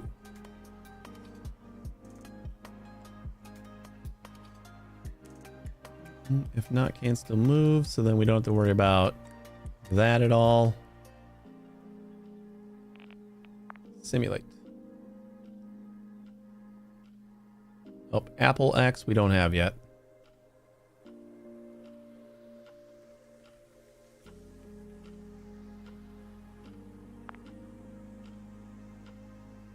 Okay, so this still works without using the while. So that's perfect.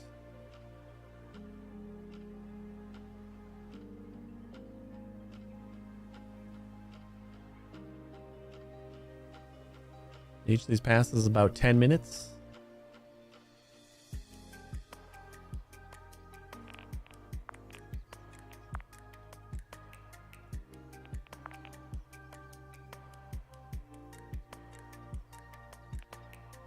Okay. So this still works, and we're only moving once. Well, we move once here.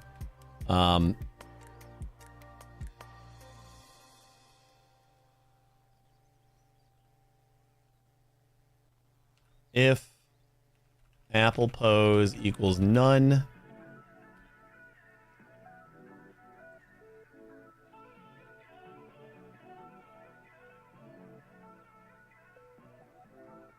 then Apple pose equals measure. Wait, we just want to check to see if there is an apple under us. Right? Right? I don't know if measure is going to result in none. That's not a definite. Dinosaurs. Using measure on an apple, return the position of the next apple as a tuple. So we got to check entities.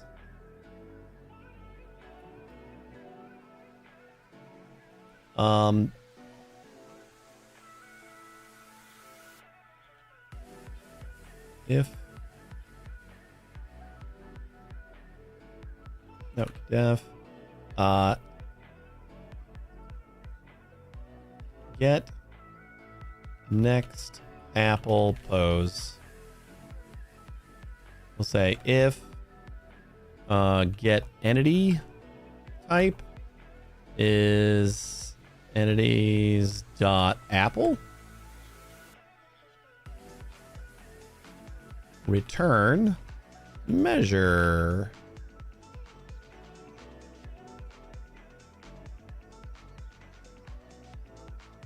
Return none. So that will do what I was expecting measure to do up here. So then we'll say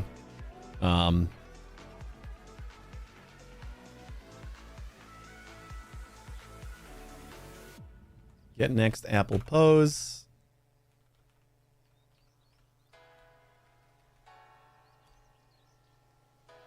If apple pose equals none, apple pose equals get next apple pose. If apple pose equals none, get next.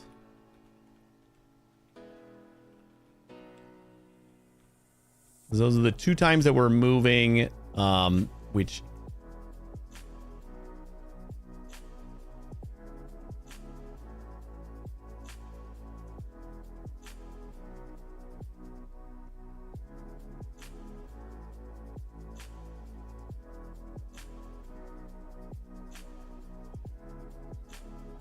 right? Do we need to check again after we move? I think we do. We might not even need to check before we move. Like we only check when we finish moving. So then we'll always be yeah, okay. So then we don't need to check if Apple Pose is none because we don't have it yet. We can just set it up here just for scope. Apple Pose equals get next Apple Pose. And then down here we can say if Apple Pose is none, then check it. And then we'll return the current direction and Apple Pose.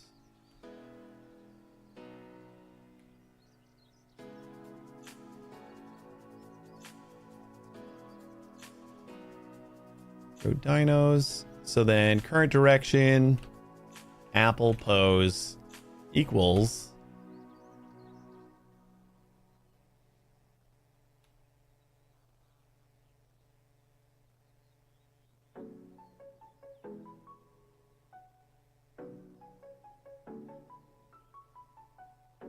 and then I think we can just pass that back in, right? Apple Pose. We're looking for the X. So it'd be 0. But if it's none, so we're just gonna give it Apple Pose, and then in our util, Apple Pose.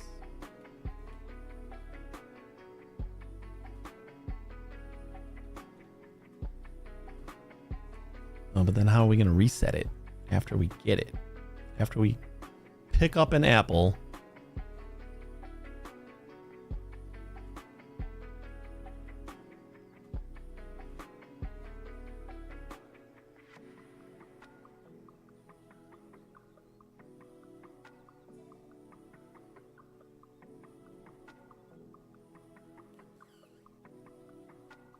I don't think I can finish this today. Because I don't, because like we pick it up just by walking over it. So we gotta like test to see, is there an apple under us? Which is what we're doing when we get the apple position. But then once it comes back as a none, which it will every time it goes through here, or once we have Apple Pose set, it won't ever be none anymore. Yeah, well, because as soon as it calls one of these, it'll get set to none down here. Oh boy.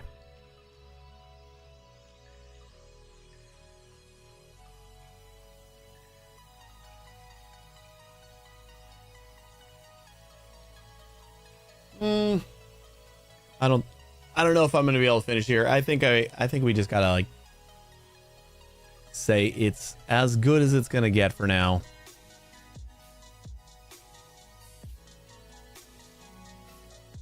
This is just the tricky part. Well, actually, if we're not passing, if we are just passing Apple X, and then this is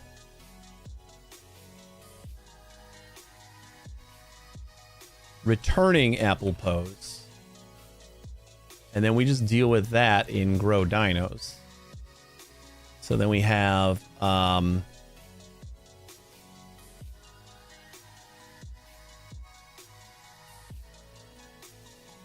Apple Pose equals equals none.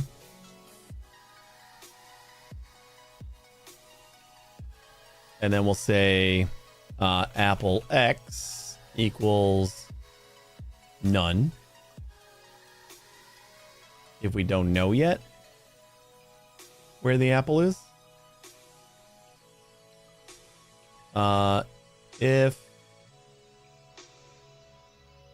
apple pose,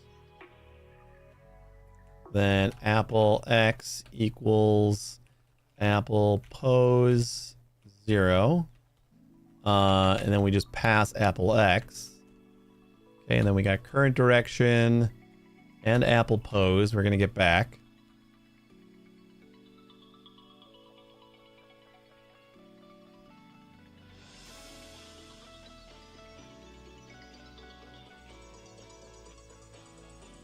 But we are going to set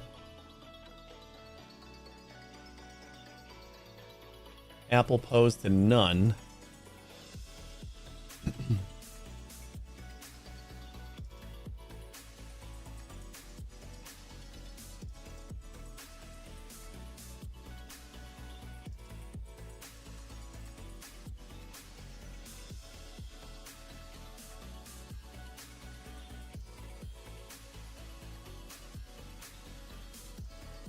Okay, so apple pose is going to be none to start with. We're going to set it if we detect an apple. And then we're going to return an apple. So we'll only return the apple position if we found an apple.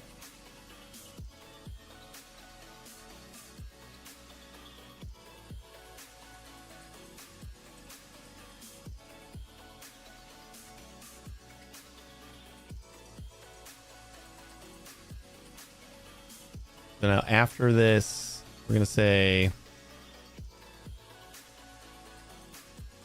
apple is beginning to not look like a word anymore.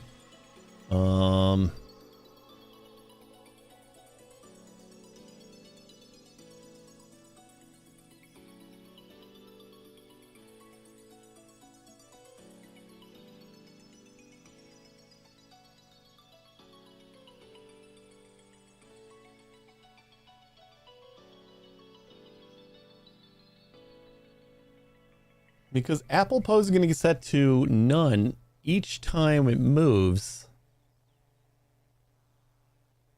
Or each time we don't get a next apple position back. So how are we saving that state? We just need like a last apple.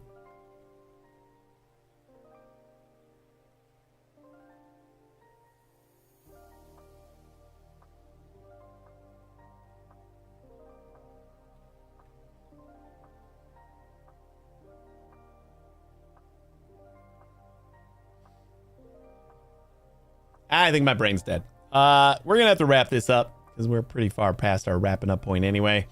And we'll see about picking this up next week, maybe. Yeah, I don't know what we're going to do next week. This was a busy week. We had a lot of like obligated streams and stuff like that. Next week, we are going to be playing Anno. Comes out on Tuesday. I'm pretty sure the embargo does not... I think it's like Monday morning.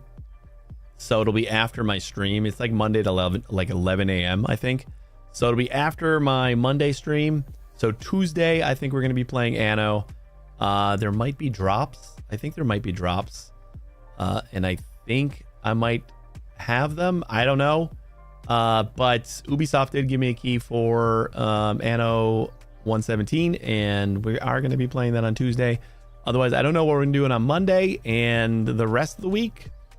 You know, maybe playing some more Anno for the rest of the week. We'll see. But thanks for watching, everybody. You guys have a good weekend. Stick around another minute. I'll find someone to raid. And hopefully I'll see you on Monday. Take it easy, everybody.